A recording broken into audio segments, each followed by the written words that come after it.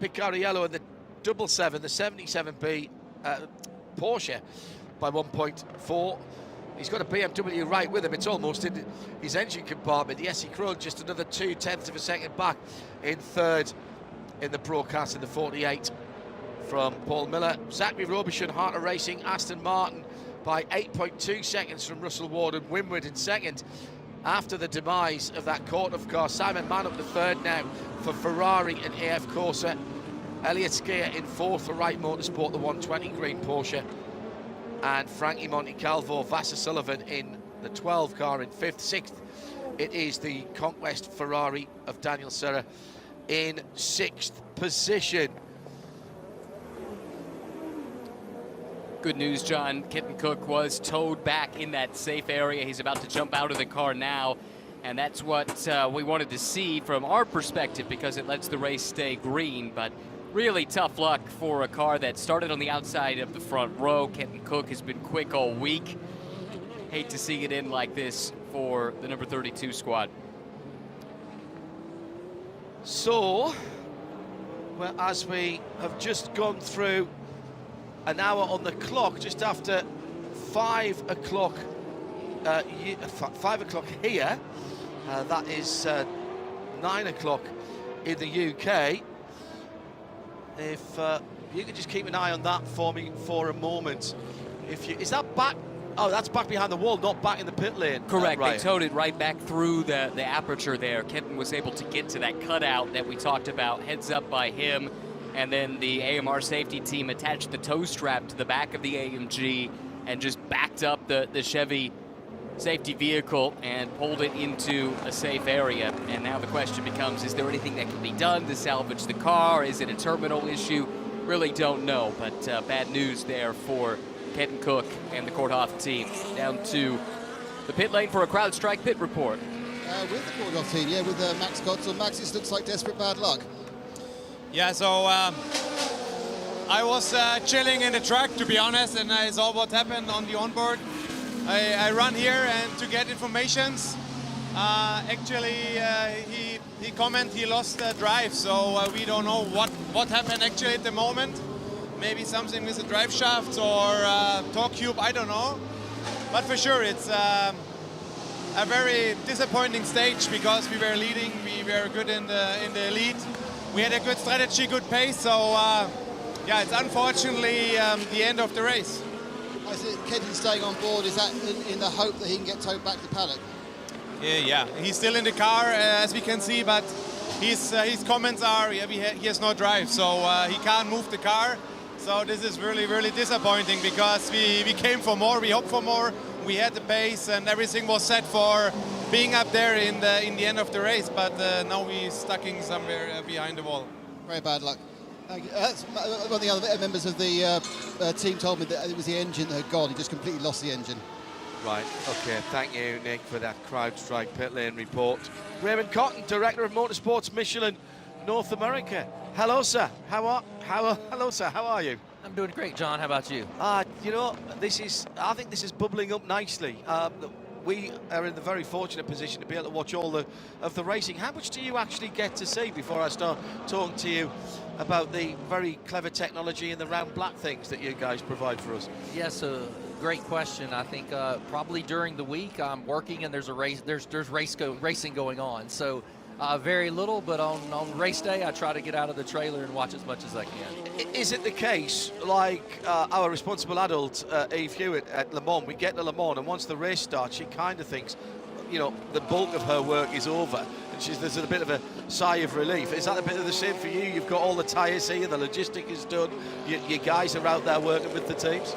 Yeah, I mean the guys their job's certainly not done, but my job is a little bit wrapped up and I get to sit back and watch the show and the team works hard to make it happen. So tell me a little bit about the logistics of an event. Well, actually, let's talk about this event. Here we are, Sebring, the 73rd running in the Mobil 1 12 Hours of Sebring. John Dinham was telling us, I think it was 170 trucks in the pit and paddock across the series. You guys are looking after the bulk of those. What kind of operation is that? And everybody likes stats. How many tyres have you brought? So I think I think today we have 7,812, if you would like to be exact on the number. Approximately. Those last 12 are very important. You never know. You never know. Now, where do they come from? Am I right in saying that these motorsport tyres are all still coming from France? That's where they're built? Yeah, so our race facility, our operations there is Clermont-Ferrand, and all our tires are built there for the series.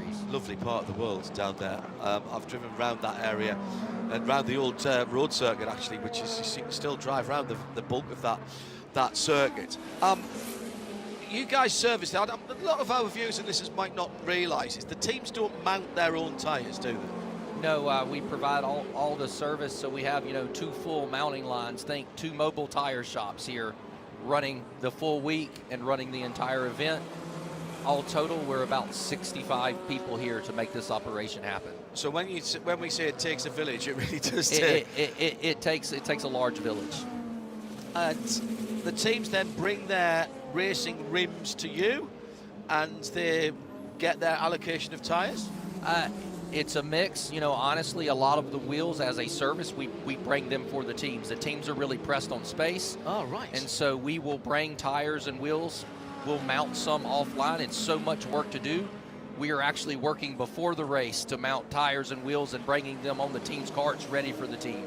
Just going to break off for a moment because we've got more action here, Ryan, at the sharper end of the field in the top class. This is Jimmy Bruni fighting for all he's worth to stay on the lead lap. He's got the leader, Felipe Nasser, right behind him, and not really cutting him much slack, as you would expect, with 5 hours, 3 minutes to go. Bruni and the Proton team just doing what they can to stay on the lead lap, stay in contention as long as they can. Raymond Cotton's with us from Michelin. We'll keep an eye on that just to see if that gets even more spicy. Just ahead of Jimmy Bruni is one of the BMWs. Just ahead of Nico Pino is the BMW of Robert Freitz. This is 10th and 9th, trying to stay on the lead lap at the moment, and Felipe Nasser, as they go across the line and down towards turn 1, very much wanting to put them a lap down. And there is the 4th place car of Dries Van Toort taking a spin at turn 15 on the far side of the circuit, and has continued. But it has been not a banner day after a great qualifying and start for the BMW team RLL. No, definitely. It all started with the penalty on the initial start. Dries Van Toort, the pole sitter, switching columns before start-finish on the initial start. That's a penalty. That was a drive-through. They've been trying to recover ever since then. Bruni forcing the leader to go around the outside in turn 7. They're still door-to-door, and Bruni just barely, by the skin of his teeth, hangs on to the lead lap. That's Nico Pino, isn't it? Excuse me. In the Proton. Sorry, I threw you the Bruni line. Don't worry. That is starting to get a little bit hectic, and I just wonder whether the pit wall from Porsche Penske Motorsport might be onto Felipe and saying, yes, get past him, but quite clearly they don't want him to throw it off the road in doing that. He's got a reasonable time gap. 8.6 seconds. He lost exactly a second last time around. And Nick Damon has some news for Felipe Nasser in terms of trying to get through and put that car a lap down. Nick? Well, all of the Proton team are on the pit wall with some new tyres. They're not fresh, they've got a bit of wear on them, so probably the qualifying tyres. With some fuel, they're about to put out the Fly Fisher lollipop. It's out now, so I expect that Nico Pino will peel in the next time he comes round Sunset. Which is right now, Nick. Let's see if he stays to the right. Have to be careful as he comes in. He can't lift off too early. He did that pretty nicely, given that the leader was right behind him. That was actually a danger time. Nick, I'll leave you to watch that while I talk to Raymond Cotton, head of motorsport for Michelin at North America. So lots of work going on before and during. What happens after a race weekend like this in terms of what do you do with the used tyres? So we will take those back, and they will be recycled with a partner of ours. So we recycled the tires after the race. A lot of our, especially the GTP tires, they would be a confidential tire. So don't think of just dropping them off at your recycle center, right? This is secured shipment to a facility to be recycled.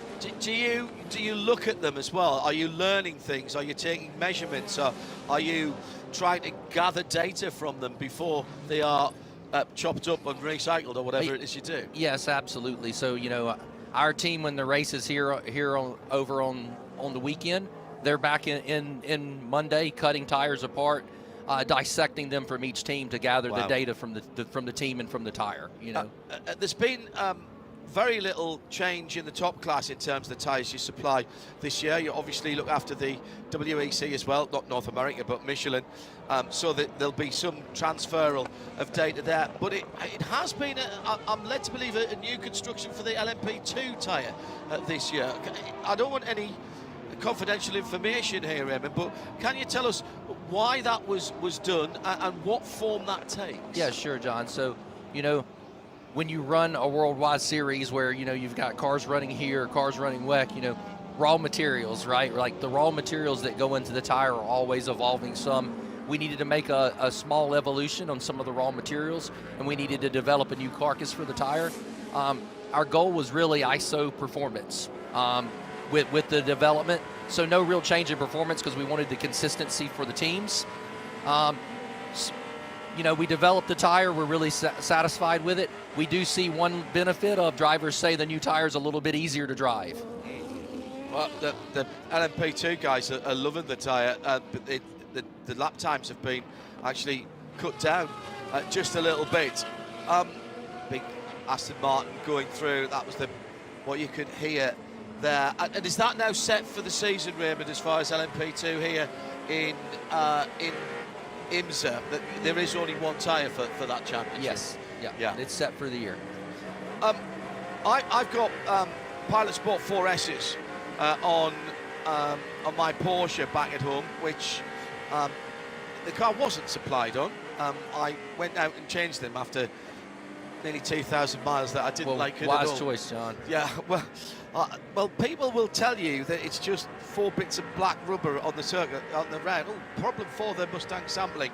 Number 5 car, Nico Pino, out of the pits, just locked it up there. But there was a difference, a noticeable difference. I am not a tyre technician. I am not a person who tests tyres. But when I changed to Michelin, the competitor tyres that were on, and I won't mention it because it's not fair, because they're not here to defend themselves, but that was an N-Mark tyre, so that was a Porsche spec tyre. And when I swapped them for the Michelins, I noticed a difference in the way the car handled the car, rode, and how much road noise even I got. I even got a slightly better mileage out of the car. Not that you worry about that too much in a 911, obviously. What are the different characteristics that you guys are thinking about when you're putting together a tyre? Because that Porsche tyre is kind of like a confidential race tyre. You've had a set of specifications for Porsche for the 992, and you've got to build a tyre to it. Yeah. What's that character, if you like? Yeah, for sure. I mean, you know, I actually was a test driver and worked in development for over 10 years, and so I really this touches close to home. I mean, first we start with what is the DNA of the car, what is the DNA of the auto manufacturer, and we try to line our tire up with that DNA. So, you know, for Porsche, you're going to want crisp handling, but you're also going to want comfort and noise. So tires are a compromise, right? And where Michelin is really good is delivering performance, but performance that lasts, and compromises that are livable. Easy to make high grip, harder to make high grip and comfortable, quiet. Those compromises really become a challenge. And what tools are at your disposal for that? I don't know this, so you may tell me I'm talking complete nonsense, but it felt to me that there was a difference in the rigidity of the sidewall in particular, because the other tyre, when the tyres were cooled and I would turn the steering wheel to the left to come out of my drive, the car would hop. Doesn't do that on your tyres. It felt better when I went across the road studs. I could still feel it, but it didn't make as much noise. I suspect there was more compliance in the sidewalls. Yeah, for sure. I mean, and the challenge is how do you get handling and compliance, right? And so that's where you have to strike a balance, right? Like we could make it really stiff, but then you notice those characteristics, right? Yeah. And so the handling, and it's, you know, it's the construction of the tire. People think a tire is round and black. There's over 200 components in the tire. How do you put those components? Tire. Yeah, and how do you put those components together correctly to make a great product. And how much of the knowledge that you've got in your street tyres is informed by what you do, particularly in you're in all forms of motorsport, 2 and 4 wheels, on and off road, but endurance motorsport, particularly with GT cars, must surely provide you with some great information. Yeah, and to me, I think there's 2 distinct areas we could talk about there. Maybe the first one is look at the simulation data, how we simulate and how we help race cars go faster. We help the OEMs make their cars better. So simulation is a big spot where we work to make that happen. So, and that's really important, when both OEMs and race teams, budgets, they want to contain budgets, they want to test as much as they can through simulation. Where's the next big jump? You guys, we talk about tyres and rubber tyres, but I suppose there's not that much rubber in terms of natural rubber in tyres anymore. You guys have played around with all kinds of different things and even taken the air out of tyres and having almost a spoked tyre, if you will. I've seen that in the past. Where's the next big evolution going to come from, Raymond? Well, I mean, for sure, we always look on ways to extend mobility. Airless is one solution, but when we look at, say, street to track and where do those evolutions really happen, when we look at recycled content, renewable content in the tire, so how do you make a tire that makes the least impact? That's where the next big breakthrough is. How do you go from 27% to 31%? We had a demonstrator at Le Mans at 72% recycled material. So the real next step is how do you make the most performance with the least impact?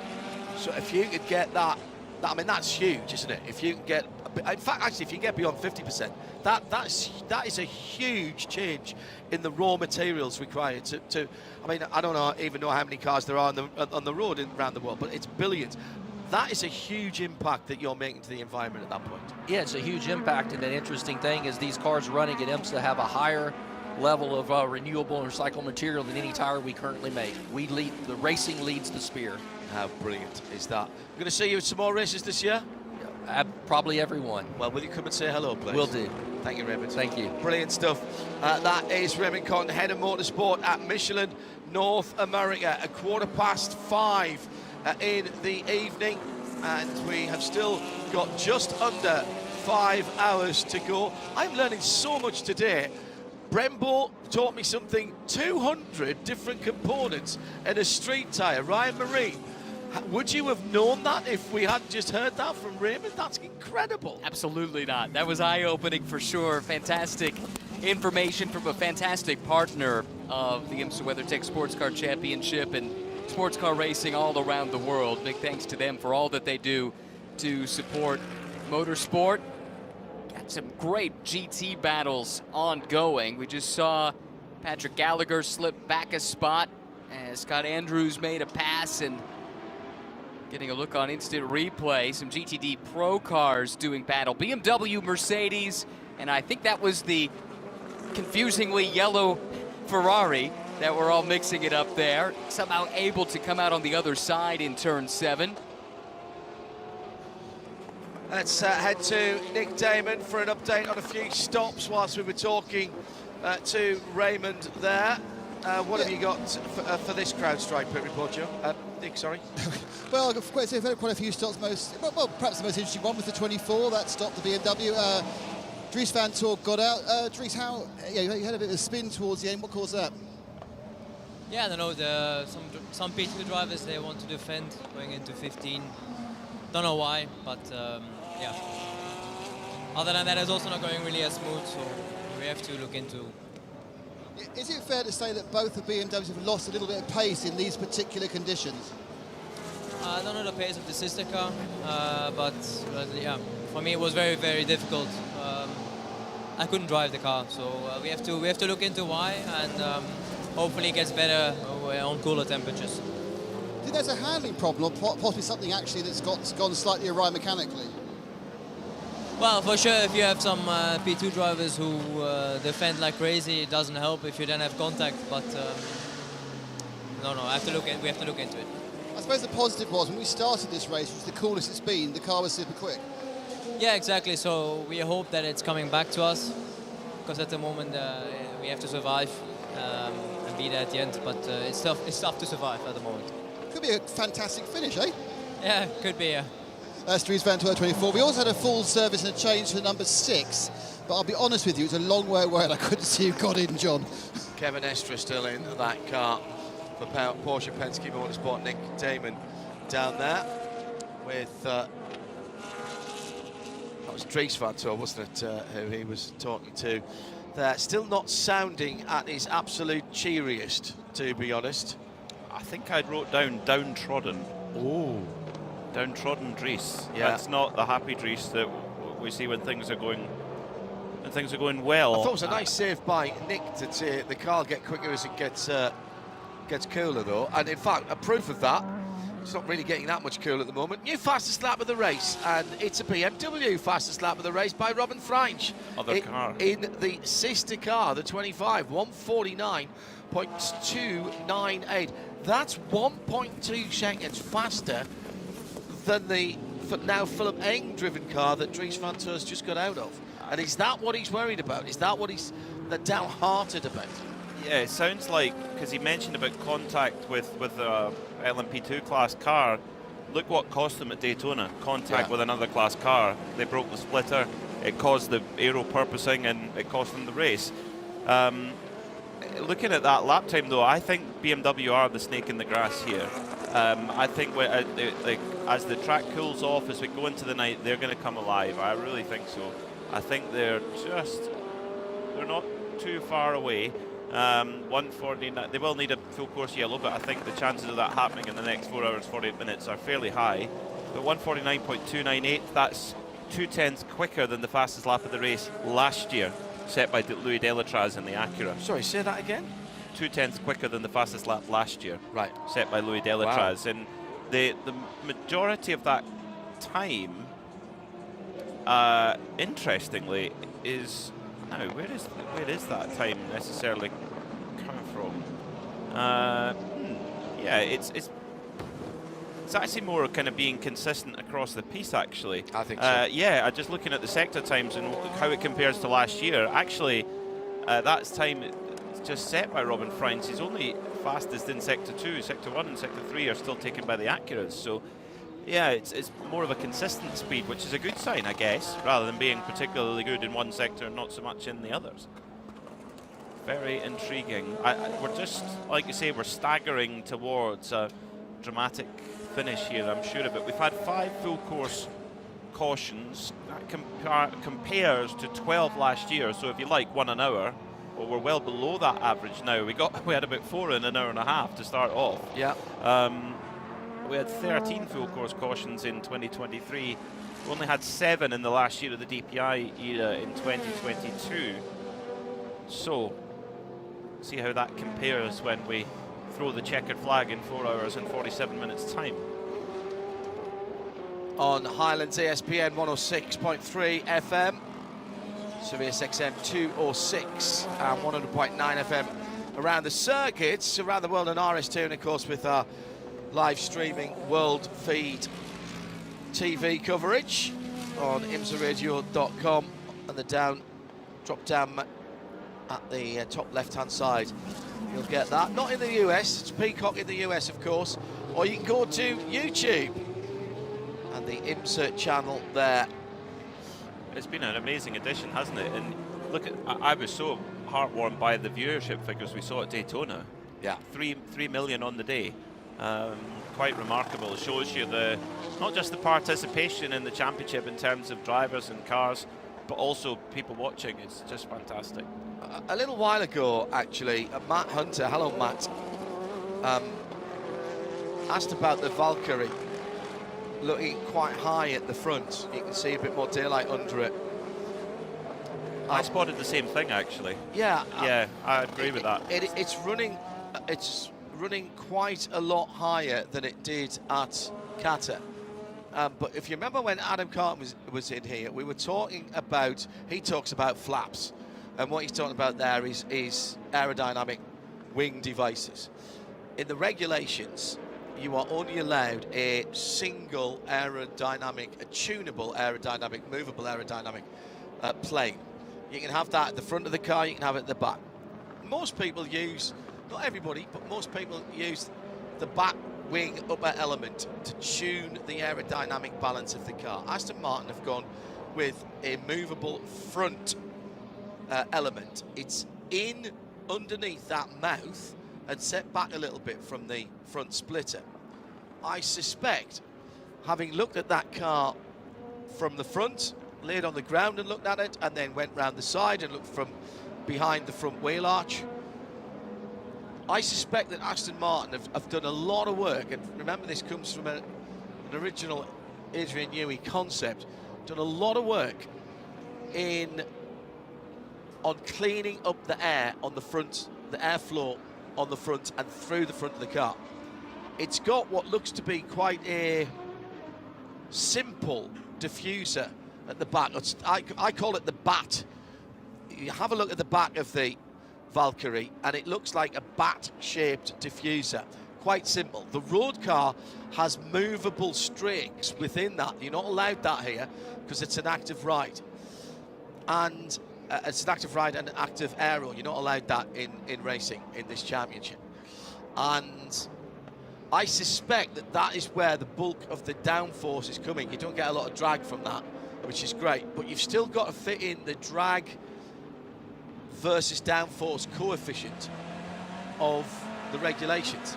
To the point where actually at Qatar, there was 2 reverse gurney flaps providing a lot of drag to try and get into that window. Nick Damon, by the way, is looking at the Valkyrie at the moment because it's in the pit lane. What's happening? It's a full service. They are clearing out quite a bit of gunk they've managed to pick up in the various pods. They've been throwing out tyre debris. Car released away, still performing exceptionally well. Spins its tyres. I think it's also running on new tyres. I didn't get here in time to see whether they've done a driver change or not, but they have been quite regularly changing drivers. Also going past me, I'm quite a bit further down the pit lane now, is the 60 Acura. So that's come in for its stop. The Michelin machine. Oh, and one of the blue Cadillacs as well. So we get kind of a first phase of these now very spread out sets of pits. So that's number 10 on the recovery drive with Will Stevens on board. Is it? Oh yes. Okay. Yeah, that's further down in 12th position. Let's finish the point about this ride height issue, or not issue, observation from Matt Hunter. You heard Adam saying that they were using almost a formula style adjustment either side at the front, and clearly to me the philosophy is that they can get a wider setup window for a wider variety of track conditions, and you can't get much wider than Qatar and the super smooth non-tyre degrading surface of that Formula 1 Class 1 circuit to here a Class 2 circuit at Sebring on the 50, 60, 70-year-old concrete, very bumpy, etc. The other part of the toolbox is the ride height, and I suspect that what they don't need to do is run that front too low because of the fact that they've got that secondary wing, and there's a tertiary wing actually behind each side of the front wheels. All of the wishbones, all of the suspension and all of the steering arms are all aerodynamically shaped as well on the front of that car. It is a thing of beauty. I'm not sure I'd want to race it, Peter. I think I'd put it on a marble plinth and put a glass box over the top of it and light it sympathetically and just leave it there and look at it as a piece of art. And that's before I talk about the front of the engine, which is incredible when that front plate comes off the engine with all the cogs on it. So anyway, that's my... maybe Nick, we can speak to one of the team, and we can get a little bit of a bit more insight into that. The ride height has to be higher here, whatever way you look at it. Well, or you risk damaging the front end, don't you? Yes, and also to get the suspension to have the travel too. I remember speaking to Owen Hayes, who's at race engineer, who's working for BMW now, who used to race engineer a lot of very successful Porsche programs, and I said, how do you set a car up to win Sebring? And he said, well, the first thing he said straight away, he says, well, the ride height has to be higher straight away, to get it to work right. The Aston is running quite stiff. I think it's probably the stiffest of the GTP cars, I've noticed that all week, that even coming down the front straight, it does seem to be a bit of a bumpy ride for the drivers. By the way, it was Ricky Taylor that got into the Wayne Taylor Racing number 10 Cadillac. It's gone back out in 12th position. But the rake of the car, which is so crucial to the LMDH, particularly the LMDH, and that seems not to be such a crucial, such a crucial setup parameter on the Valkyrie, and that may again be because they've got more adjustment on those front wings. Why am I talking about this? Let's ask Ian James, who is down in the pit lane for this CrowdStrike pit report with Nick Damon. Ian, our eagle-eyed viewers who follow both sides of the world of sports car endurance have been commenting on the very visual difference between the way the car's running here and the way it's running in Qatar. Can you give us your explanation, no secret, but your explanation of how different the setup is for Sebring than it is for Qatar? Yeah, obviously Qatar is, like billiard smooth, so we run the car a lot stiffer there. Need a lot more compliance. Car's a bit softer here. You see a bit more body roll in it. But really it's just an evolution. Every time we go racing, we're learning a bit now, and so far, the guys are doing us proud. It seems to have more ride out at the front. Is the rake the same, or have you actually kind of raked it a bit towards the back? Well, I think it's deceptive because the front wing sits a bit higher off the ground to make it a little less pitch sensitive. So visually, from certain angles, it looks like it's really high, but if you look underneath the car where the plank is, pretty low. Not wishing to get ahead of ourselves, but I would assume that where we are now is pretty much the top of your expectations, isn't it? Well, I don't want to jinx myself, but everybody's working really hard, team doing a great job, drivers doing a great job. Let's hopefully keep going like this. Had some good quick lap times. Is it a case where, do you think you'll also come good as it gets cool? You've got a car that's going to improve as the weather drops down, because we've seen it actually getting quicker as it got hotter at one point. Well, we can see by the lap count some of the other cars are doing, they're saving a lot of fuel, so it's probably a bit deceptive how close we are right now, but we'll see as it gets cooler. The times will definitely come down, just depends how we follow them. Great stuff, thanks Ian. Thank you.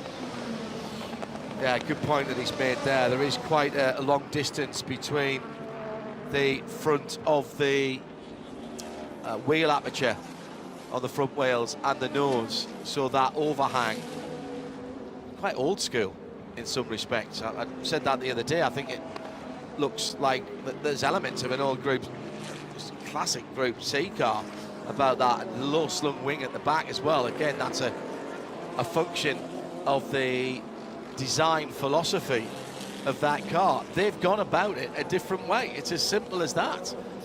And you know, yes, there's elements, of course, of the original road car that have to be maintained. It's all mandated in the regulations, the specific regulations for a LMH car, a top-class hypercar that has its roots in a road car. And there's two different sets of technical specifications, one with and one without a hybrid. And there's at least one more that hasn't been tried yet, and that's with a rotary engine. There's a set of rotary engine regulations as well, and nobody's taken that up yet, much to my disappointment, because a normally aspirated V12 and a triple or quad rotor at Le Mans would make sure nobody got any sleep, wouldn't it? The ear defender companies would do a really good trade, though. I've bought stock already, just in case. Definitely, yeah, there'll be overs on those. What's interesting, though, as well, for that Aston Martin Valkyrie program, we've talked a lot about how great a challenge that is at taking a road car and taking it into racing against prototypes.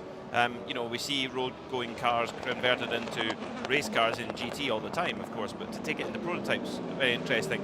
But the later you come into that rule set, the harder the job gets, because the pace keeps going up and up and up. The average speeds, the average stints get better, the fuel consumption gets better, everything gets better. I mean, look in GTP, we're going already 0.2 of a second quicker than the best race lap last year. I'm sure that gap will get wider. In LMP2, we're 0.3 quicker than last year already.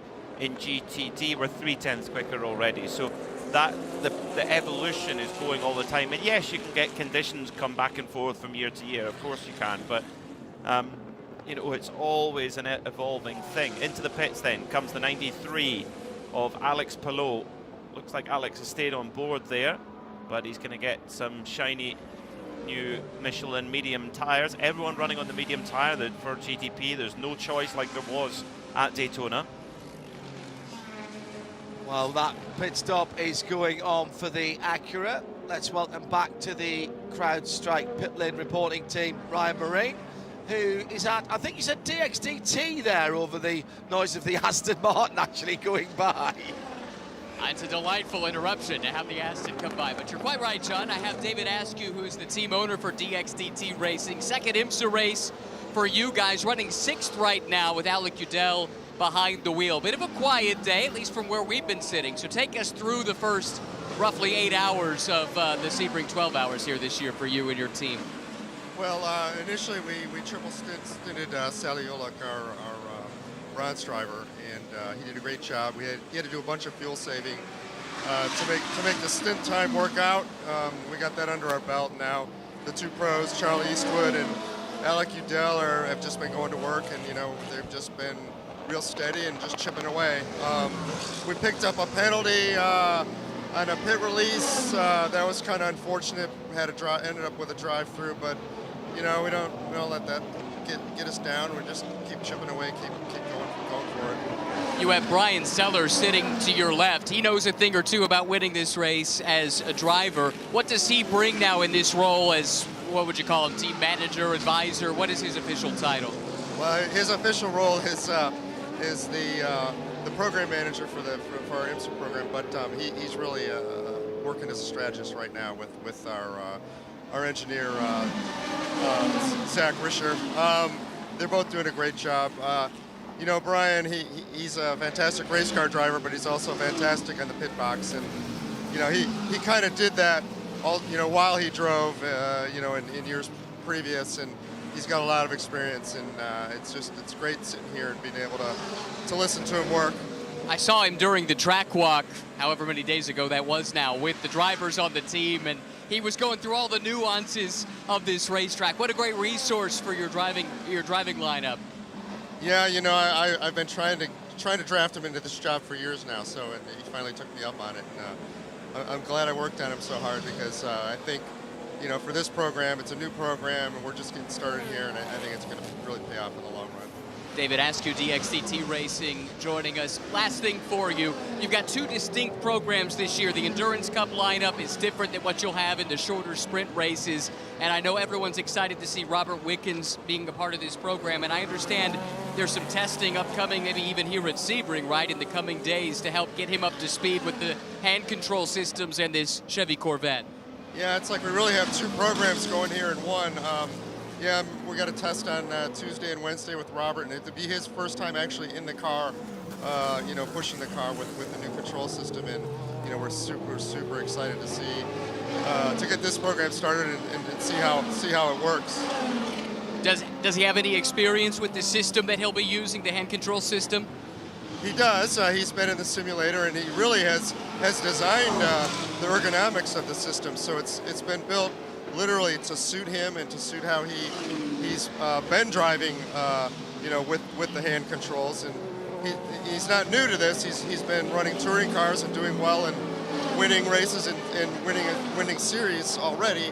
So we anticipate it'll be a pretty seamless adaption for him to get in the GT3 car.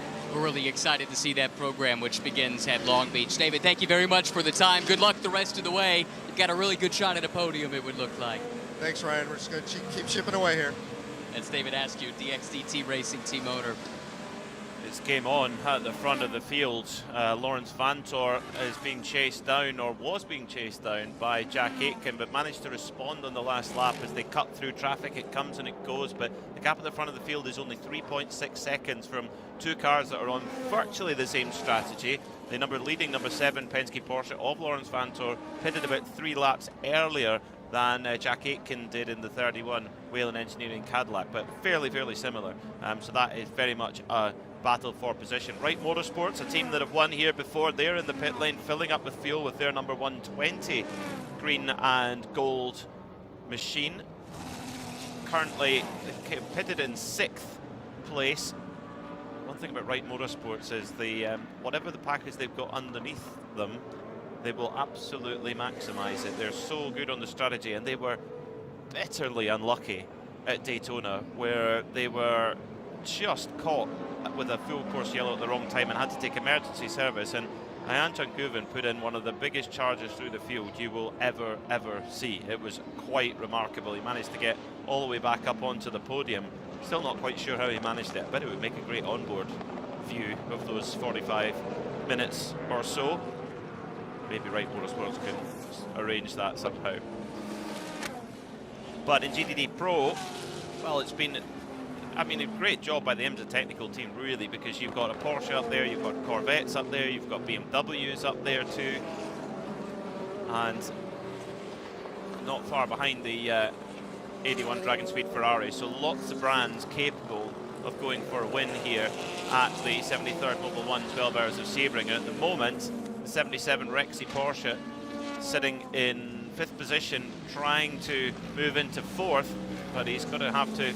The Rexy Porsche being driven by Alessio Piccarello at the moment, trying to get past Chris Meese, who started that 65 car. Hit the brakes hard for turn 7 now. Round the apex they go, and then back on the power. The rear wing of the Rexy Porsche wiggling around under load. It's been the course of the day, all day really, GTD Pro. Nobody is blinking so far. You're dealing with such professional teams, you know, Ford Multimatic, Corvette Racing, Paul Miller Racing. They've all been there and done that for so long. And AO Racing, we kind of expect it from them, but when you think about it, John, AO Racing have only really been on the scene 3 years. Yeah. In IMSA competition. That's quite remarkable to build up that capability so fast. Alan Boddy has tweeted at IMSA Radio. Hello, Alan. I have a question. He says, if you've got a car set up for hand controls, does it mean the other drivers have to learn hand controls as well? They can if they want to, but they don't have to. There's still a pedal system. What tends to happen is you basically take out the steering wheel that has all the hand controls on it and the different ring pressure switches, etc., and you put a more conventional one in with paddle shift, and then there's 2 pedals on the floor that you can use like you would with anything else. So that's certainly what happened in the Hyundai when Robert was driving there. At IMSA Radio, if you've got any questions like that. Pit stops coming for, yeah, that is how indeed it worked for Alex Zanardi as well. I'm reminded by Ryan down in the pit lane. GTD and GTD Pro pit stops starting again. Russell Ward into the pits from the lead of the class. We'll keep an eye on that while Nick Damon talks to Simon Mann, who brought the car in second in class. Simon, it's a big old scrap as always in GTD, isn't it? Yeah, I mean, the competition is really close. Everyone's lapping like really close lap time, so yeah, it's difficult to make an impression, but we gave a good stint, tried my best, so let's see now, still a long way to go. You've had a chance to see how the 21AF course of Ferrari compares to the other cars. Where do you think your strengths and weaknesses are? For sure, in the high speed we're quite good. We miss a bit of engine coming out of the corner compared to like the Mercs, but overall our car is quite well balanced around this track, so it's quite nice to drive. It's quite interesting that after a very action-packed first hour or two, the race has really calmed down. Have you seen a calmer effect for the people trying to overtake? Have they been more sensible, you think, recently? Yeah, I mean, the start was quite action-packed, as you said. It's had some good fun overtaking. I think now it's kind of settled down, but for sure in the last hour and a half, 2 hours, I think we'll start to get it action-packed again. Are you finished now, or do you have another stint before the end? I think I'm done, but I'm not sure. I have to go ask. Yes, so thanks very much. And Simon Mann from the 21AF course Ferrari. Yeah, he put a good shift in earlier. I think he did the better part of a triple, didn't he, in that car? Shall I? I'll check that in a wee moment or two's time. Well, at the front of the field in LMP2, CrowdStrike Racing. Yeah, he stood 3:25. Sorry, 3 hours and 25. Perfect. Yeah, so that could be him done. And Lilo Wadu de Cilia has 2 hours and 28 minutes on her drive time, so she's still got something to do as Alessandro Piagiri has jumped into the car, who's very much the superstar in that car, platinum world champion. Malte Jakobsen in this CrowdStrike Racing machine. Really, really impressive young man who finally was able to quit his day job to become a full-time professional racing driver very recently. Actually back in November 2024. He's a Peugeot hypercar driver as well, but very well thought of by CrowdStrike Racing. And they were in the hunt in Daytona, but unfortunately a very uncharacteristic error from Colton Herta cost them quite dearly. They came home in 6th in the end, which was still a good result, all things considered. But they lead right now in LMP2. Well, not only do they lead, Peter, but we have a chance to talk to the man who's taken to lead, which is Toby Sowry. Toby, I suppose at this point you never want to see the merest flicker of a yellow flag, do you? No, I mean, if the race ran this way all the way to the end, we'd be super happy. We've definitely got a strong car underneath us, and Malt's very comfortable, so it's about keeping in a good position towards the end of the race. And, you know, we're doing a great job so far. Strategy's been on point, setup's been on point, so... You know, last time I got into the Daytona, we crashed 5 minutes later, so fingers crossed that doesn't happen this time. But, you know, Malt's superstar in one of these, so I've got a lot of confidence in him. I think like a lot of the P2 teams, it's you and Malte Jakobsen, you the two pros effectively to the end now, it's just alternating. Yeah, we got George done early on.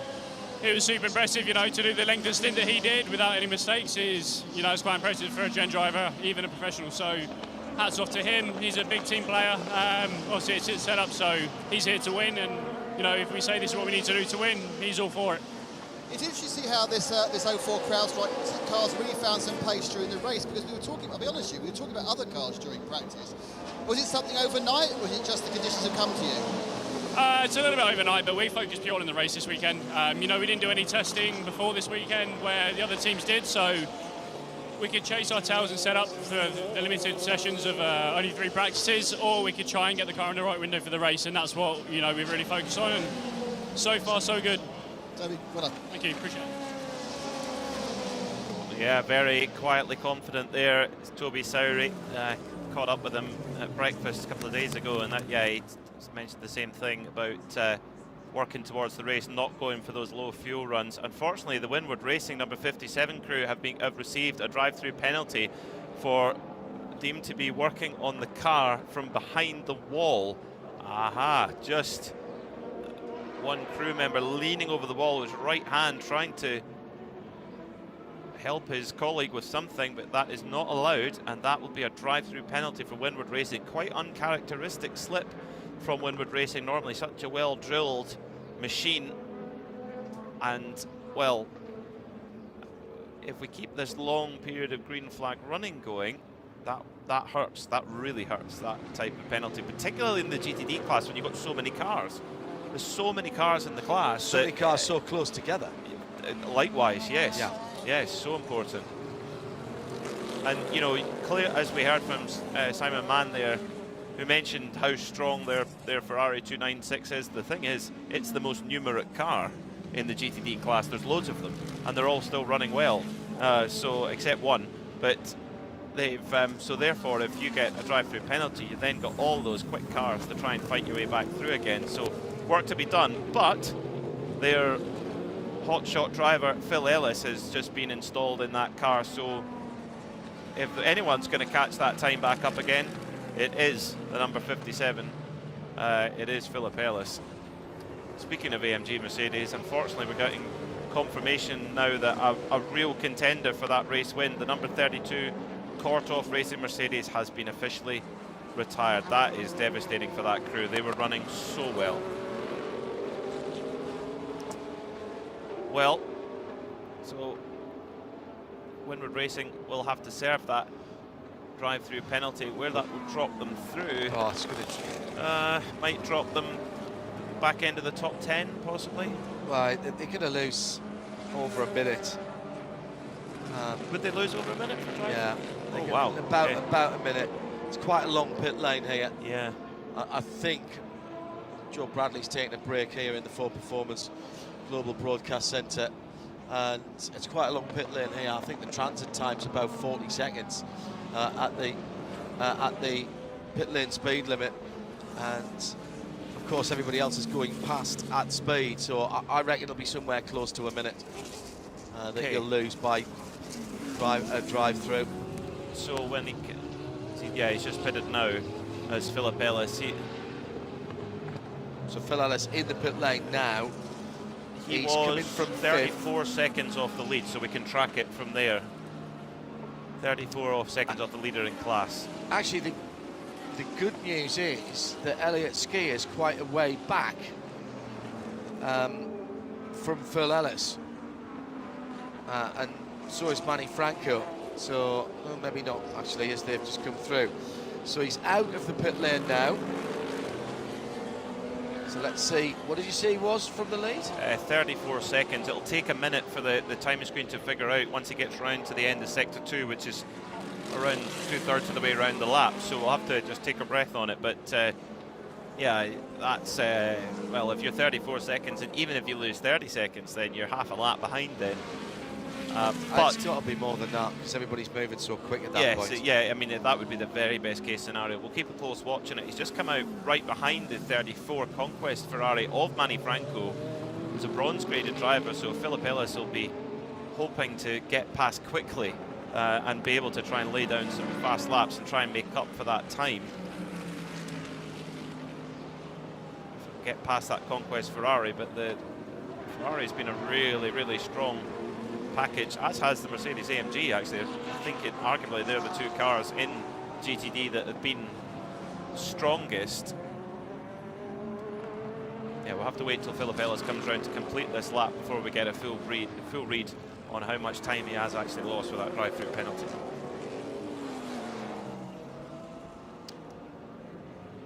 Peter Mackay, John Hindhaugh in the Full Performance Global Broadcast Centre.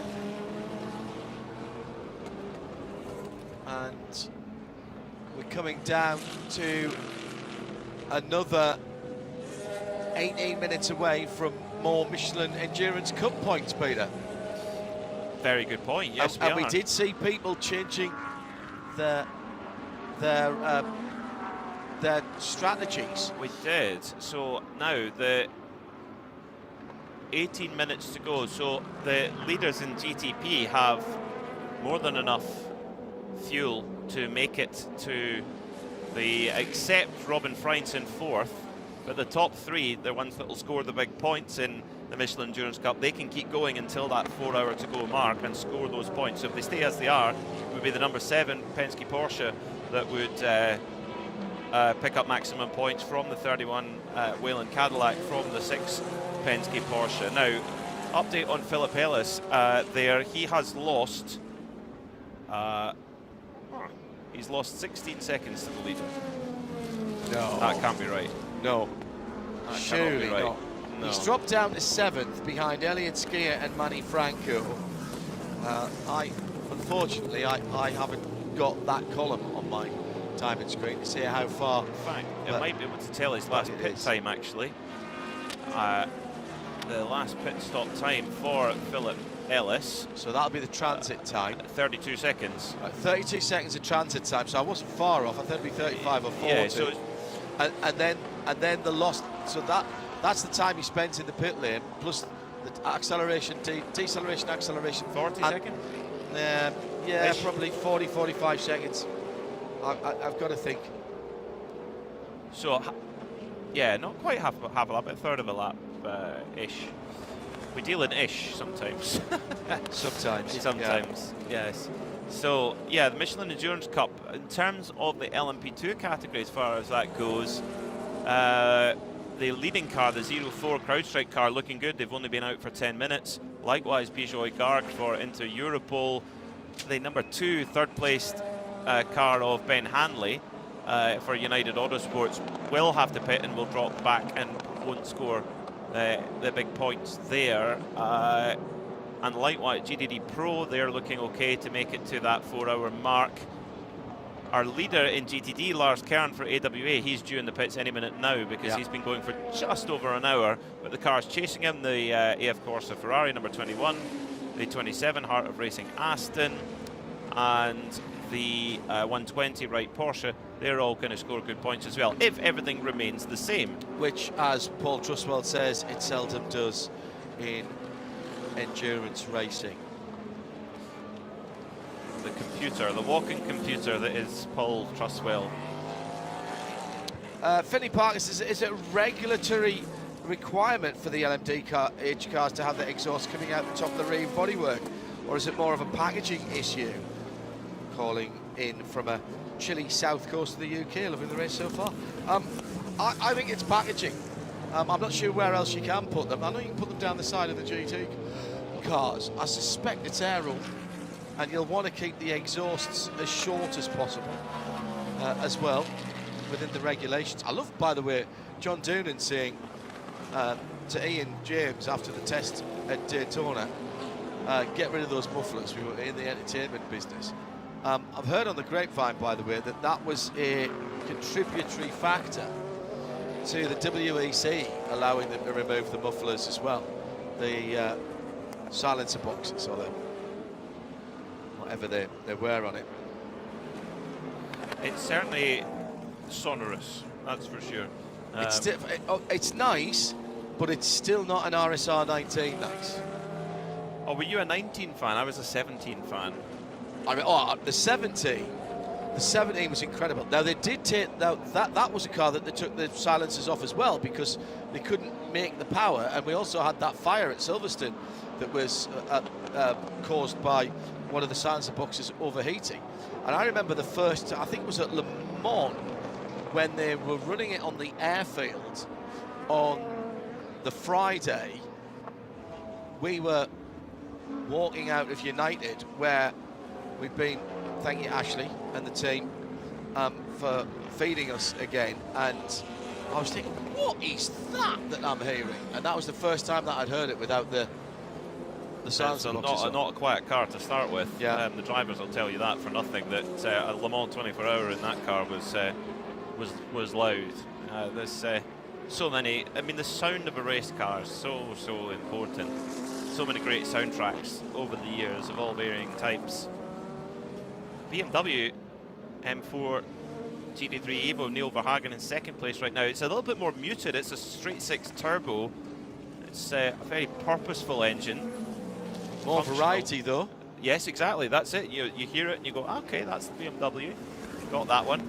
Unfortunately, the LMP2s, you can't tell them apart because they all run the same engine. They all run a Gibson V8 engine, which we almost forget is there because Gibson do such a good job with supplying those engines, and they run so well, we just almost forget about it, unfairly so.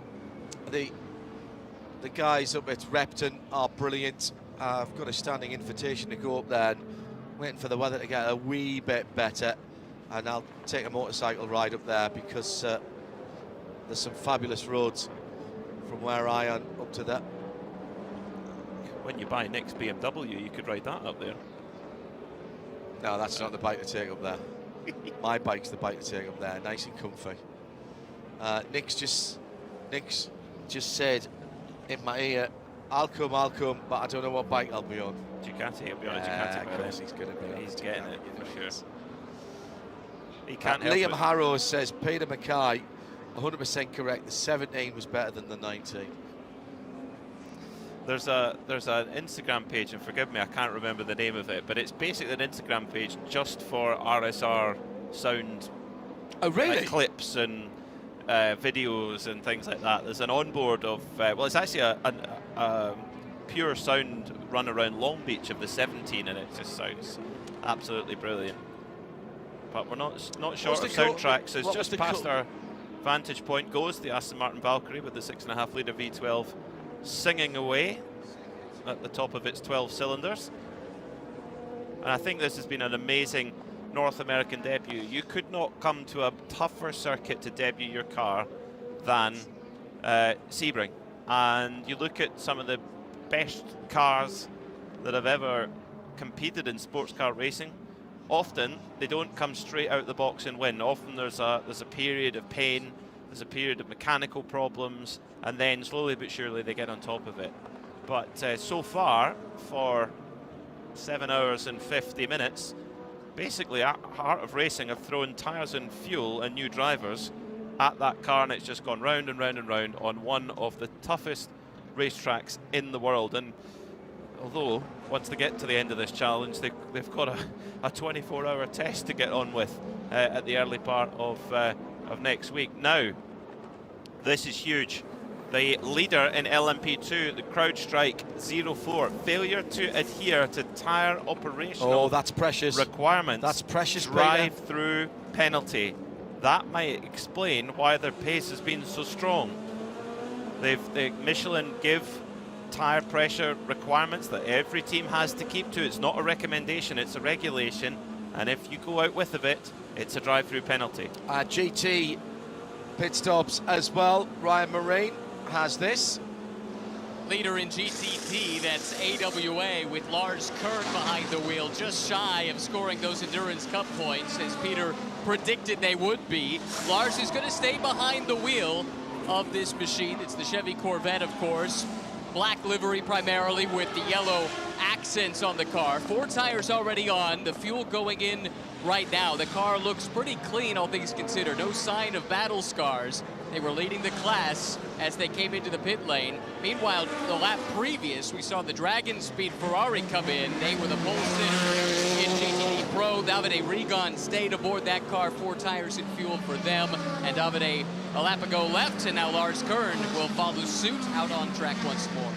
Let's have a quick VP Racing in-race update. Lawrence Vantour for Porsche leads by 9 seconds. The 7 car ahead of the 31 Cadillac. Jack Aitken on board. He's 10.6 ahead of Kevin Estra in the number 6 Porsche 963. Scott Dixon for the Acura Team 60 is next up a further 28 seconds. He's under pressure now from Philip Eng. And the best of the BMWs, the number 24 car from Team RLL, just a second or so behind. LMP2, CrowdStrike going back out of the pit lane. That was the drive-through. Malte Jacobsen in that car. In GT Pro, it's 2 BMW M4 GT3s, the 2 Paul Miller cars, 48 from 1, separated by 7 seconds. And in GTD, Ferrari in AF Corsa, Alessandro Perghini cycling back. He was the starting driver, remember, lost his brakes at turn 10. That is an incredible story that guy's back in the lead. The Aston Martin of Heart of Racing, Zachary Robichon, is behind. And Elliot Skier for Wright Motorsport is in 4th position. Little problem there for... That is the leader in the class coming out of turn 1. Well, Alessandro Perghini has gone on a US rodeo there, coming off out of the exit of turn 1, and it's very sandy and bumpy and diggy there, and you can easily get put into the wall. And Perghini did a great job to actually keep the car out the wall there at turn 1. The wall's close. Was all 4 wheels off the road, bouncing and bounding along.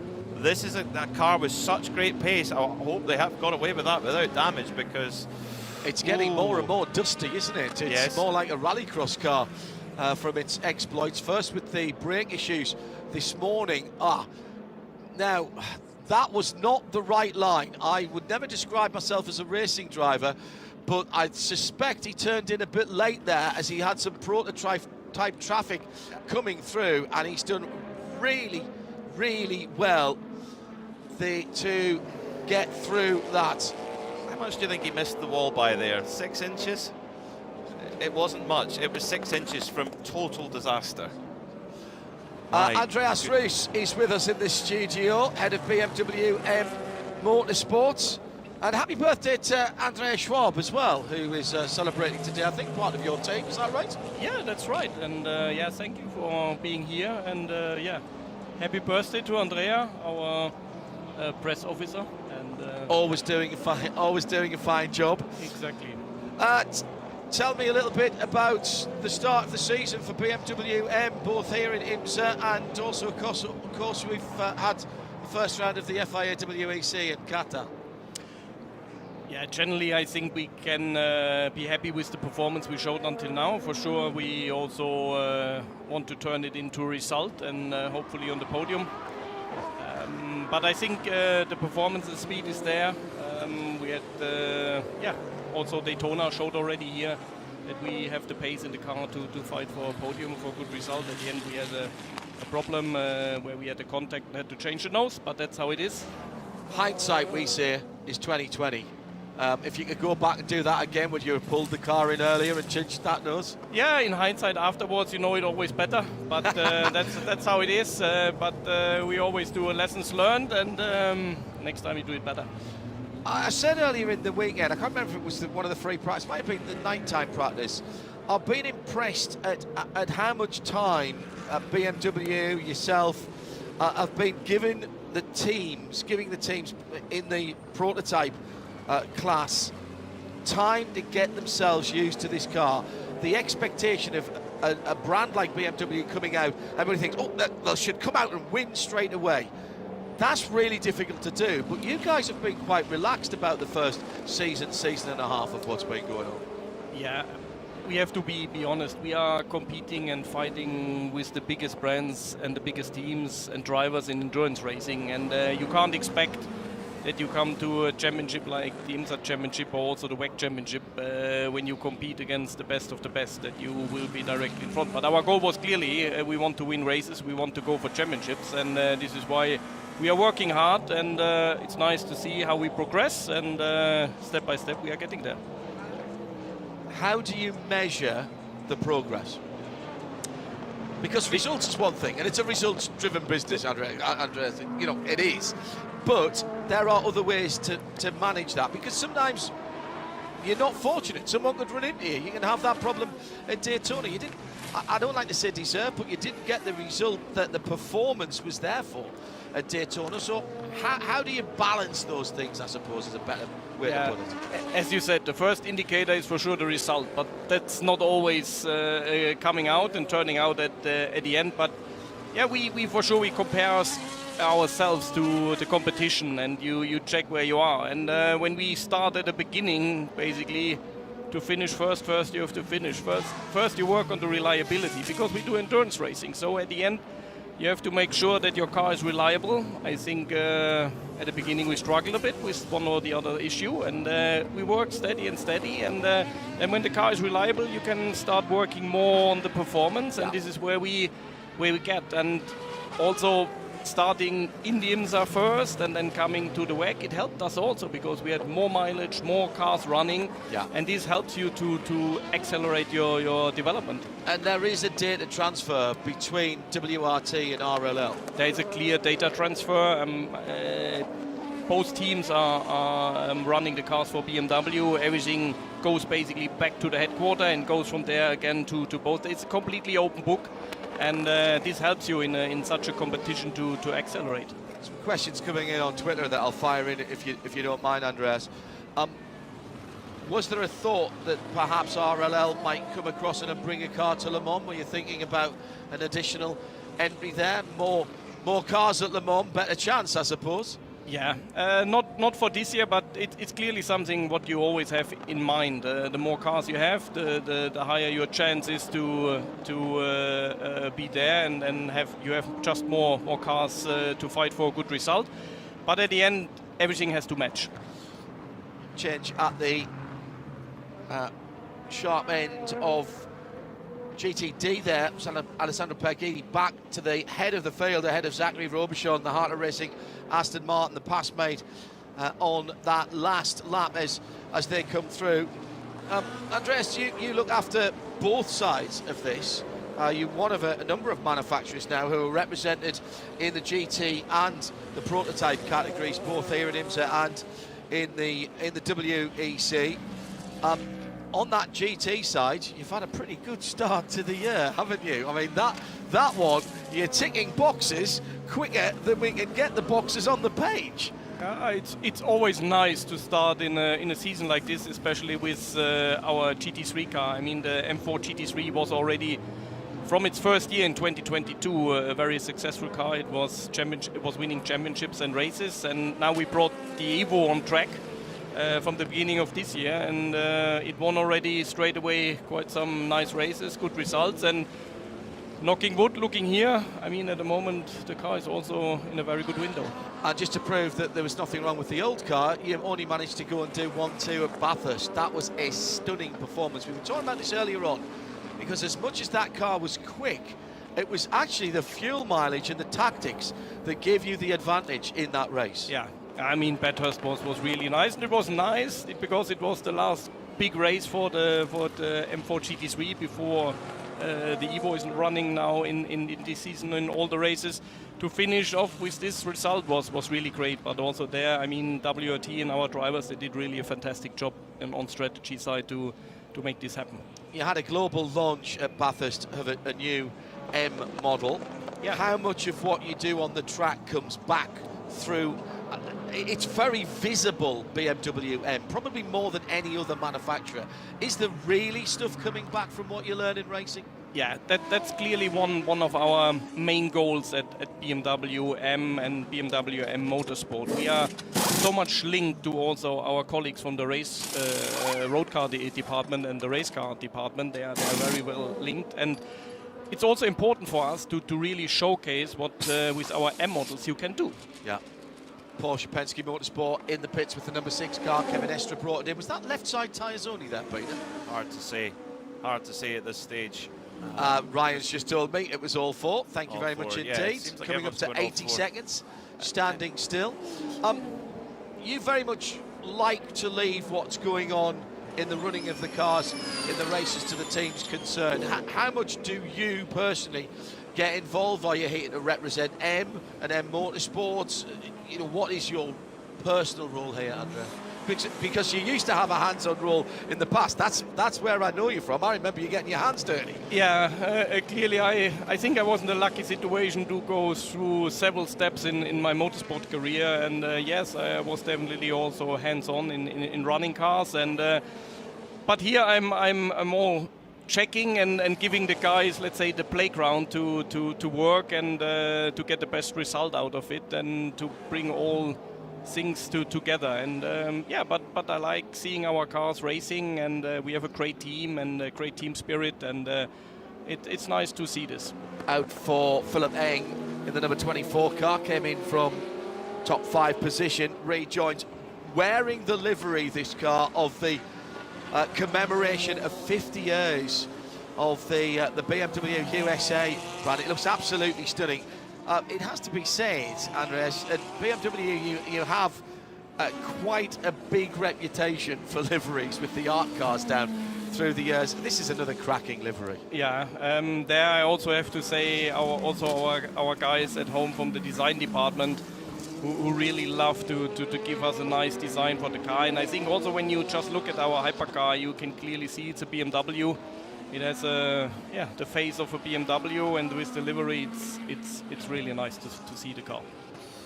Andreas, I want to ask you about, well, we've talked about the technical side about the cars. I want to talk about people, because a lot of BMW drivers, they talk about the BMW family and the I would say the helpful nature of the more senior drivers with the junior drivers. One thing that's impressed me so much in the last 3 or 4 years is your junior drivers and how they've developed through their time in the Nürburgring Langstrecken series, at the Nürburgring 24, and now going further around. Guys like Neil Verhagen, Dan Harper, Max Hesse.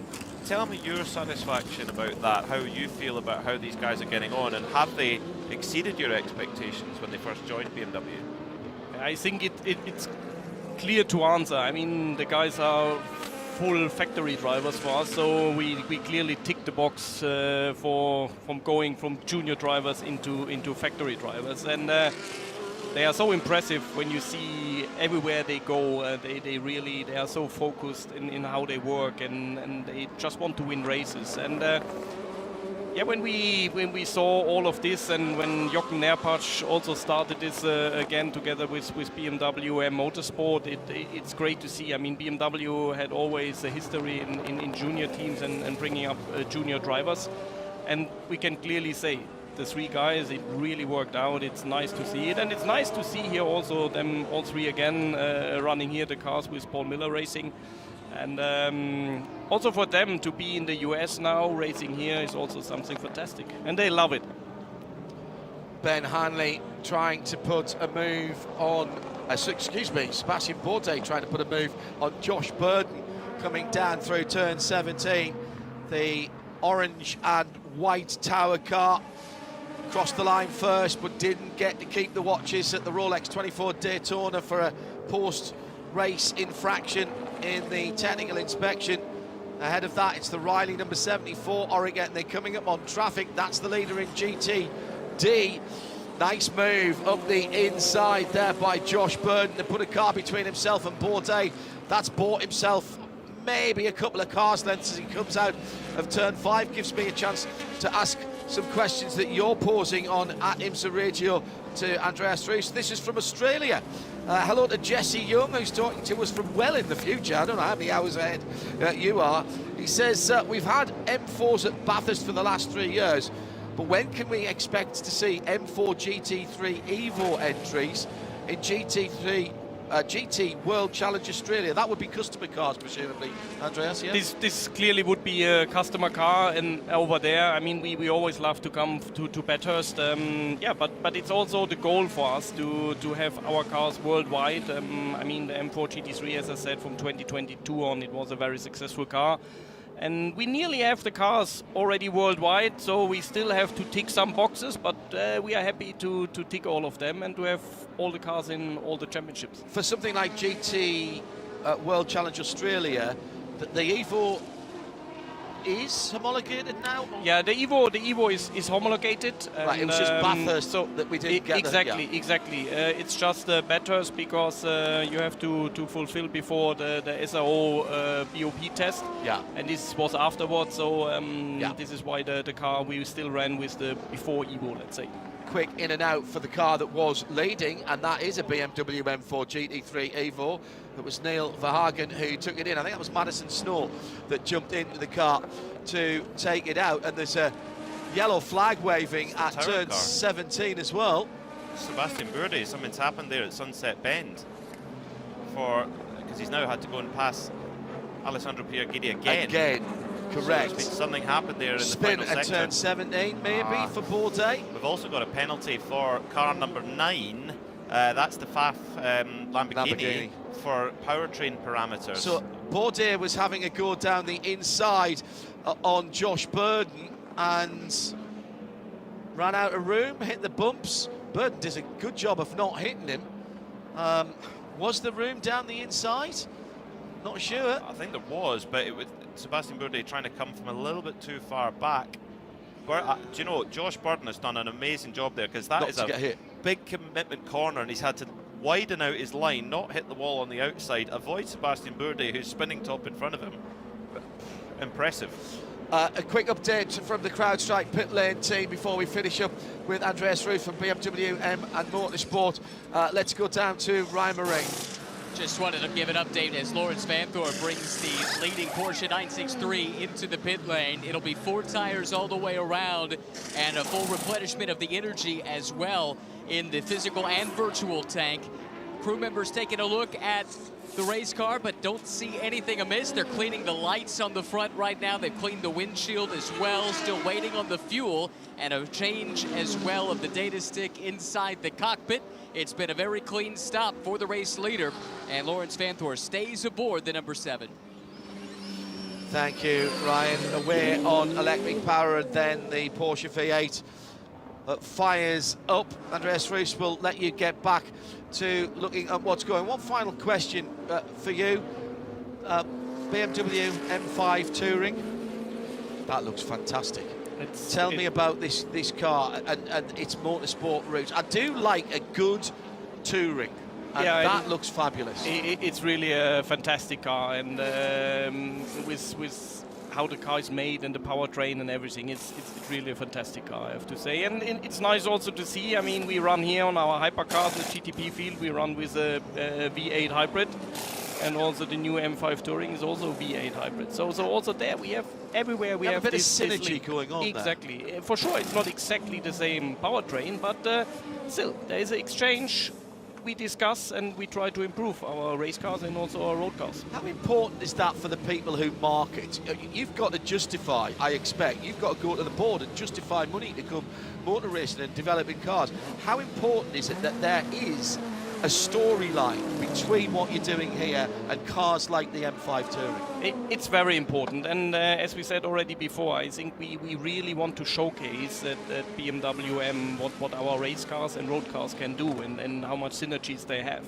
And that's very important. And also, motorsport is the DNA of BMW M, and this is why it's so important to be there and to race with our cars. Thanks for coming to see us. See you again soon. Thank you very much. And once again, thank you very much for being here. Happy birthday to Andrea. Thank you. Andreas Reis, head of BMW M and Motorsport. M5 Touring. Oh, yes, please. I'll be speaking to the BMW UK guys to see if we can manage to get a real-world road test of one of those. Right, Peter. I should do it because I need the room for the golf clubs, and I can put it to the test by seeing if it can take the golf clubs and the trolley. I need to get the Christmas decorations back in the storage unit because I haven't been home enough yet. So I'm telling you. So a little while just before we had Andreas in the booth with us, the 04 CrowdStrike LMP2 car had a drive-through penalty. Believe it or not, it's actually served it and is still leading by a fairly comfy margin. Show you how big a gap that 04 CrowdStrike team have built up. You're listening to IMSA Radio live from Sebring International Raceway. We're inside the last 4 hours. Right, let's nip down to Nick Damon in the pit lane for a little bit of an update of what's been going on at his side of things for the CrowdStrike pit report. Well, much like it's been for the last several hours, it's been people turning laps. I think we're all waiting for this yellow to turn up to make it suddenly bring it back together again. I'm watching a TDS pit stop, which is the 11 car. It's a change again where it's going to be I think it's McElroy getting in for Jensen. Question I have for you is has Stephen Thomas done his 3 hours? Because he's sitting suited and booted with a balaclava. So sorry, which driver was that? Number 11, Stephen Thomas, the bronze driver in the 11 TDS Racing. Has he done the 3 hours? He certainly started he came out race before his 3 hours. I don't know whether they bunged him in for another period or they're still waiting for him to do that. Stand by, caller. I can tell you that Stephen has done 2 hours and 54 minutes. Right, that's a bit of a problem, isn't it? So they need some yellow. Yeah. By the way, there was almost, if you heard that noise on my microphone, that was the TDS car almost colliding with the 19 Van der Steur Aston Martin, which they came out. So rather than having an unsafe release, they had a kind of after you, Claude moment where neither of them would decide to go in their place and both lost quite a bit of time. And they're now manually pulling back the Van der Steur Aston Martin. I'm not sure whether anyone will get a penalty for that because it's basically a misunderstanding where they both end up looking a bit silly and losing some time. Thank you, Nick, for that CrowdStrike pit lane report. And let's go straight down to, or stay down there, with Ryan Marine, who has a Heart of Racing Valkyrie update. That's right. About 10 or 15 minutes ago, when I was keeping an eye on GTP front runners in their pit stops, I saw towards the middle of the pit lane, the Valkyrie was in, and they changed the nose on that car. And I've just now made my way down and had a word with Ian James, and evidently they picked up just a little bit of dive plane damage on the nose of the car. Ian said that they were pitting more or less on schedule, and when they did so, they elected to go ahead and change that nose, and now we've got 5 crew members kind of pouring over the old nose, taking a look at things and actually cleaning it off in case it has to go back on the car again, maybe making some repairs as well. But it's been just a really solid outing for the team up to this point. Not many miscues, decent pace, all things considered. And now the first chance for this American crew, which is different, by the way, than the crew that is used for the 2 cars in the World Endurance Championship, but a chance for them to do a nose change in anger here for the first time in WeatherTech competition. Not a bad thing to experience here very early in this program. I like your positivity. Take something out of that. Nick, let's bounce straight back to you. With the TDS team, first of all, still suited and booted, and with his balaclava on. It's Stephen Thomas. I understand you've still got 6 minutes to do. Yeah, that seems a little odd, doesn't it? Yeah, I'm sitting here with my helmet. I'm ready to go whenever they tell me to get in the car. Would it be fair to say they're waiting for a bit of yellow to see if they can get you those 6 minutes behind the safety car? That would seem crazy. I would think they would want me out there on the green, wouldn't you? Well, I would, yeah. Yeah, I let them do the strategy. I'm just ready to go when they tell me to get in the car. Thanks, we're with Mikael Jensen, who just got out of the car. Mikael, it's the race hasn't quite panned out as you would have hoped, I don't think, because you were so fast during all the rest of the sessions. Yeah, we are super fast. The strategy didn't really go our way today. We have been a bit unlucky and lost a lap, had to fight it back. Eventually got the lap back on track. A lot of fighting out there. And now we just have to see 4 hours to go. Steven is still missing 5 minutes in the car. So it's obviously also a bit of a disadvantage for us, but it's 4 hours left, and as we have seen in Sebring, now again something is happening on track, so you never know what happens. Thanks, Mikael. This is significant because the tail of up and down has taken the downward sine wave for the 21 AF Corsa Ferrari. Paul off for back to the lead, and now it's dead stick with a smoky Ferrari engine. This is terrible, terrible news. They were going to get a drive-through penalty anyway.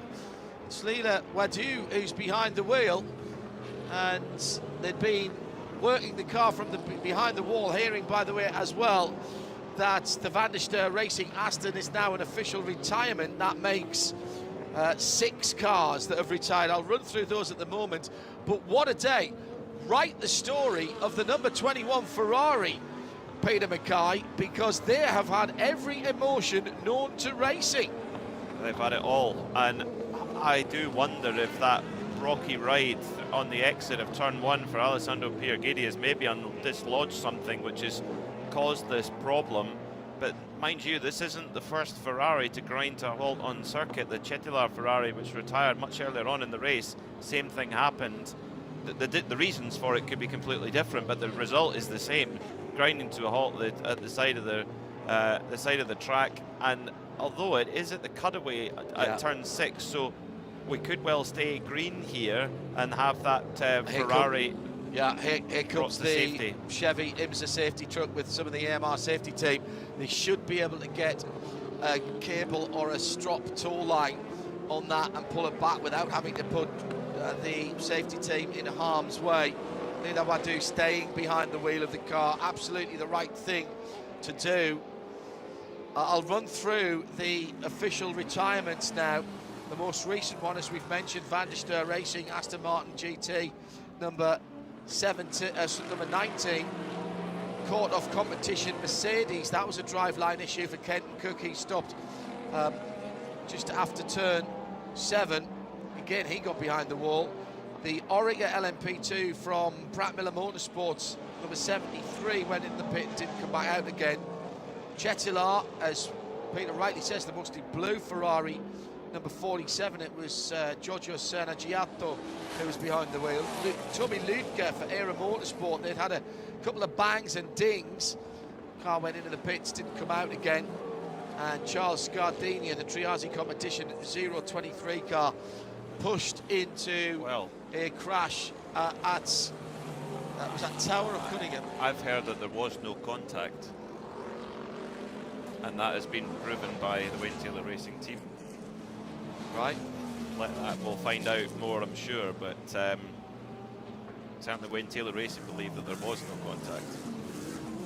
Well, that's not for us to decide. But not how race control. That's what I was hearing when I nipped out from for a quick bite to eat. So, well, I mean, AF Corsa, they were on pole. They were the fastest GTD car, even faster than all the GTD Pros as well. They've had huge pace in hand, I think would be fair to say, and yet they find their hopes of a win here at Sebring, a first Sebring win for Alessandro Pierguidi, believe it or not, in total tatters. Yeah. Motor racing is very, very cruel sometimes. It's never your turn, as much as it might feel that way. How many times at Sebring have we seen Heartbreak late in the day. I mean, we've still got 3 hours and 41 minutes to go, so there are still many chapters left in this book. Don't forget to keep an eye for the next tranche of Michelin Endurance Cup. Should be up by now, hopefully, well, with a bit of luck. Yeah, they didn't come till after the half hour, I seem to remember. Yeah. At the 4 hour mark. Well, it's at that mark, the number 7 Porsche Penske Motorsport machine was leading, so they will get another load of maximum points there. Nothing as yet, but we'll keep a close watch. I know many follow that championship very closely.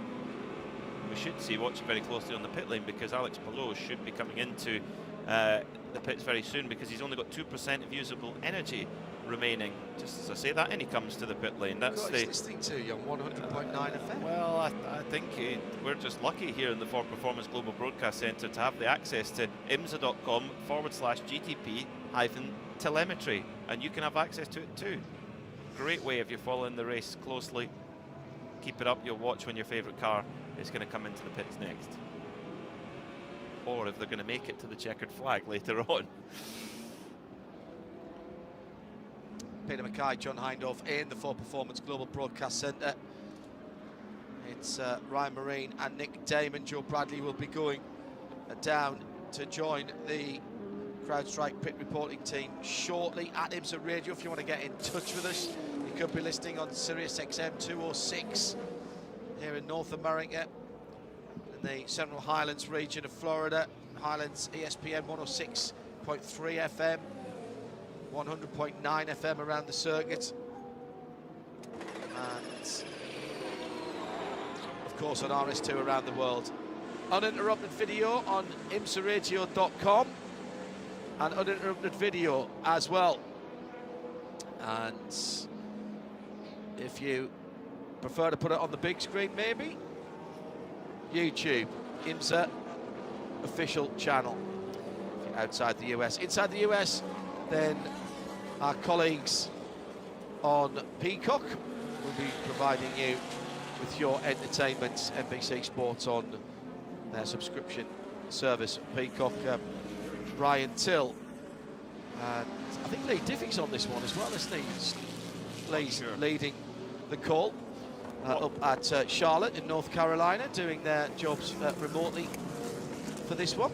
What I can tell you is the gap has come in that pit cycle. The GTPs at the very front of the field pitted about 4 or 5 laps ago, and the gap was around 9 seconds with the number 7 Porsche Penske Motorsport machine of Lawrence Vantor over the 31 Whelen Engineering Cadillac of Jack Aitken. Since the pit stops in the last few laps, Vantor now only leads by 1.2 seconds from Fred Vesti. It's come down a lot, yes. Also not a million miles away, 15 seconds behind them, is Kevin Estre, who's putting together some strong pace right now as well in 3rd place. There's a slight tyre advantage for Vesti, but we're talking a couple of laps, no more than that. Well, now, I say that, is Lawrence on a double? They had new tyres at the stop. Oh, did they? Right. Yeah. Okay. I think we're new tyres to the end now, I think. Let's go down to have a chat with someone we haven't spoken to yet in the race. We're trying to tick off every team, if not every driver, as we go through the Sebring, the Mobil 1 12 Hours of Sebring. B-Joy Garg is on the list to talk to, and that's where Ryan Marine is right now with this CrowdStrike pit lane report. Hopped out of the Inter Europol car just a few moments ago. As a matter of fact, Tom Dillman's in the car now. You've been one of the front runners in class all day, B-Joy. A little bit behind the CrowdStrike car at the moment. How would you assess your day and your chances to go for a class win? Yeah, so far pretty good. I think, I think our car gets stronger as the day goes on. So, hopefully we can push forward and fight for that win. I know it's a bit of a big gap, but it only takes one yellow to change everything. So, yeah, we've been green for a while, actually. I'm really surprised. But yeah, just got to survive, and then go for it all the last 2 hours. Tom and Jeremy have done a fantastic job all weekend. And yeah, looking forward to closing it out with a win. And Jeremy was a late addition to this team as well. How has he fit in a short amount of time? Yeah, really great fit. Yeah, I mean, it's a tough task asking a bronze to be here with no experience, but you know, all credit to him. He's done a really good job. Obviously, we had a spin in quali, but I think he recovered really well in the race. And yeah, really looking forward to working with him again. You mentioned those extended green flag stints in this heat. How difficult was it? Man, they're pretty tough. This is probably one of the most physically demanding races of the year, so you know, you got to be in peak fitness. And yeah, let's see if we can get to the end all there. Are you done driving, or do you have another stint to go? No, I still have a bit more to go. All right, we wish you the best of luck the rest of the way. That's Bijoy Garg from Inter Europol. Great question just come in on @IMSARadio.com, and we just scroll down. It came in from Nico. Hello, Nico. Not sure where you are in the world, but asks, how is it that the cars, I've been hearing you talking in Porsche Keys to the Race about getting to the darkness. How is it that the cars get faster in the cooler temperature and the darkness? It's a good question, Peter, because we blithely talk about that, of course, but it's a fact that happens. The cars are set up for the cooler temperatures, but the engines like the cooler temperatures, and so do the tyres. Predominantly the tyres, yes. The biggest difference is the tyres. When the track temperature is excessively high, it gets kind of greasy and slippy, particularly here at Sebring, actually. But when the track temperature is nice and cool, not excessively cold, but when the track temperature is nice and cool, the tyre can remain in its correct temperature and pressure range and gets more grip. And we've seen some of the best lap times of the week in the various classes and championships that have been part of this weekend festival of motorsport, if you like. And a lot of them have, when they've gone out first thing in the morning, that's when they've hit the really, really hot lap times. So when we get into towards the end of the race and the night comes over Sebring International Raceway, the times should get even hotter. Although that being said, we did see for a period of, during one of the hottest times of the afternoon, we did see some really good lap times. Yeah, we had a daft little happy hour, a happy 20 minutes. We did, it was strange. We did, it was strange.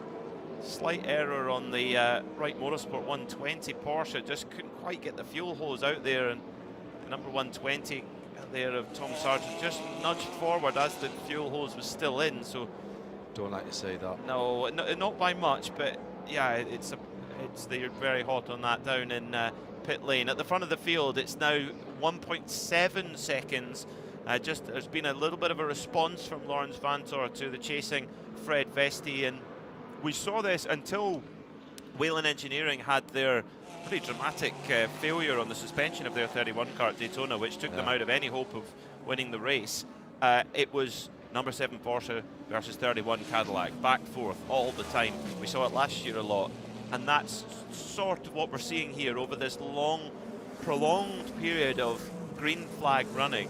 We've seen the number 7 Porsche Penske Motorsport machine and the 31 Whelen Cadillac come forward, and from what I can see, John, there's nothing to separate them. I mean, their best lap times are within a tenth of each other, and on long run pace they appear to be very, very close. And if you remember back when the Porsche 963 was new, it really struggled on long runs on tyres. It heated the tyre up quite well, but it kind of overheated it. I remember their first WEC outing here at Sebring, funnily enough, and they really struggled on the tyre wear, and they seem to have got on top of that with their performance today. They've not fallen back in the heat of the day. In fact, if anything, they've outperformed their rivals in that scenario.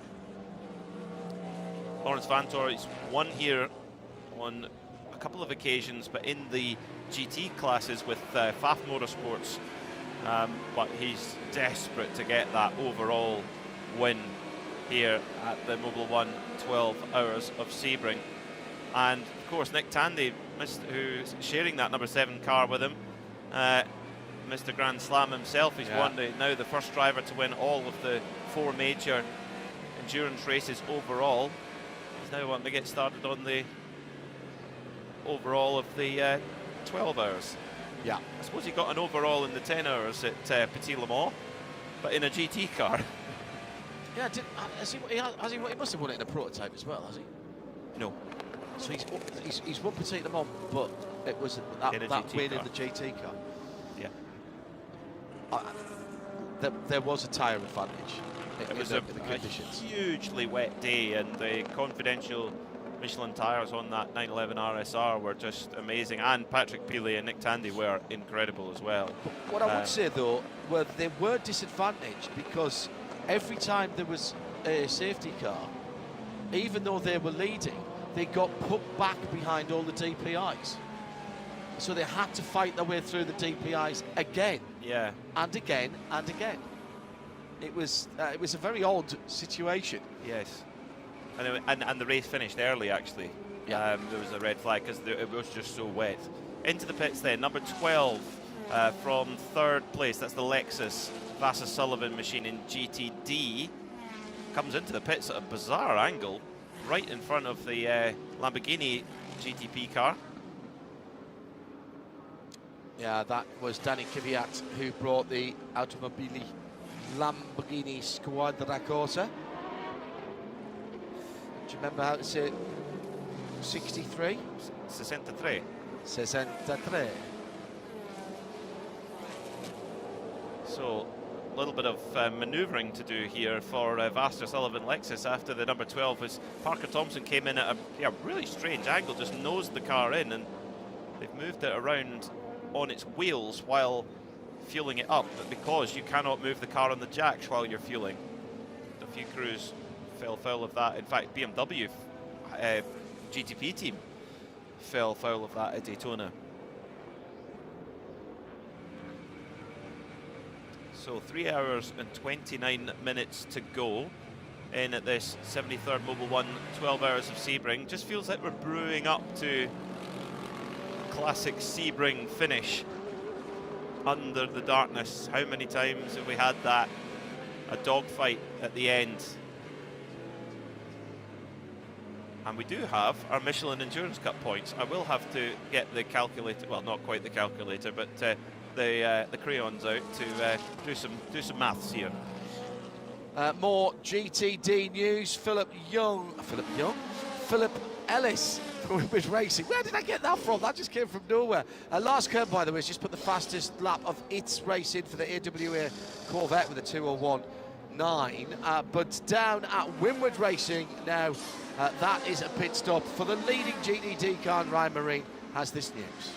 It's been a clean pit stop. That's the good news. Driver exchange already done. Philip Ellis is out. Indy Danche, the Dutchman, is in. Indy told me earlier this week this is the only program he has confirmed for 2025. The 5 Endurance Cup races in IMSA. They had a 30-odd second lead coming into this pit sequence here. Very clean pit work from the defending race winners in class for the Mobil 1 12 Hours of Sebring. And Indy Danche takes the Winward Mercedes back out into the fight now.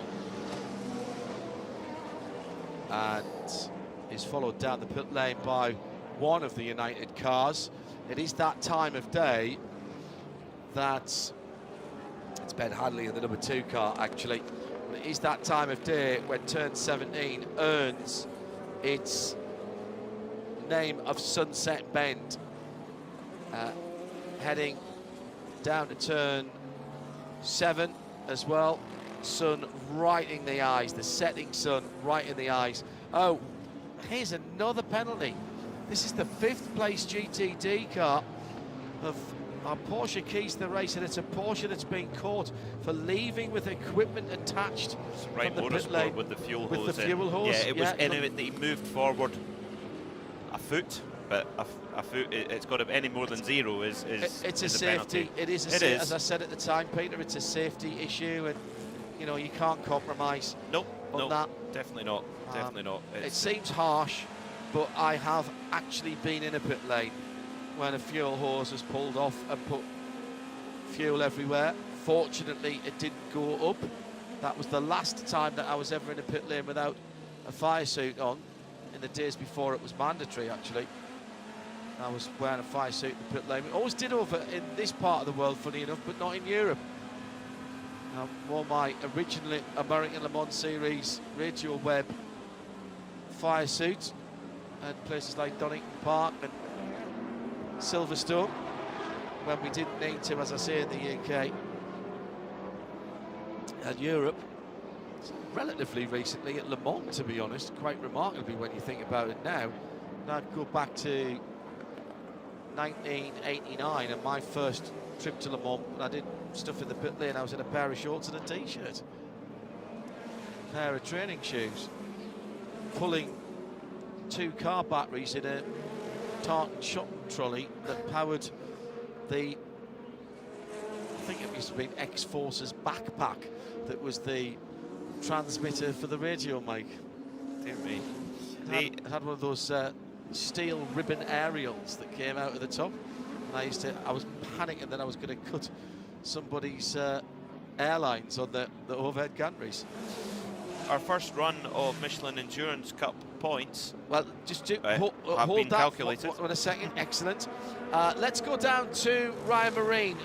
Joey Hand was in the booth with me for the Mustang Challenge earlier on in the week. He's literally just got out of the 66 car. Tatiana Calderon has jumped in. So let's find out how things are going for one of the newest Ford Mustang GT3 teams.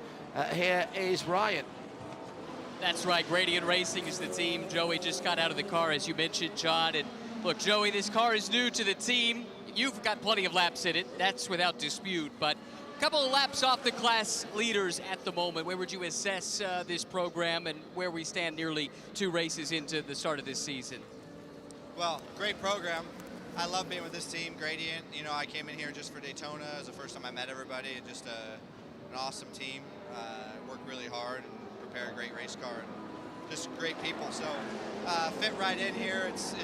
They've treated me like I've been here for a long time. So yeah, today is not going as planned, that's for sure. We are on the struggle bus, but we had contact early, and we think something is wrong. We're really basically off the pace. Tough to get the car around track. It's really a handful right now. It's been one of the best cars I've driven all weekend, and I got in the car in the first stint, and I was like, here we go, and it was just a totally opposite. So we think we might have something damaged on the front. We're just trying to hang on. I mean, definitely not working in our favor having no yellows, you know. We need some help. Are you surprised by the nature of the race and what it's turned into? It was stop and start at the very beginning, but now it's kind of evened out a little. I am. I'm always surprised when Sebring goes green for a long time. I mean, the driving's been pretty aggressive out there. It's not like bad aggressive, but it's, you know, guys are making deep moves and everybody's doing what they have to do. But I'm surprised that somebody hasn't made a mistake doing it, you know. But yeah, I mean, it's great for the guys that are out front leading. It's bad for the guys that need to get laps back like us. So we're going to keep digging for sure. Like I said, just, you know, great program to be involved with. Always fun to be driving a Ford Mustang. But we definitely need a little help here with some yellows. Well, thank you very much for the time, and thanks as well for joining us on the Mustang Challenge calls earlier on this weekend. Hope you had fun with that. I did, man. That was cool. It's great to see it from up there and see how you guys do it up there. It's not as easy as you make it sound, that's for sure. So I had a blast. All right, thanks. That's Joey Hand. And staying with GTD, the GTD Pro leader, car number 4, the Corvette, has just been in. It's Tommy Milner who's got out the car. Tyres and fuel for the number 4. Tommy's just taking his helmet off now. He looks like he hasn't been sweating much, so the air-con system in the number 4 Corvette must be working really, really well. I'll see if I can attract his attention. 2 fans there, they're clearly listening to us. Hey, Tommy. Hey, mate, you're looking well for just getting out of the car. Is that cool system working? Yeah, I heard Parker Klieg have been talking about how hot it was in his car, and I want to tell him how to drive this Corvette, man, because it's pretty sweet inside. It's going okay right now. I know we're off strategy from what most other cars in the class are doing. Yeah, the Corvette feels generally pretty good. The track temp's going to change quite a bit now, so we'll see what happens here as that cools off and see where we stand. But yeah, whatever it is now, 4 hours to go-ish in the race. Just got to keep plugging along, see what happens here, and hopefully be there at the end. It's kind of this point of any Sebring, it's the calm before the storm. You guys really pick it up going into the last, 90 minutes? Is that what we're expecting again? Yeah, for all the fans that are here right now, get ready for a big show for sure, because every year at Sebring, once the sun goes down, it gets crazy. And hopefully our number 4 Corvette is out front at the end of that. Nico's in now, and then Nicky, I think, to finish. Both those guys have been doing an awesome job all day long, all year long. Really good teammates. So I got all the faith in the world in them. Not sure if it was today we talked to you, but the T-shirt sales out at Daytona, fantastic job by you guys. How much did you raise for charity, and what charity was it? As for the American Eagle Foundation, just messaged them randomly. I wanted to do something for a bird charity to go along with flipping the bird, and they were the lady who runs the show there, Jessica. I didn't know how to present what had happened and things like that, and she wrote back to me in about 10 or 15 minutes enthusiastically and said, "I saw it. I know who you are. I watched everything that happened." So, yeah, it should be somewhere in the neighborhood of $20,000 to $25,000 for charity. So, huge thank you to a lot of the fans here today that haven't had the shirt on. I think we sold about 4,700 T-shirts. So, way more than I ever expected. Really appreciate the support there. Not from people in the paddock, but the fans, everything for kind of what happened there at Daytona. I thought I'd moved on, but I've talked about it so much this weekend. Hopefully we can change the story after this race here. I just hope your career is not defined by that moment. For me, it just proved, you know, the passion. It's very real out there. It's not a tea party out there, isn't it? No, it is. There's a lot of passion. You see it in all these guys we race against. All these guys want to win. A lot of really, really good talent in all of the classes. Honestly, it's an honor to race in this series, to race in this class, drive with this racing team. It's a lot of fun, you know, when you know you're getting the best of the best around the world, from teams, drivers, engineers, strategy, everything. And you know, to have success in this series is tough, and this class especially is even tougher. That's what makes these victories feel so special. We're really hoping we get one today. Good luck, Tommy. Excellent stuff. I should say, I don't know why, I wasn't surprised by this, but I was impressed by the very supportive comments, actually, from Tommy about Augusto Farfus after that incident. Very human comments, very well-informed comments about that. That's all I'm going to say. It would have been easy for him to be far less gracious, and that wasn't the case. Let's pick up some battles on the track at the moment. The number 85, Tymon van der Helmen driven JDC Miller Motorsports. That's the bright yellow car, coming under a bit of pressure from Renger van der Zanden. This is the battle for 6th and 7th. They are just on the end of the lead lap. They're heading down to the right-hander at turn 10. The leader is not that far behind them. The leader is 2 cars behind them, and that is Lawrence Vanthoor. And if we keep this long run, green flag running, yeah, you. Oh, full course yellow. Oh no! You said it. You said it. I cannot believe it. You've palmered us. You have palmered us. Sorry. Sorry. 3 hours, 17 minutes and 27 seconds. Is it the 6th or the 7th? Joey Hand said he needed some, and he's helped us out this weekend. So, Joey, if you're listening, you're welcome. Sorry, everyone. This is the 6th. Full course yellow. Now, well, at least it let Johnny off the hook, because he's been paying for Daytona 3 years ago. Casper Stevenson and Harter Racing Aston spun at turn 17, but has continued. So I'm not sure if that's for him or there's something else, maybe some debris on the track. Let's see what race control tell us about it.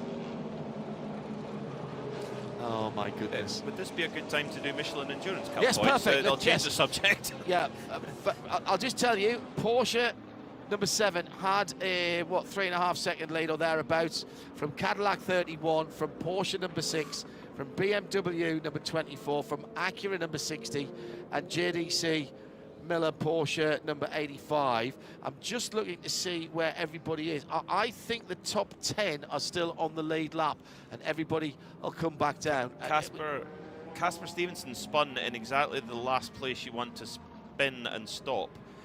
Sunset Bend is blind, it's very fast, it's very bumpy, and that's a horrible situation for Casper. The AWA Corvette just missed him. Then the Winward car just missed him. So that's why you might think, oh, why were they so quick at the full course yellow? That's why, because that's such a dangerous place. If that car had been dead stick for any longer and you get a prototype come through there at full speed, it could be a disaster. BMW which it nearly was. RLL, the number 25 car in 9th position. Marco Wittmann had to go one way whilst the GTs were going the other. No, I have no problem with that. I really don't. Now, let's have a quick look through what's going on as I work out. Well, I tell you what, all the leaders will come because they're all more than halfway through the stint. Go ahead, Peter. Yes, they will, with the exception of Marco Wittmann, who's got 88% in his tank. So Marco Wittmann in the 25 BMW may well come to the... If they roll the dice and don't stop here, they could go to the front, but we'll keep a close watch on that. The Michelin Endurance Cup, which has had now 2 sets of points offered at 4 hours and 8 hours. The number 7 Porsche Penske Motorsport team leads on 26 points. The nearest competitor is on 21. That's the 60 Meyershank Acura. Then there's a tie on 17 points apiece for the number 6 Porsche Penske Motorsport machine and the 31 Whelen Cadillac, which had a great day and scoring lots and lots of points today. In LMP2, it's very, very tight. It's 19 points for the 22 United car. Then there is, in second place, the 04 CrowdStrike on 17. Then there is 5 cars on 16 points chasing them, which are the 74 Riley, the 52 PR1, the AO Racing LMP2, the Inter-Europol number 43, and the TDS number 11. In GTD Pro, it's a little bit more convincing in the favour of the number 1, former Michelin Endurance Cup champions on at least one occasion. Or the number 1 Paul Miller Racing BMW has 24 points. The nearest competitor is their teammate, the 48 car, on 19. Then you've got a tie on 17 points between the Mies, Olsen and Vervish 65 Ford and number 77 Rexy 80 Porsche. Finally, in GTD, big changes. Brendan Arieb, Ollie Milroy and Frederick Schandorf in their Inception Ferrari is the leader there, and then we have a 3-way tie, 1 point behind them, with the 13 AWA Corvette, the 120 Wright Porsche, and the 21 AF Corsa Ferrari. So all tightening up in the Michelin Endurance Cup, and we hand one more tranche of points at the checkered flag in 3 hours and 30 minutes time. I think Mirko Bortolotti's had to take emergency service in the 63 Lamborghini. I would say that is spot on. And if no, he's only been out for 6 laps. Why would he do that? The pits are still closed. Oh, he's gone behind the wall. Oh no. Yeah, that's that is emergency service. Yeah, that's a severe emergency service, that one. Oh, what a shame. This is where they made their IMSA debut last year. Still their best result for that car, 7th place. Yeah.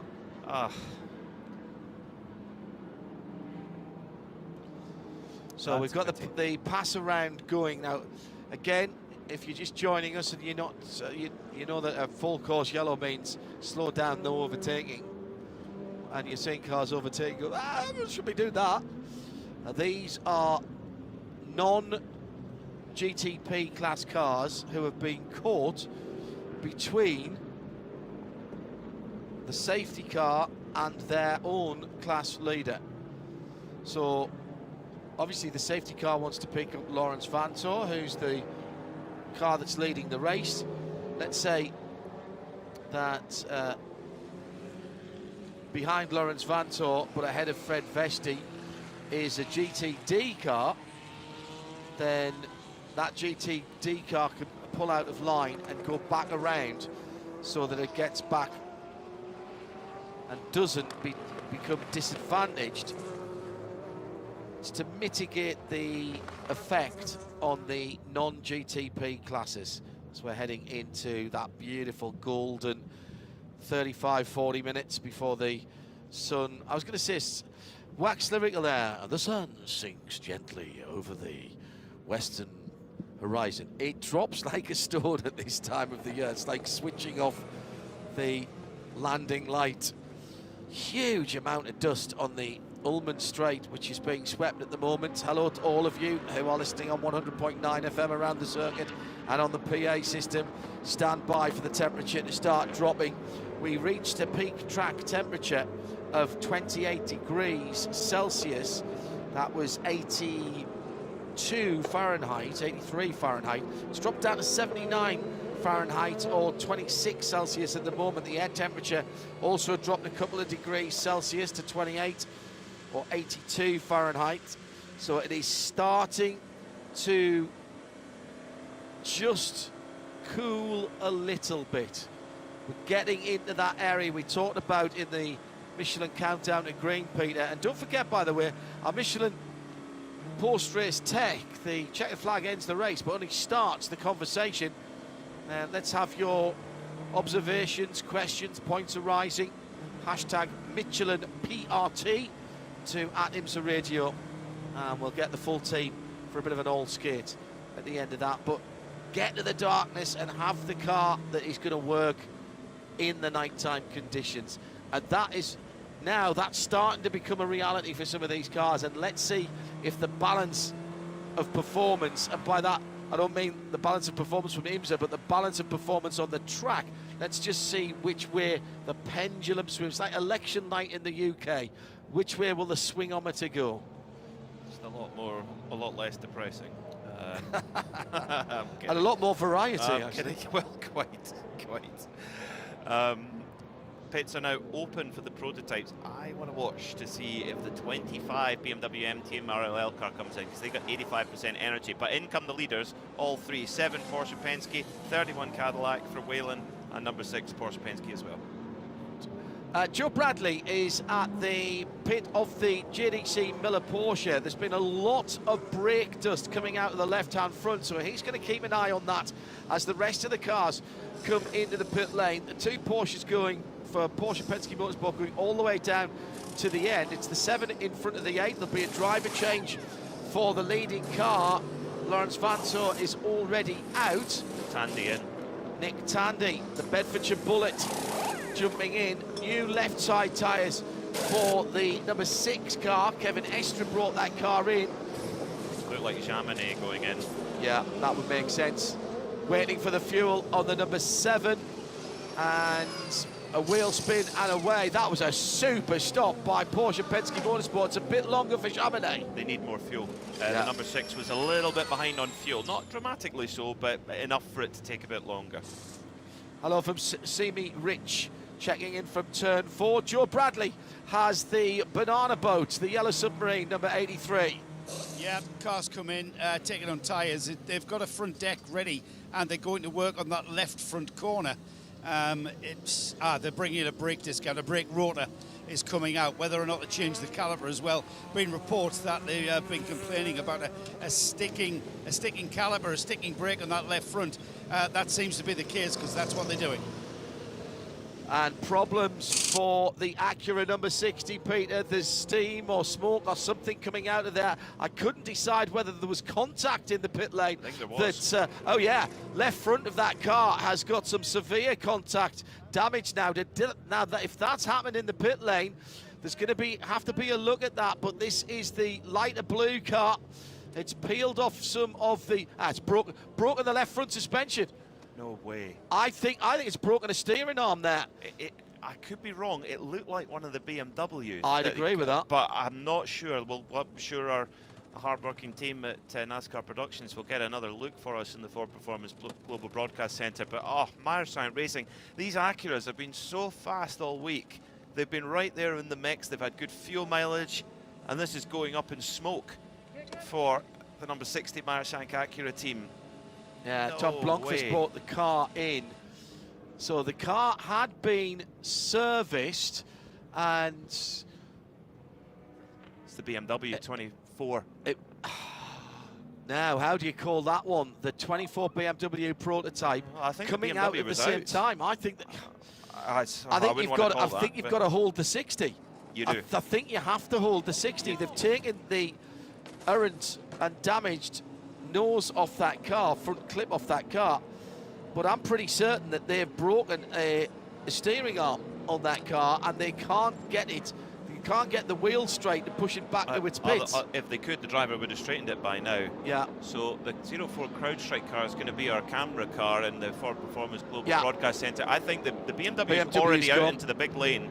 That's a big error from Meyershank Racing to release the car straight into the path. Listen, I think that's a game of inches. Of course they've it been is. really unlucky there. But it's been look at the really unlucky. consequence. Yeah, very unlucky. I mean, what are the chances at that speed? We had a Ferrari going into the wall, tyre wall, at 100 miles an hour. Yeah, I was going to say and they broke a 85, 90. mirror. Yeah. You know, and they hit each other in the pit lane, and it breaks the steering. What's the chances? Oh my. Well, GTD Pro going on, lots of driver changes going on. Big swap, looks like Seb Prio getting into the 64 car with the white windshield strip. Change of driver as well for car number 3. We'll confirm all those when they get through. It's very busy. It's like a NASCAR pit lane at the moment. Let's go down to Joe Bradley with the GTD leaders, Paul Miller Racing. In fact, both of their cars are with you, Joe. Yeah, absolutely came in together, and kind of a crowded Paul Miller pit apron there, and the cars trying to wriggle their way out of each other. It was kind of like two snakes under a duvet, it seemed, as they wriggled off the pit apron there. They've sorted themselves out by the time they get the exit, and out goes the 81, the Ferrari done and dusted as well, just behind me. Work still going on the 85. Work still going on the 85 Porsche 963 FJDC Miller. It's more than just a straightforward unbolt the caliper and disc and take it off. There's kind of work going on there. We've got the pit corner that we were talking about. Right rear puncture on the 24. It's made its way back. It's at its pit apron now.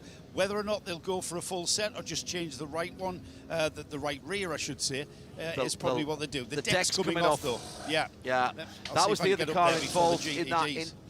Yeah, that was the other car involved in that incident. That involved the that was affected by the number 60 Acura. Now the 85 Porsche is down and away with a new left front brake assembly, and that was the car that we saw. Number of eagle-eyed viewers around the world saw that, throwing out a lot of dirt. Meantime, the BMW team RLL are going to work on the rear corner, and still the number 60 Acura being worked on as well. Ryan Marine, what's been going on at your end of the pit lane? Couple of notes to cover off. We'll start with GT. One interesting note in GTD, DXDT came in with the lead in the class, and they were really close to needing to come in for emergency service, but fortunately they were able to avoid that. I saw the AWA pit stop. They pitted from third, made a tire change, and put a full tank of fuel in that Corvette, and it was Lars Kern getting out, replaced by Matt Bell. In LMP2, the leader, CrowdStrike by APR, they came in fuel only and no driver. Actually, there was a driver change there as Toby Sowery got in, replacing Malte Jakobsen. Of note, if you remember, the TDS car, they needed to get a little more drive time for Stephen Thomas. They did put him in, and it looks like he's about to come back into the pits now, having hopefully then fulfilled that drive time requirement. He was, what, 6 minutes short before, and I think they were able to get that taken care of here under this yellow. Yeah, well remembered on that. 2 hours 58 and 38 and counting at the moment. So let's see when he comes back into the pit lane in that number 11. He's not in the pit lane as yet. The number 25 BMW that we're wondering if it was going to come in, it hasn't yet, but it's going to get its lap back. So it's going to get back onto the lead lap. So although it's disappointment for the number 24 BMW having that contact in the pit lane with the 60 Meyershank Acura, the 25, the sister car, is going to get back on the lead lap now. And as Dries Vanthoor mentioned earlier on, he reckons that is the faster of the two BMWs in GTP. My system says that Stephen Thomas is about 1 minute and 5 seconds short, but it just depends. It could. The team seem to think they have got that sorted out. Joe Bradley is staying with the BMW, the car that was involved in that incident. Philip Eng, the number 24, is still having remedial work. The IMSA pit lane officials, I think, are asking the number 60 Acura team to take that car out of the working, out of the acceleration lane, because it was sort of half and half. They've got the pit dollies down there. I think that car's going to have to go behind the wall, Peter. It looks like it. That's such a shame for Michelin Racing, and you're right, it is a game of inches. It's an error, but it's they had to get around huge consequences. The BMW's moving, and they have to get around the Porsche in front of them, and therefore they have no choice but to turn hard left. Sister car in front of them. Sorry, it is, yes, it's the sister car in front of them. My apologies. Yeah. Oh my word. And the chances of getting that level of damage from such a soft hit are very slim, you have to say. It was because he had the driver had the steering lock on. Yeah, that's really, really unlucky. They've got some tools that they've brought down, and they've got a new steering arm that they are measuring up to put it on there so it gets the same. We've already got the old steering arm, which has got a 35-40 degree bend in it. That's already been disconnected, and they'll be ready to go in a moment. Pits has been opened for all of the category cars, and there's a bit of gentlemanly conduct in the pit lane as the now that was the Dragon Speed Ferrari, wasn't it, coming out and had to... No, it was the Inception Ferrari. The Inception Ferrari. Yeah, Dragon Speed's already been in. It was of course, it was the Aston Martin, being good English gentleman, saying after you. So. Yes, after you, Sebastian. I say. And that car running again, by the way, after that nose change. Alex Riberas is just taken back out, still in 9th position, and the Acura has been put on its dollies and been pushed back by 3-4 mechanics, so they haven't taken it down the wall. They're bringing it back to the pits where there's some more, the pit stall where there's some more of their brethren, and they can use some of the air jacks. So that steering arm on the right, on the left front, that's got, as I say, about a 35-40 degree bend. They've already disconnected it from the rack end, and they haven't quite done it yet from the hub end. They've got a, the reason they disconnected it from the rack end is so that they could push it and get the dollies underneath it so that the wheel would straight, because at that point it was absolutely stuck and going nowhere. So that was a bit of sensible thinking there, and now they've already sized up. I noticed down at the end of the pit lane they'd already sized up a new steering arm. It's such a shame, because they were running so strongly.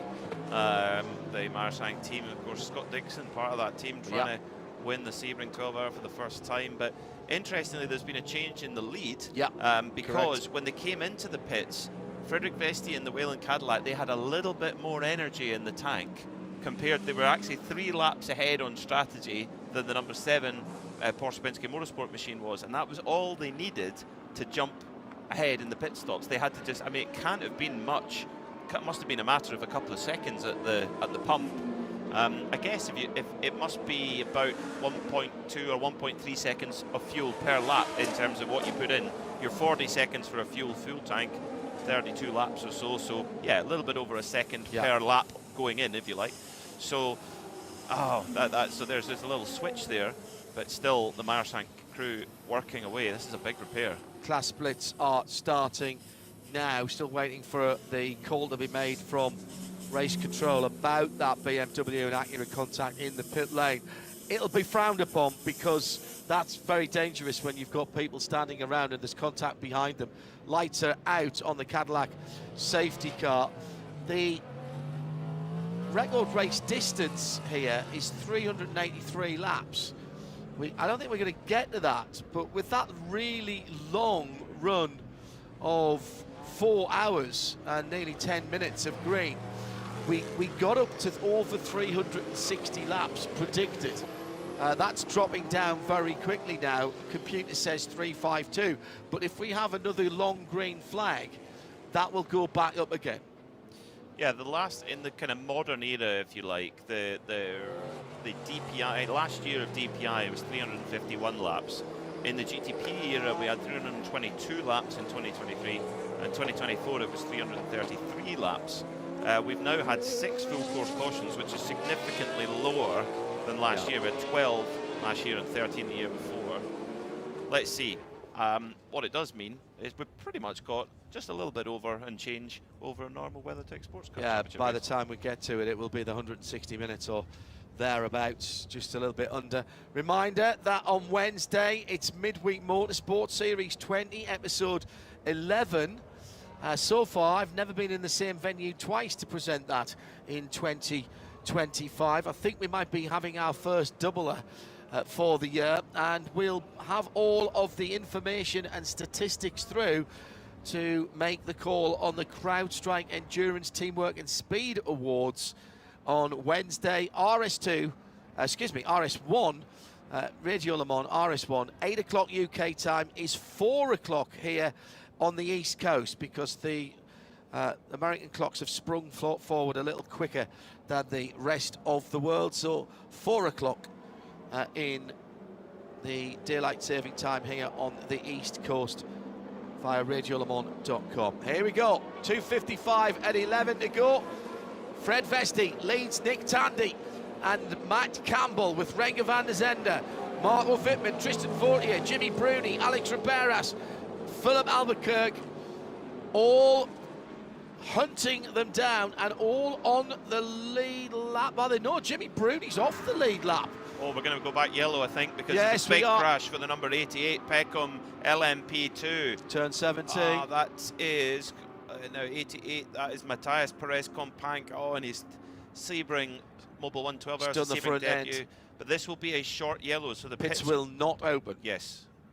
Pits will not open. He's gone in on the exit of turn 17, accelerating through. He's ripped asunder the front clip. Bodywork's gone.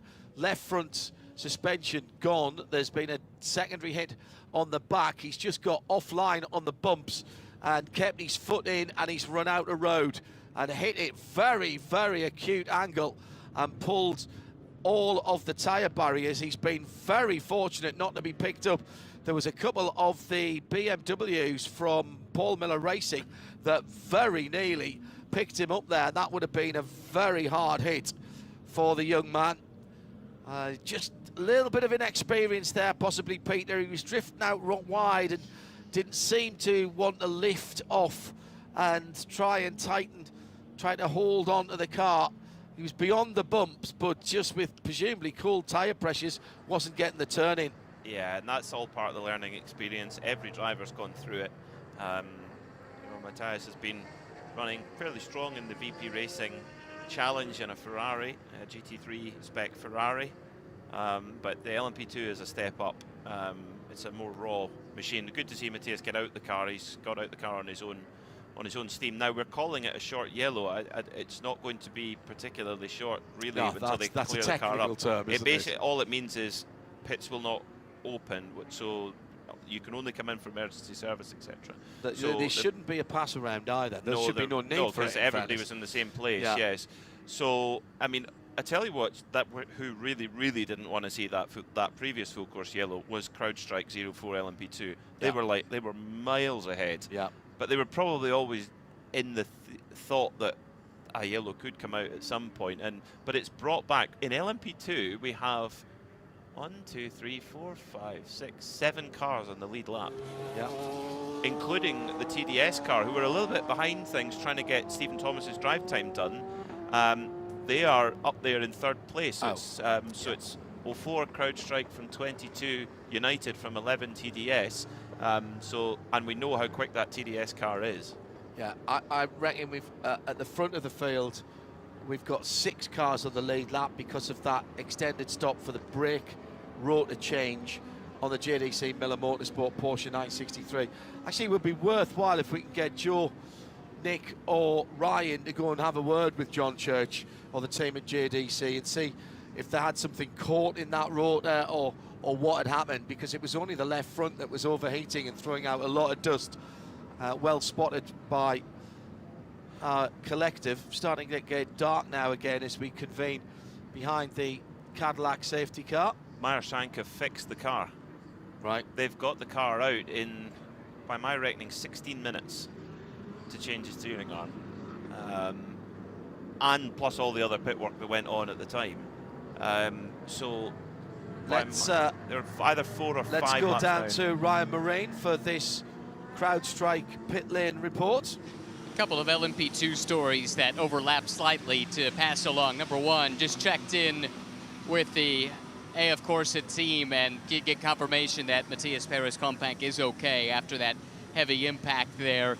And then actually just saw Stephen Thomas, the TDS driver, come down. He wanted to check on Matthias as well. We talked so much about the camaraderie within the LMP2 class, specifically the bronze drivers. They all know each other so well. They know that, for instance, Matthias is the son of Luis, who also is in this car, and so Stephen wanted to come and make sure that everything was okay. I did have a chance as well to check in with Stephen. We were chronicling his drive time story. He does feel like they were able to get that taken care of during that previous yellow, so the TDS car should be good to race for the win the rest of the way without Stephen Thomas having to do any more driving.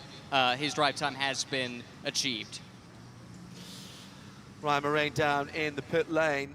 Potentially a problem for, was that the 021 car I saw going slowly? The remaining Triazzi Competizione Ferrari, Mike Skeen, but I think that's he's picked the JG. Yeah, he's on the back of the tail of the snake now, if you like, okay. of the field. Right. And that's in the JG Wentworth car, sharing with Sheena Monk and Stephen McAleer. Let's go down to Joe Bradley. We'll take the opportunity of the 7th appearance of the Cadillac safety car to catch up with Wayne Taylor. Always entertaining, always informative, as the sad sight of the number 88 AF Corsa LMP2 being craned onto a flatbed on the outside of turn 13. Bradders, CrowdStrike pit report. Pit interview, really. Yeah, get your kettle on, make a cup of tea, because I think Wayne's got a lot to tell us. Wayne, I can't think of a Sebring that has been as bad for Wayne Taylor Racing than this one. No, this has been a nightmare from a nightmare. It started in the beginning with Ricky, and instead of 98% throttle, we were having 80% throttle. We had to come in, we had to fix it, we went down 2 laps, and then the car was up to pace, and we were running same lap time as the leader, so we felt pretty good about it, and there was still quite a long way to go. But then we got a drive-through penalty plus 60-second stop for absolutely no reason, and when Ricky came in, I asked him, I said, he said to me, what he goes, you know, we texted Bo and everybody, and we said, guys, you know, we've got the footage here. He never touched the car, and you're giving us another lap down and 60 seconds. This is professional racing, making decisions like this. This is not the first time he's done it. And the fact you should understand that we're all manufacturers, we lost 2 laps. Why would you go and do this? And then afterwards say, yeah, I think I made the wrong decision. He actually admitted, I made the wrong decision. How do you answer that? Okay, so the penalty came, and then the tale of woe continued, didn't it, with other issues with the cars? What's that? The tale of woe continued with other issues with the cars as well. Well, you know, then we got, yeah, hang on, I'm not sure of that question, sorry. Yeah, so the race didn't really come back to you because there was other things that happened, other drama. Yeah, but that was really the beginning of the disaster. Right. Because, number one, there was absolutely no reason for him to have done that, the race director. And to finally say, and I've got it on text, to say, yeah, we made the wrong call. Okay. And we asked, well, what's the protocol for that? Well, we don't have. Okay, but if you make the wrong call, it's because you can't see exactly what happened. So then you would say, okay, we're taking out a car that's potentially racing for the lead of the race, so we should probably go halfway. I mean, just have a drive-through. Why plus 60 seconds? And then after that, we had various other issues that went on, and the 40 car with Brendan Hartley was a shock. You know, when he went into the wall at turn 17, I've never known him to make a mistake like that. Absolutely not. Was there a technical reason why that happened? I don't think so. I know he feels really bad. I feel bad for him as well. But it appears that the right front wheel locked and it put him straight into the barrier. So unfortunately, they then lost 3 or 4 laps. And then at one point, most of the time we were 12th and 13th. And that was really depressing. And we've slowly clawed back, but there's only another 2 hours 46. And now we've clawed back 2 laps with 1 lap behind the leaders now. And if you look at the lap time, though, the one consolation is our car is as competitive as anybody.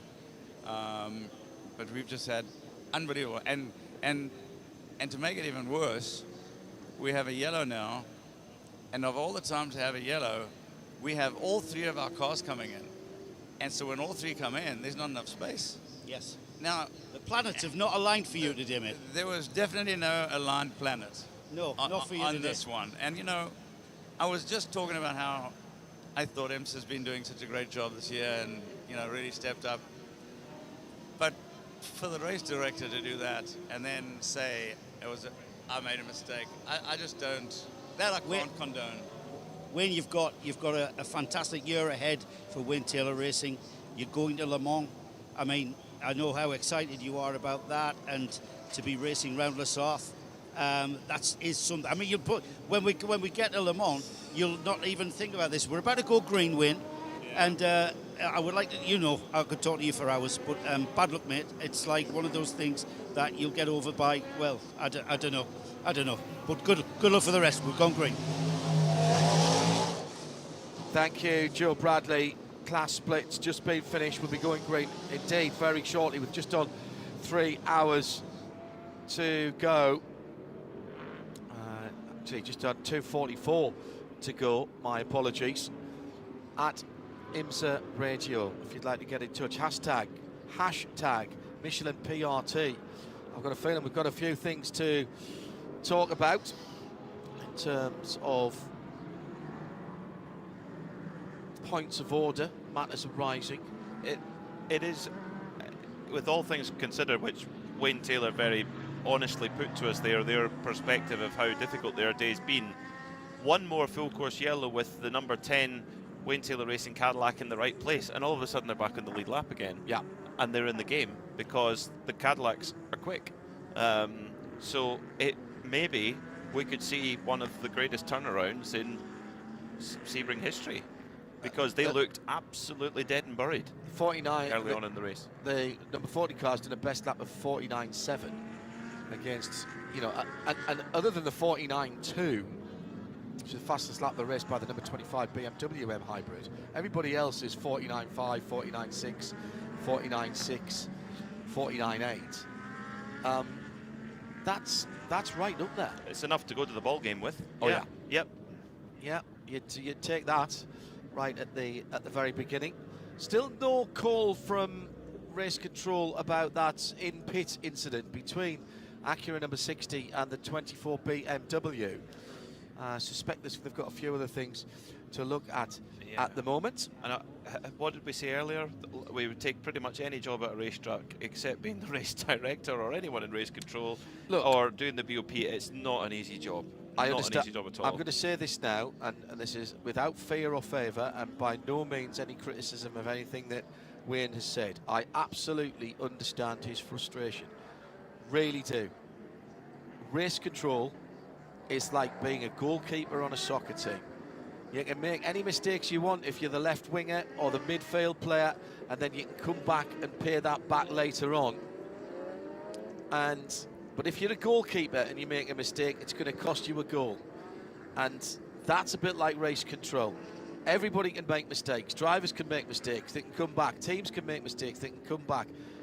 If there is something that's amiss, unfortunately, it tends to have consequences. And with the amount of decisions that race control have to make, they will do their best. And, 999 times out of 1,000, it's going to be fine. But nobody is 100% perfect. It's unfortunate. And it is very, very unfortunate. Just before we go back to green, big news in GTD Pro. The second place car number 4 for Corvette Racing, has got to stop and repair a non-functioning scrutineering logger. Well, that's another series part, isn't it? Green flag, 2 hours, 41 minutes and 17, 16, 15 to go. There's a battle for the lead into turn one. The Whelen Cadillac turns in, but the Porsche of Nick Tandy is right with Vesti. He's going to throw it up the inside into turn three. He's coming from a long way back and thinks better of it as the mostly red Whelen Cadillac gets a big wiggle on coming out of Christensen curve. Now through the carousel into turn five. Through the big right-handed curve, underneath the drive, over bridge and down towards turn 7. The sun dropping a bit low now. The drivers will be pretty pleased, actually. The sun's pretty much gone now. Defensive line into the right-hander at turn 7. It's on now. Full send, full fuel, new tyres, new drivers. Turn it up to 11. This is Spinal Tap on track for the IMSA WeatherTech SportsCar Championship. Tandy is all over the Cadillac. He tries to go around the outside of Cunningham, and then that would have been an inside for turn 10, for turn 11 rather. There's no doubt in my mind that Tandy's got his Michelins up to temp and pressure quicker than the Cadillac, but has he had the opportunity taken away because Vesti now pulls away? A little bit of understeer there through Tower turn for Nick Tandy, and it has lost him 2 or 3 car lengths to Fred Vesti, and a little bit of a moment on the exit of the corner as well. So Vesti leads the way as the 60 Marsank Acura makes a move. Of course, it's a few laps down after that repair, but amazing work from the team at Marsank Racing. And Tom Blomqvist will have to come in the pit lane, being adjudged as the cause of that pit lane incident with BMW number 24 drive-through for the Acura. Unlucky, I think, but I think you've got to call it that way for that one. Yeah, the car, I think, actually. Well, the Corvette at number 4 has not just gone to the repair, it's had to go behind the wall to repair that scrutineering logger. That is devastating for Corvette Racing, as contact between the Iron Dames 83 at Cunningham right on the 021 Ferrari of Mike Skeen for Gigi Wentworth. Sarah Bovey behind the wheel of the 83 Porsche. Not called their number that much this week, actually. They just haven't had it at the moment. Ford versus BMW through turn 1 in the GT battle. And that is right at the sharp end of the field. Dennis Olsen was leading. Dan Harper has taken it back for Paul Miller Racing. The two front-engine cars battling it out. It has to be said, the BMW M4 GT3 Evo has looked very strong in the race today. There was one little passage where the AMGs just looked good, but now, once again, as the sun has fallen behind down below the horizon, looks like it's swinging back to the Munich brand. Well, that particular number 48 car, free practice 1, they were 7th. Free practice 2, they were 11th, second from last. Free practice 3, they were 10th. They qualified 4th and have been super strong all race long. Great move there from Dan Harper on Dennis Olsen in the championship, leading number 65 Ford Mustang from Aldi-Matic, and right behind them, determined to avenge the disappointment of Daytona, is the 77 Rexy Porsche, the fan favourite for AO Racing. In LMP2, Toby Sowry still leading for CrowdStrike. Paul de Resta, though, is not giving him any rest for the number 22 United Autosport. That is now the lead United Autosport car. The number 2 car's dropped down to 6th place with Juan Manuel Correa. Hunter McElroy is back in the fight, though, after that couple of safety cars for TDS in the number 11 car. In GTD Pro, Dennis Olsen for Ford has been overtaken by Paul Miller Racing's Dan Harper, with Klaus Bachler keeping a watching brief about a second and a half or so behind.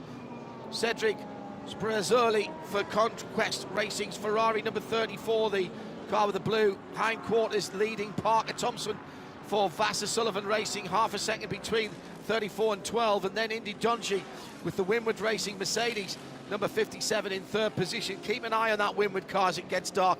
I've got a feeling they're gonna, I was gonna say come to life.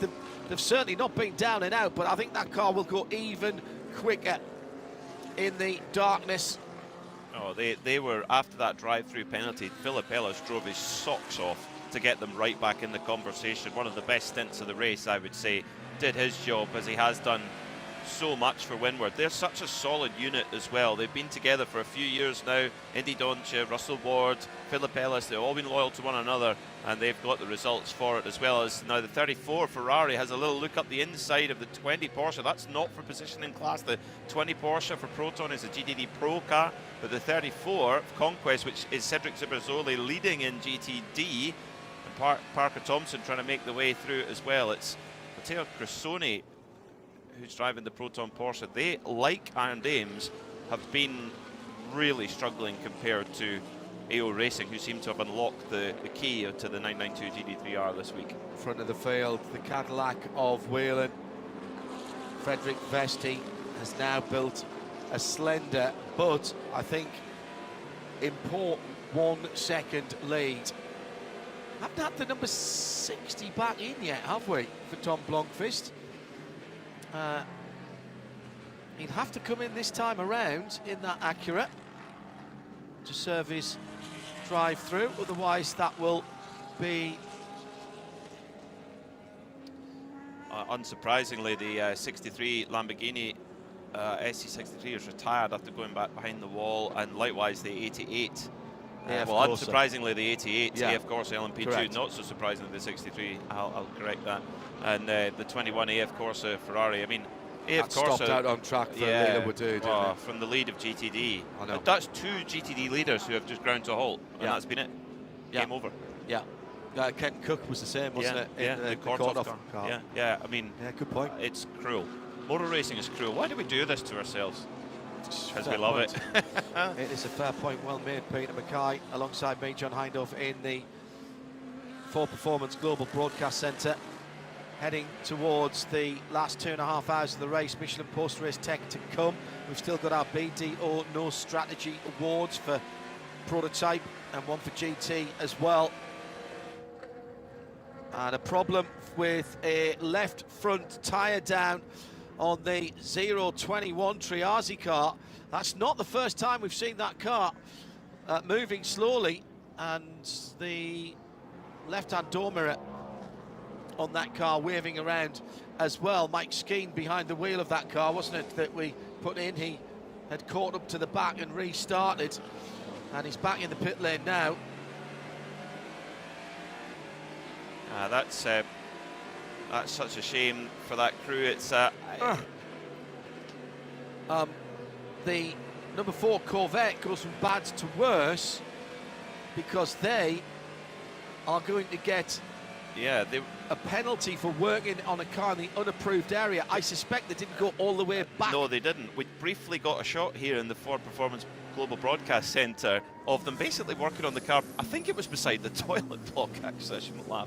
But it was, no, they didn't get it all the way back. And when it's such a simple fix like that, you don't want to go all the way back to the garages. And it's a very long, very elongated paddock here at Sebring. So if you're at the wrong end of it, it could be a long push back. But I mean, in a battle as close as GTD Pro, it's just the result's gone. Yeah. Such a pity. Such a pity for them. They've not really had the luck, have they, the number 4 crew? We're kind of roughed up a bit at Daytona in the last couple of hours. And Sebring right there. I mean, Tommy Milner said we'd love to get a victory today. Unfortunately, it's not going to be. Yeah, and Tom Blomqvist has served his drive-through penalty. Well, no problems as such for the number 31 of Frederick Vesti, who's opening up a good gap now. He's taken 2/10 out of Nick Tandy in Sector 1. That's just one corner. And then another 2/10 in Sector 2. I've said it before, I'll say it again. Action Express, they just have a knack for finding these single-seater superstars and teaching them the way of IMSA WeatherTech SportsCar Championship racing, and how, I mean, Felipe Nasr, great example. Jack Aitken. And Frederick Vesti is the next in a line of brilliant drivers. Blur Fiend, in answer to your question, why do we put ourselves through this? And Charles says, because there's nothing else like it, especially at this race, in the hours that we've got to come. The intensity will be turned up to the max and more, if that's possible, as we reach the close of the 12 hours of Sebring. Spot on, Charles. Blur Fiend, our one of our collective members at Radio Show Limited, and highly trained Porsche technician, both on the current and the classic versions of Porsche. Charles, pleased to hear that you got here and that you're enjoying yourself. Marvellous stuff out there tonight. Frederick Vesti is absolutely hauling the mail here. In Sector 1, when you think about a sector, it's very short here at Sebring. It's from the start-finish line to the exit of Turn 1. In Sector 1 alone, Frederick Vesti is 3/10 quicker than everyone else. Now, I saw a clip recently of... it was... No, it's escaped me. One of the Formula 1 drivers, who's Max Verstappen's teammate. Right what, who, this week? Yes, this week. Yeah. Liam Lawson. Liam Lawson, thank you. Sorry, Liam. Liam saying that he was named Frederick Vesti specifically in his outings he's done in FP1 and Formula 1, saying he is absolutely the real deal. Yeah. Well, he's welcome here at IMSA WeatherTech Championship. This is stunning stuff.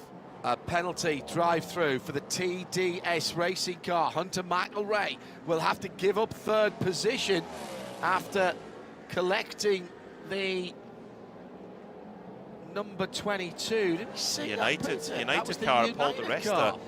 But the thing was, we got a notification on our timing screen, and I didn't mention it because it said number 22 continued slowly from 17. Well, number 22 is only just 1.3 seconds behind the leader, so that can't be the case. So I wonder what the incident was between the 22 United car and the 11 TDS of Hunter McElrea. Well, it must be stern enough to receive a drive-through. Yeah, absolutely right.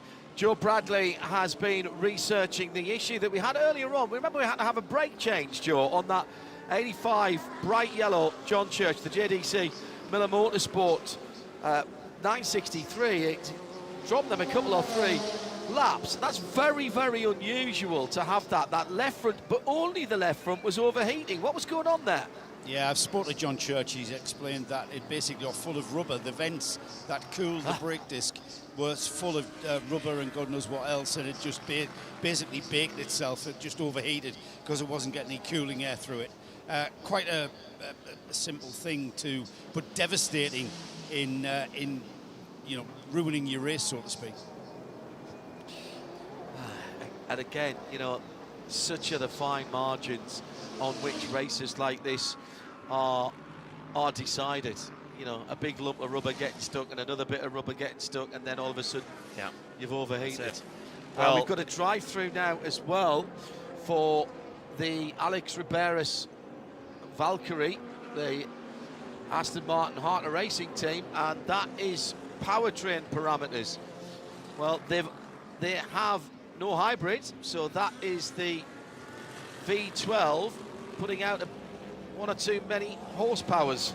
Yeah, their limit is 682 horsepower or 509 kilowatts for that Aston Martin Valkyrie, which is about 350 to 400 horsepower shy of the road car, which is quite remarkable. But part of that from the road car, the peak power comes, don't forget, from the hybrid. Course, sure. But that's what they have to do. So basically there's a torque sensor on the drive shaft that measures how much power they have, and it's so easy here at Sebring to spike that on a bump, and it just sends it over. They were given a warning with 5.5 hours to go. That's 3 hours ago, pretty much. So it was just a warning at that point. But this time, drive-through, unfortunately, for the Aston Martin Valkyrie.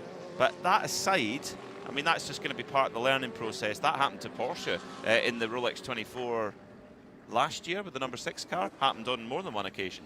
So it's all part of the learning process, but the car is kept running. They've just thrown tyres and fuel at it all day. It's cost them 8th position to the recovering number 10 Wayne Taylor Racing Cadillac. Alex Riberas in and out to serve that penalty with just on 2.5 hours still remaining, and you get the absolute feeling that we are still waiting for some more headlines to be written. Right, let's check in with some of the classes. And in GTD Pro, Dan Harper, Paul Miller Racing leads by 2 seconds now from Ford Multimatics. Dennis Olsen, the 48 BMW from the 65 Mustang. EO Racing now putting some pressure on Klaus Bachler in the bright green Porsche 911 number 77. right with Dennis Olsen, and Madison Snow recently installed in the number 1 BMW, only 2/10 off the back of Klaus Bachler. So we've got a 4-way scrap for 2nd, 3rd, 4th and 5th, with Mike Rockenfeller joining the party there in the 64 Ford as well. A little bit of a lead, 2 seconds of a lead for Dan Harper for Paul Miller Racing. The chirpy BMW, former BMW junior driver, I think he's a full supported driver now, isn't he, for Dan? Seldom has anything but a smile on his face, and you can hear that in his voice when you speak to him. Really lovely lad. He and Max Hesse came up together, roomed together, shared a house together next to and Neil Verhagen. And Neil Verhagen, yes, also in this race. Shared a house together as part of that BMW junior team training. They had to fend for themselves, and that was down by the Nürburgring. Did a lot of the NLS races around there. That starts next weekend, actually. We'll have coverage for you as the official English language broadcaster, both in sound and vision. It'll be Peter Snowden and Johnny Palmer who will take you through that. That's available on YouTube as well next weekend. Pretty busy weekend of sports car racing, actually, as the European part of the Michelin 24-hour series starts at Mugello. That's where Peter will be, and with the rest of the team. And I'm off to Barcelona for the Peter Auto Classic meeting, and that for the first time we'll have a World Feed TV. Andrew Marriott joining me for a race meeting that will be evoking the spirit of the race events on the Barcelona Montjuic street circuit, road circuit. Well, actually, no, street circuit. Now the Olympic Park, of course, after the Barcelona Olympics. So 3 choices of motor racing next Friday, Saturday and Sunday on the Radio Show Limited network of channels. And of course on RS2 right through the season we'll be bringing you IMSA content with more streaming video than ever before as well. And a few drivers that are taking part in this Mobil 1 12 Hours of Sebring that'll be at Mugello as well. I noticed Klaus Bachler on the entry list as well, and a few of the teams, IMSA Motorsport, taking part at Mugello, start of their European season next week. How would you say, the global tour of sports car racing that continues on. GT3 drivers now, you can have your choice probably of 2 or 3 races pretty much every weekend. A good evening as it is to him at just before midnight in Carnoustie in Scotland to Gordon Duguid. Always mesmerising when day turns to night on a racetrack. Absolutely agree. Absolutely agree. It's about to get very dark though, Peter. We saw this in the early part of the week and in nighttime qualifying. Who has got the right setup? Porsche keys to the race. Have a car that does its best work at night and save some Michelin tyres. Who have got the calculations right? We're about to find out. That we are. You would think off that restart you would say Frederick Vesti, but actually as we've hit traffic, the gap has come back down again. Nick Tandy has been closing in sector by sector. That gap that Vesti very impressively broke out, it's coming back together now. Of course, Nick Tandy has got he is Mr. Grand Slam, isn't he? 4 out of 4 on the global 24-hour races, the major 24-hour races. He knows everything there is to know about multi-class sports car racing. It's still relatively new to Frederick Vesti, so that this is where he'll really be put to the ultimate test in a shootout for the 12 Hours of Sebring, going through a huge strew of GT cars. This is where we'll see if he's got the mustard. I think there's been some kind of coming together with Matt Bell. That's Newcastle Matt Bell, the tall lad, and he's in the number 13 AWA Corvette. There seems to be some movement down on the wall. Joe Bradley, as our CrowdStrike pit lane report in that area, and there's some urgency to what's going on, so keep an eye for that car peeling into the pit lane. Kevin Magnussen in the pit lane for BMW Team RLL after that incident earlier on has now dropped 16 laps off the lead. Johnny Edgar's just come out for AO Racing. Spike, the number 99 Purple Dragon, is back on the track, not being their day either today. for either of their cars, has it? At the front of the field, Nick Tandy's gone to the lead. Tandy's leading. Nick Tandy has gone past Fred Vesti in the darkness. I'm certain that is the Porsche Penske Motorsport at the head of the field. He's just coming down the back straight at the moment, and I think he's ahead of the number 31. Let's see that when they come round this time around.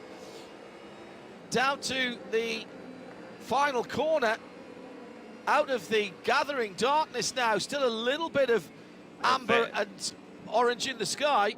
Vesti's held him off just. Has he? Yeah. Frederick Vesti's come through in the lead by 7/10 of a second. But Tandy was ahead for a point. He was scored ahead, yes. I think he was scored in the lead. So there was a sector where he was ahead there, Nick Tandy, but Vesti's got it back again. So there is a battle going on there. There might well be a real look at how that changed, because they swapped position back and forth there on that lap. Unless it was just a glitch in the timing. Could be. Nick Tandy had his transponder and flicked it ahead of Vesti's driving hard. He's locking up. He's made a mistake in turn 7. Yeah, our Brembo brake facts told us that turn 7 braking zone is the most difficult anywhere on the racetrack. 120 miles an hour you scrub off in a prototype down there. 170. When you're coming in, you're doing 170. You hit the brake in 6th gear, all the way down to bottom gear, 45 miles an hour. Imagine that. Well, I wonder what's happened out there to the AWA car. Joe Bradley has got it with it, and that, I got a quick glimpse of it as it came in. That's quite extensive damage to the front of the AWA Corvette.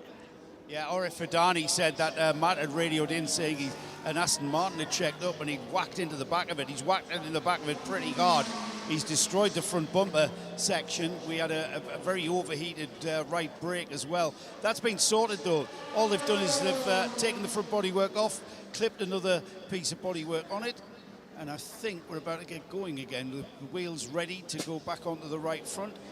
We've got some good old gaffer tape out there, big sheet of it, that's what we need. Big sheet of gaffer tape just to keep it all together. And Matt's, I mean, this car was in contention. It was only 11 seconds, 7th place in class, only 11 seconds, and I'm told they were fuel saving, just waiting for that showdown. I think they haven't lost much time there in relative terms to the damage that was repaired there. But it's such a shame. Lars Kearns is just looking so dejected, but I think, you know what, they're not out of it yet.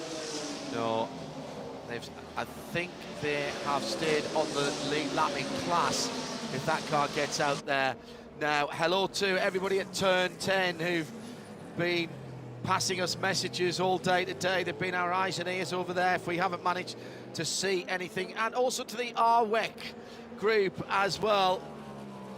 Always very supportive. Thank you very much indeed for all the kind comments and the info that you've been passing backwards and forwards. This is winding up, Peter Mackay, to be 2 hours and 18 minutes of classic nighttime Sebring. There's all kinds of fun and games goes on out there in the darkness. There's a little more light than there used to be, but there's still plenty of darkness out there. I always liken this time of this race and the far end of Petit Le Mans at Michelin Raceway Road, Atlanta as well. It's like the sort of things that goes on in the front row of a rugby scrum. We're in the middle of the end of the Six Nations now. You don't see it, and sometimes you don't even want to think about what antics and dark arts are going on at that. And then that's what we've got now for the next 2 hours and 20 minutes. And then with an hour to go, you're going to get a ruck where it's a lot more unhinged. Yes, absolutely. Now, also hello to the fans down at turn 10. That is the place to be for the party, I understand. Oh yes. But also the place to be for action. That has been the hot spot of action all day long. Overtakes, incidents, whatever you want out of your motor racing, you've had it there down at turn 10, and you really see the cars in their different categories. You see them all, how they work. Big braking zone there, then a right, then a left, and they build on power. Brilliant to follow that as well. Now, GTD Pro battle over the last spot on the podium. The number 77 AO Porsche of Klaus Bachler's hanging onto it for now, but Madison Snow is right behind in the number 1 BMW. Yeah. But I think, just a point on the leaders, John, I think Nick Tandy and Matt Campbell in second and third in the two Porsche Penske Motorsport machines are fuel saving, because Frederick Vesti has got already 5% less usable energy than they have, and they both left the pits with the same amount. So I think that there's just a little bit of fuel saving going on. Why? Not entirely sure yet, but there'll be a reason. Well, the reason is they're trying to either cut down their last stop in terms of time, or they want to save a full stop, but they're, where are we now? 2 hours and 16 minutes. They have got about another 13 laps. So that's half an hour to run. That's going to take them to 1 hour and 45. And an hour, if they can get to 1 hour and 45, easy then it's 2 stops. Then it's one further step from there. So it's 2 stops from now. Yeah, if we go green.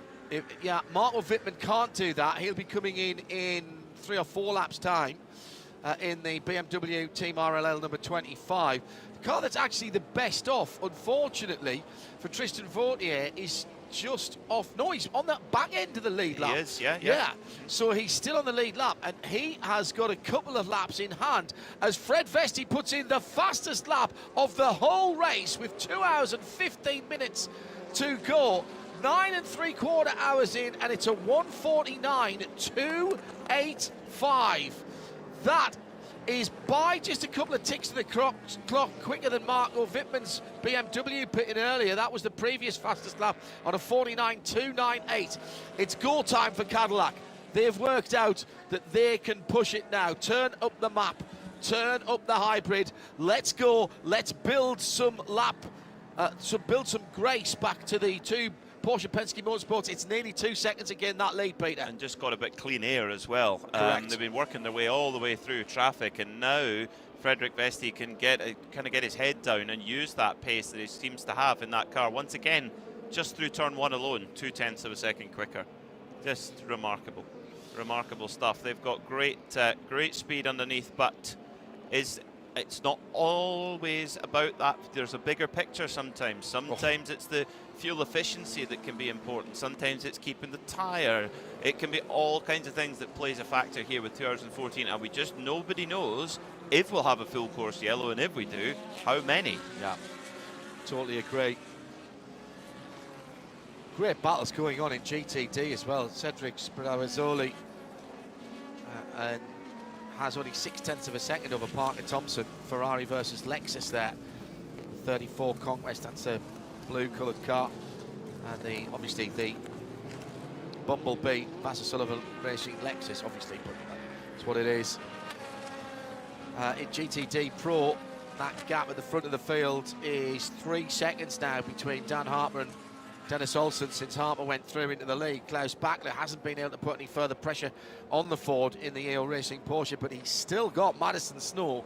Has Madison Snow just fastened a bungee cord onto the back of that EO Racing Porsche? He's been sitting at 3/4 of a second since the restart. That requires intense concentration to do that. That's amazing. Then Mike Rockefeller's only another 0.7 behind in 5th position. Incredible stuff. But that Dan Harper beginning to ease out into the distance there. In LMP2, Toby Sari has got the hammer down, 1.8 seconds. Paul Di Resta not able to stay quite as close as he might like. Sebastian Alvarez for Tower Motorsport is the next car up in LMP2, the number 8 car. Amazing. That car has once again been in the wars, and that Tangerine car, that was in the wall at turn 17, wasn't it? The Tower car at one stage? It spun. Yeah. It spun at one stage with Sebastian Bourdais on board. Yes, that's right, at 17, yes, yeah, I don't absolutely. know if they took any damage or not. No, I you're can't remember, probably but, right. yeah. Bijoy Garg in 4th for Inter Europol, only another 5 seconds further back. And as we've said, 285 laps completed for Cadillac Whelen Racing. 2 seconds now is the gap back to Nick Tandy in second. 2.5 from Tandy to his teammate Matt Campbell. Then a 12-second gap to Renger van der Zande, who's only got half a second over Marco Wittmann. And Marco just taking a couple of tenths out of Renger last time around. We're coming down to the last 2 hours, and that's your VP Racing in race update.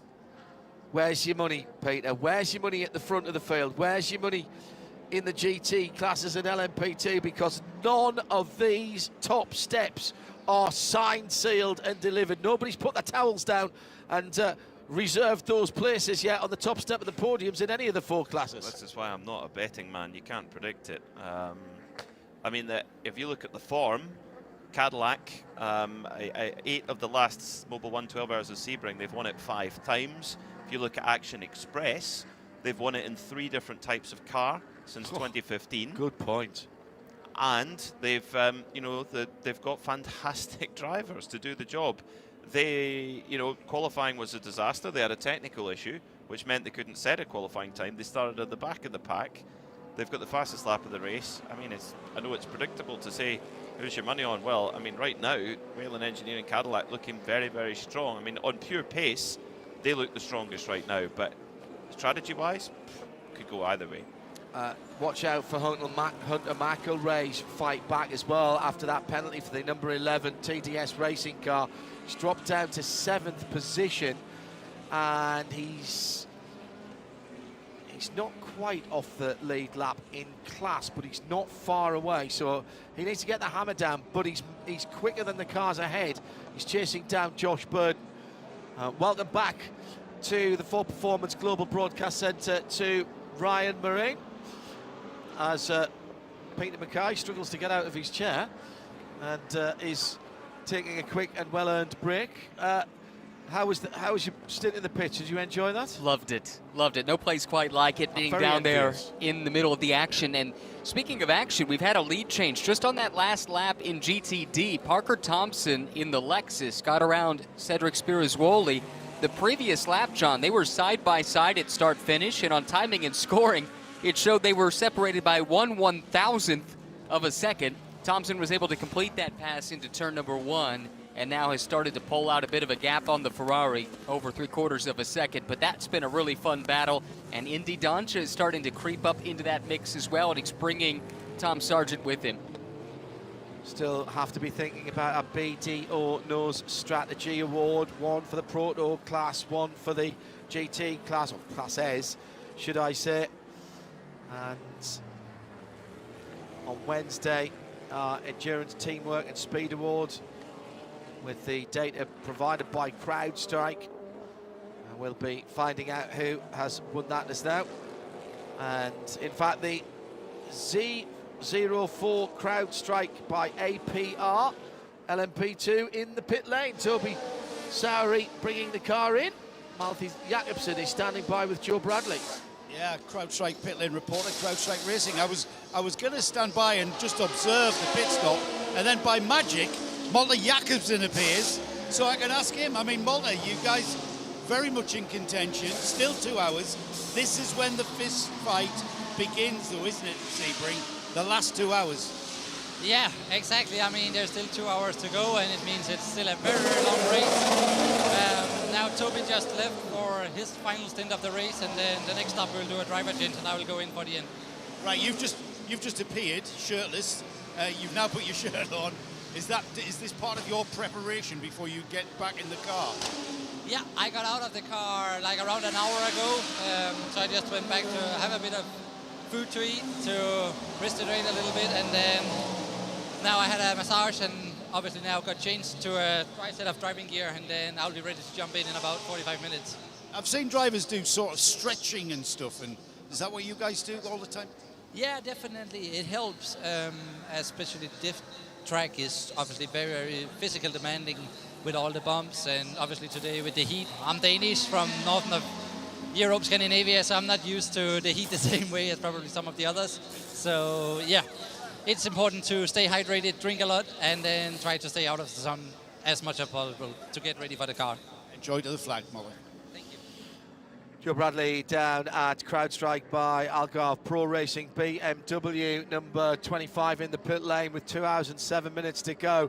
They are going to struggle to do that on one more stop. In fact, I don't think they will be able to without the help of some safety car appearance from the beautiful Cadillac that we've had on duty this weekend. United Autosport in as well, with the rear end taken off that car, and that is Paul di Resta in the pit lane. That was the car that was leading. New rear end going onto that car. Is this just an aero update? Aero change, maybe? Could be for the darkness. Good call, Peter Mackay. Maybe. Nothing wrong with it. Well, they say nothing wrong with the pace.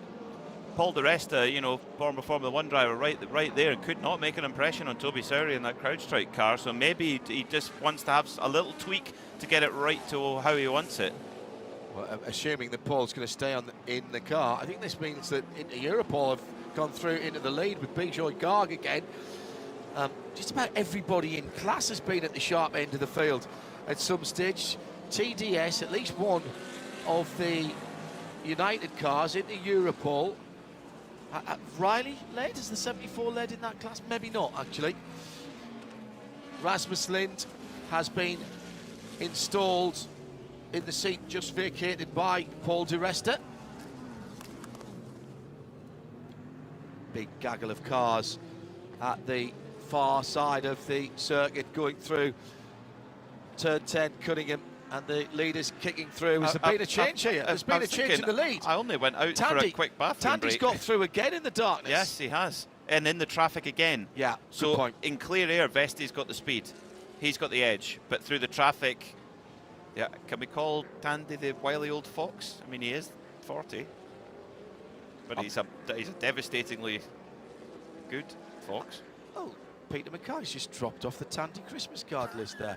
It was traffic assisted coming through turn 16 onto the back straight. Vesti just getting caught in behind the Winward number 57 Mercedes AMG with Indy Donchi behind the wheel. Nothing Indy could do there. He's battling for second. There was a touch there as Vesti drifted over to the right, but Tandy was not to be denied. Tandy off the circuit effectively and in the dirt to drivers right past the WEC part of the back straight pit lane area, but that was right up against the wall. Vesti not giving any room at all, and immediately 0.4 of a second in just over a lap, Tandy has pulled out. Now, what can Matt Campbell do? He's now only 0.6 away from the back of Fred Vesti. Vesti got held at the worst possible place going into turn 1, where the apex speed of the GTP car is so much higher than a GTD. There's 15 miles an hour difference in that one corner, the way that they apex it. And they just get held up behind a load of GTD cars there, and that allowed Nick Tandy a few vital car links as they rush down towards turn 7. Fred Vesti's just been tandied. Not tangoed, tandied. I can't think of very many other drivers who would have got that done, having been eased that far towards the wall, Ryan. Look, Fred's defending, I understand that, but in the mood, when he's in the mood, Tandy just pulls off some kind of incredible manoeuvre. That was like Wacky Racers Professor Pat Pending, and just sort of made the car a foot or 18 inches slightly narrower to squeeze through a gap that wasn't 963 wide. Somehow he made it 963 wide, only just. He was willing to put it all on the line, and the result is the lead of the race. And look, we talk about Tandy maybe having the edge in traffic. Peter, we talked about this earlier today. Fred Vesti, a tremendous single-seater driver, runner-up in F2 a couple of years ago, but has precious little multi-class experience, and perhaps that showed a little bit in that exchange as Tandy was able a couple of times, and finally on that time was able to get the move made. He's pulled out to nearly a full second now. There's no cars between them as they come round turn 17, and Matt Campbell has got target acquired. Through goes Nick Tandy, through goes Fred Vesti, 1.6 seconds now. No, Vesti pulling away a little bit from Matt Campbell. Campbell lost a wee bit of time at that time around, 52.2. Sector 2, yeah, got held up in traffic big time in Sector 2 there, did Matt Campbell. But it comes and goes. You know, Vesti got it really bad into turn 1. So what do we say? What is the phrase? Say it with me, everybody. Ready? Get your bingo cards ready. Ready? Traffic giveth, and it taketh away. Thank you very much indeed. It's the first time we've said it all week. Not, yeah, that's true. Yeah, I don't remember saying it. No, absolutely. Still only half a second between Rasmus Lind and Toby Sowery, with Sebastian Bourdais, incredibly, the Tower car, back up to third position. Pit stop time for GTs, gentlemen. And this is Ford Multimatic, Ford Mustang, and Paul Miller Racing, the 65 and the 1. They've been battling for the lead. They're back timing to the end of the race. Yes, they are. 2 hours on the dot to go. Yeah. Or 2:01 to be precise. Yeah, plus a pit stop time, another pit stop time. So they can do almost exactly an hour, can't they? So you're spot on there, Peter. But not everyone deciding to do that, though. No. So we've got to keep a close watch on this. Car number 1 for Paul Miller Racing, the 65 Ford. Well, they're not just back timing, because I think they're pretty much due in. Everyone now just about up over an hour running on this stint. Quite a lot of yellow, though. That's true. That's true. So there's an element of back time, I suppose. But certainly this is on schedule to a degree as well for the GTD and GTD Pro class cars. 26 laps for the Paul Miller car and for the Ford Mustang, the Multimatic car. That's short. Yeah, it is a wee bit short, so that is possibly a back time. Not by, as Brian not rightly much. says, not by much, 3-4 laps short. No. But they're just protecting themselves, I think. Well, we've had 10 hours of the 73rd running of Mobil 1, 12 hours of Sebring. We are heading now into the final stanza. I likened this to a heavyweight boxing match. Who, in that case, can deal the knockout blow, or will it go down to a points decision? The last 2 hours of racing coming your way live from Sebring. Great battle in LMP2 between the 22 of Toby, 04 of Toby Sowery and the 22 of Rasmus Lind. So Lind swapped in for Paul di Resta, who stepped out as they battled their way into turn 7, and there was a little bit of a contact. That's the change of lead. That was the change of lead down at turn 7. Yeah, interesting. So, yeah, that was on the previous lap. 156 flat last time. Correct. For Sowery. That's way off the pace they would expect, and then 58.9 for Lind. So that would make sense. That was on that previous lap. That was not the clash with di Resta on the previous stint. So it's getting feisty between the two teams, between United and between CrowdStrike. Well, as I said, there's been a bit of jabbing, a bit of bobbing and weaving. Now somebody's got to find a knockout blow. Bradders, it was, that said a fist fight was about to break out. Good news if you're a BMW fan, celebrating. It's today, isn't it, Ryan? The actual day of the 50th anniversary of the formation of BMW USA. Right on the nose, exactly. Yeah. Coming back out from behind the wall then, the number 24 BMW, the Kevin Magnussen car that's been behind the wall since that coming together in the pit lane with the number 60 Acura. And it sounds like that special commemorative livery will stay with the cars all season as like the 31 comes in. I do too.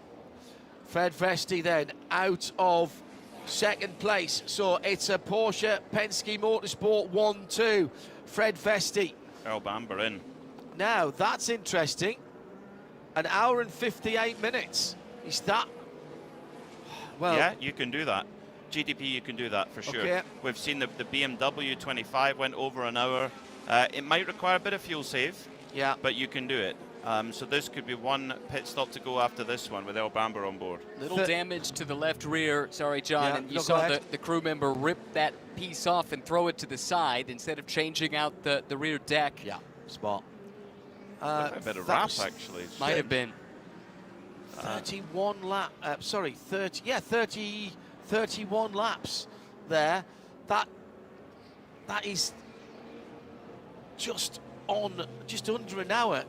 You're going to have to be really careful that, you know, when you cross the line, if you're leading here in 2 hours' time, we're running at 1:49 at the moment. Well, again, this is yellow aided, but Tandy and Campbell, who haven't pitted yet, they've been on this stint for an hour and 10 minutes. Yeah, absolutely. Yeah, so they're going to need to come in. I suspect the 31 was in that position too, where the car was getting a bit thirsty. Matt Campbell, just done the fastest lap of the race. He closes into under 3 seconds of his teammate. 1:49.218.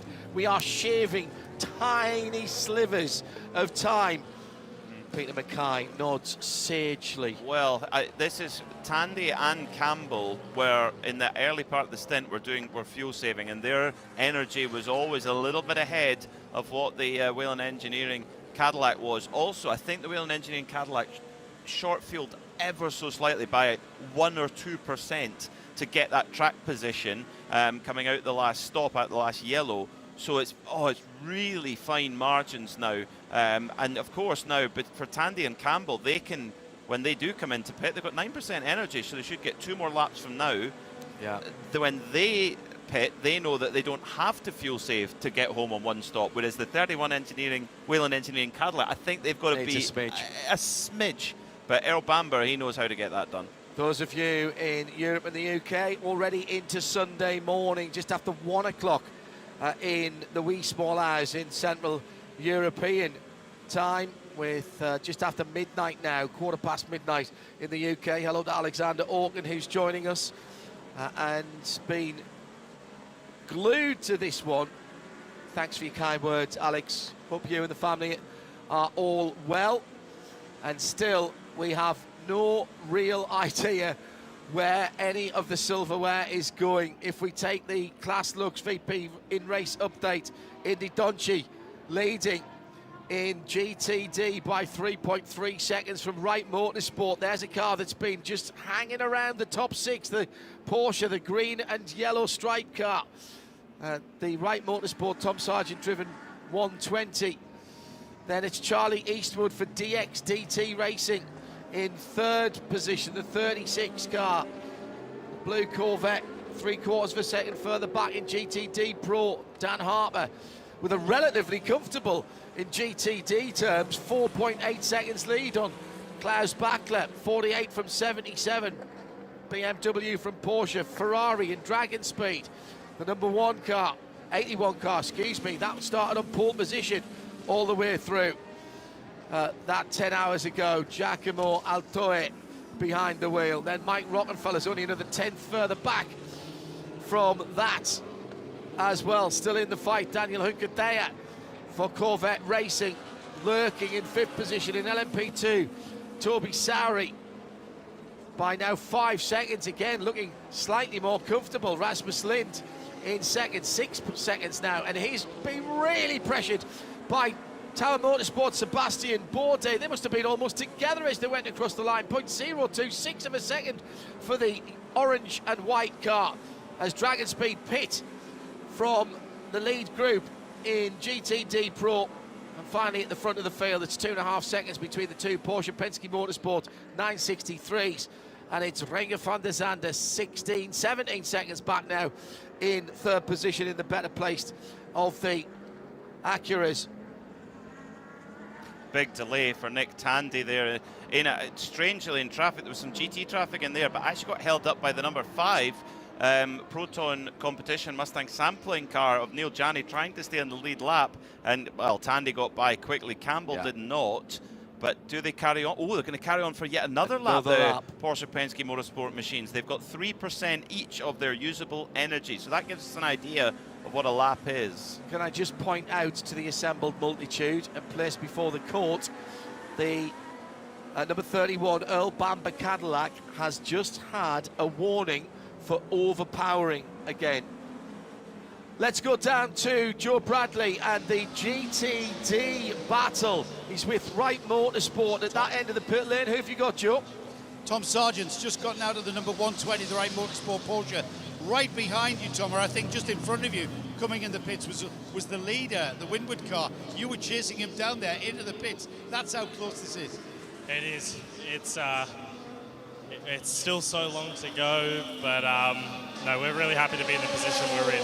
So, unfortunately, I got a drive-through penalty on my first stint there for a pit lane procedure thing, which is annoying. But I was able to get a few positions back and be right on the leader than we came into the pits. So, really confident. We just put Elliott in the finish. So, really happy to have him back in the car and full faith that he can bring it home for us. You make a good point, Tom. There's still 2 hours to go. and yet it's very hard, certainly for us watching, to get not to get overly excited. As a driver, do you sometimes get carried away thinking, you know, it's kind of a sprint race, but it's not really, is it? No, 2 hours in other races may not be as long, but 2 hours around Sebring is a long time. So, yeah, to be honest, I'm going to relax now. My job's done. Like I said, full confidence in Elliott to bring it home. Adam's put in a great morning. He put a triple stint in to start with, so it's been really good. Hopefully we can finish on a good result like we did at Daytona. Thank you, Tom. All-round good team effort here from Wright Motorsports. Let's concentrate. Oh, the two Porsches are coming in. I'll make the point in just a moment. 7 from 6. Tandy from Matt Campbell. 0.8 of a second as they came on the pit lane speed limit across the line. That's the right order in terms of the pits. And off has gone the number 14. That's the Pro version of the Sealmaster Lexus. It's not really been their day. They're already... Oh, it's ground to a halt. And it's got back going again. Whoa, that was close. Is there a puncture on that car? Oh, he's trying to get the rubbish out the front of it, isn't he? That's what he's doing. It's Kyle Kirkwood behind the wheel of that car. They're in 11th at GTD Pro, but they're 20-odd laps away from the lead as he struggles back onto the circuit. He's been very careful not to impede anybody else. Kyle, nicely done, my man. I've got to say, there's been a lot of very, very respectful driving by people who've had issues this weekend, not just in this race. Back to the two Porsches. Nick Tandy is down and away. Matt Campbell with the purple marker lights on the front of his number 6 car. Tandy with the blue, but then as the bright LED headlights come on, they both look white anyway. Earl Bamber waiting for him to come through, and there he is, coming through the first corner. Now this is going to be interesting. What I didn't see, Peter, because we were watching the Porsches Charles are beating them Kurzweil. out. The Porsches are beating them out. No, but did they take tyres? Yes. Because if they took tyres, they're going to be really slow, and the Porsche that is really slow is Matt Campbell, and he's just been elbowed out of the way going into Christensen curve by a recovering Tom Blomqvist, who's trying to get a lap back, and he's just hip and shouldered Matt Campbell through Christensen curve, and this is the battle, and here comes Bamber. Bamber's up into second.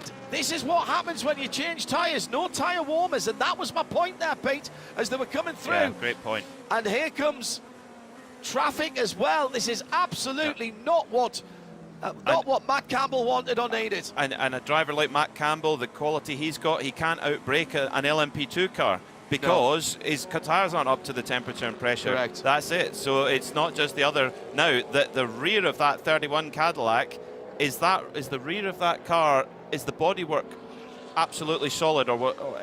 I'm not sure. Hard to say there, Ryan. It looked like it was just a little bit loose, but we whether saw that's the a crew problem or member not. during the pit stop. Remember, we couldn't tell if it was just part of the wrap or if it was actually part of the bodywork, but they were doing something with it. Yeah, very good point. Oh, now how good is this? Where's Tandy? He's 5 car lengths up the road. Remember, he was very good coming off the restart and better than the Cadillac. Ultimately, he never passed Frederick Vesti, but he got his temperatures up very quickly. The biggest thing is, they made a driver change. So Tandy has switched over to Felipe Nasr.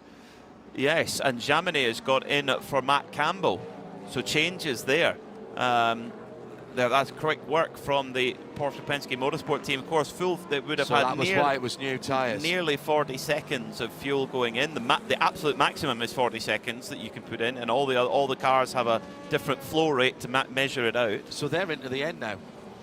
Those are the drivers to the end. They'll be the drivers to the end. Yes, one more stop, and then do they change tyres at the next stop? I think you've got to. Yeah, I think you have to. If you've got them, smoke them. If you've got them, baby. The biggest difference is the amount of usable energy, though, because the Nasr number 7 Porsche has 95%, as does the number 6 Chamonix car. Earl Bamber's only got 80% underneath him. Now, we don't think he's going to need to take an extra stop over the Porsches if we stay green, but it's that usable energy. We think Bamber may need a slither of fuel saving to do, a little bit. But the Porsches, they can go full rich, and that's a big difference. Well, it's not quite like that anymore, Peter, because there's only so much power you can use. Yeah, but you don't have to fuel save in your driving style. Yeah, that is you, right. You can just go for it. Inception, just dropping a wheel off, and then as they come back on, a side-by-side contact with, that's the number 80 The Lone Star Mercedes. Lone Star Racing Mercedes. Who's behind the wheel of the 70 at the moment? It's Fred Schandorf, and he's lost 2 positions there, I reckon. Scott Andrews came through to start with. Robbie Foley, rather, I think, came through to start with, and then Scott Andrews definitely came through. That was the 27 Aston Martin just up ahead that went through. Gamble. So it was Tom Gamble that had gone through. Yeah, and then followed. That was Tom Gamble on an outlap. Right, okay, that makes sense. Yeah, so that's I tell you what, for we haven't mentioned them much, the Lone Star Mercedes. Great work to get back onto the lead lap. I talked to them earlier in the week, and they were nowhere. Like they told me up front, we're slow right now, but really we haven't talked about them all week, not just today, but here they are, and it's a good driver lineup. It's a good team as well. They don't always turn up. They're doing a full season this year. They haven't for some time. But good team and having a really nice day. Having to go in the defensive there. Earl Bamber in the 31 and the number 6, fellow Antipodean's teammate Mathieu Jaminet. It's the Frenchman Mathieu Jaminet aboard now. Again, nips ahead. So now it's back to Porsche Penske 1-2. Oh, as Bamber nearly gets into the back of Jaminet in that white-tailed number 6 car. Oh, this is fantastic stuff. Cadillac versus Porsche. This is what GTP is all about. Aussie versus Kiwi as well. Nope, Frenchman versus Kiwi. Sorry, yeah. Teammate of, I made the same mistake. Yes, teammate of Campbell. Yes, absolutely. Well done. Yeah, so Matt Campbell will be watching on from this. Apologies for mis-IDing the 2 Porsche Penske. They would change their drivers so quickly that the damage screens here with the booth hadn't updated when it happened and all that action happened. So Jaminet just pulling away with ease, just putting car lengths into Bamber, just no problem at all. But NASA 2.0 seconds ahead of Bamber when they crossed the line, and I reckon he's gone even further than that. Well, with that pass from Jaminet, that's bound to have just hampered both cars. Yeah, 3.8 seconds the gap is up to now between Nasser and Jaminet. So it's a Porsche 1-2. The last time Porsche won this race was in 2008 with an LMP2 car. And they beat Audi, they beat Peugeot. And before that, well, it was a significant amount of time before that. They won it for the overall, yeah. Yeah, for overall. They won it 13 times in a row until from the mid to late 70s to the late 80s.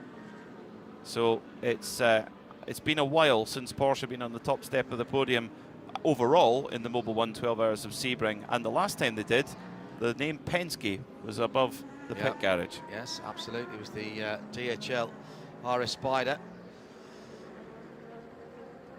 So at the front of LMP2, Ben Hanley now leads.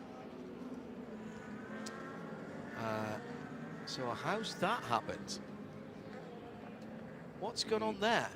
Ben Hanley's not leading. Well, one graphic says he is, the other says he isn't, and I think the one that says he isn't is correct. There we go. Okay, we've just reset that. I panicked for a moment there, thought somebody had fallen off. It's still Toby Sowry. I was looking at the times and thinking, oh, that's come down. Hang on a minute. It's still 2.5 seconds, but Sebastian Bourdais has halved that deficit in the last couple of 3 laps. 6.6 from Sebastian Bourdais to Rasmus Lind, and then 3.5 back to Tom Dillman in 4th. Yeah, quite right. I've been watching that, and now this lap, it's down to 1.6 seconds from Sowry to Bourdais. And remember, Bourdais and that team, they had to give their Rolexes back here this week. You need some motivation? How about that? Go for the Sebring win after having to give back your Rolex 24 trophies. Yeah, I think actually they'd gone back even before they got here. We did have a trophy presentation, didn't we, for the winning team, ultimately the winning team, promoted from 2nd place after a technical infringement by the Tower car. But fair play to the Tower drivers, who would have been devastated to lose that on the ride height issue and the warm plank issue. It's happened a few times. The Porsche Penske Motorsports Nick Tandy car lost the 6 hours of the Glen win at the Sailing 6 hours on a similar thing on a very small portion of the skid block underneath, the plank as they call it underneath. But it's an absolute, you know, it is an absolute. There isn't any wiggle room, because if you say, oh, we'll give you a millimetre, then everybody will go down to a millimetre. If you say we'll give you 5 millimetres, they'll definitely go down to 5, and then, oh, well, it was only 6, so why can we not have one more? No, you see, it's just a snakes and ladders situation where you're on a slippery slope, aren't you? Doesn't make it any easier to stomach, though. I mean, what a heartbreaking way to lose what was, for several of those drivers, a career achievement. Indeed so. I mean, for Sebastian, he's had some success in that race before and won a lot of races and championships, but you look at the rest of that crew. Joop van Outert, post-race, was in tears. He was so excited, and it meant so much to him. And that's why I think it was so cool and they were so honourable. There are stories going back through the years where similar things have happened with trophies and even with Rolex watches, where it hasn't happened like that. Oh dear, not again. Oh dear. 4th place car, and we were just saying the Wright Motorsports car was on the comeback trail, and they are going to have to come down the pit lane again. Elliott Skier in the 120, pit equipment violation for that car. And on screen, we're watching the battle for the lead in LMP2. Bourdais has caught Toby Sowery. It's less than half a second now, with an hour 40 to go. That's 2 pit lane execution penalties for Wright Motorsport. I never thought I'd ever say that. They are so good at what they do. Porsche keys to the race. And that is a Porsche that's... Ironically. Yeah. No penalties. No penalties. I said it's not about, particularly at this time of the race, it's not about losing a lap, it's just taking them out of contention again. Smash and move down the inside by Nick Tandy, by Nick Tandy's car by Felipe Nasser. Shall we give that to Nasser this time? Because that's who it was. So I said there were very few people other than Tandy who would do that. Well, Felipe Nasser was one of those. Or was that before? I think that was before the pit stop, yes, right? It was, yeah. Yeah, when we were looking at the you're right. when we were looking at the entry list before, and when the driver announcements were made ahead of this season, and we saw last year that Porsche Penske Motorsport had Nasser in one car and Tandy in the other. They actually had a bit of a rivalry going for a while, and they put them in the same car, and I thought, well, this is either going to be utter brilliance or it could be fireworks. And well, it appears to be utter brilliance, because when you've got 2 drivers of that caliber in, they both drove a big share at Daytona between the 2 of them, and well, look at what they're doing now. They're just executing under the most intense pressure. These guys are just born winners, and they're just winning machines, really, and they're in the habit right now. I suspect, actually, that the reason we saw that again is that our NBC Sports colleagues were speaking to Tandy, and that's why we had a chance to see that pass again. The world feed with different picture edit, of course, to what goes to NBC Sports on the subscription channel at Peacock this weekend for the whole race. And Lee Diffie with the team calling that for those of you here in the States. Sebastian Bourdais, as Ryan absolutely spot on said, this is such a redemption story, even for a man with a career as long as his. Can you believe the first time he competed in this race was in a Courage in 2001? He was a young man at that point. What is that, 24 years? Yeah, so he was a 21-year-old whippersnapper. Now he's just a hugely experienced but hugely rapid driver. He's won this race twice overall, once with Action Express, once with JDC, actually. That was Pescarolo Sport entered Courage in 2001. I mean, that was before he had made a name for himself here in the U.S., let's remember. He was still to win a Formula 3000 championship the subsequent year in 2002. Is this the... Sorry, who was that? Bourdais. Bourdais, yeah. Well, of course, Bourdais and Pescarolo, Le Mans. Right. Synonymous. Both... well, certainly Bourdais is a Sartoise. And I'm not sure where Pescarolo comes from, but I mean, he might as well be. Well, yes. He's made the place his own as Henri Pescarolo. Yeah, amazing heritage.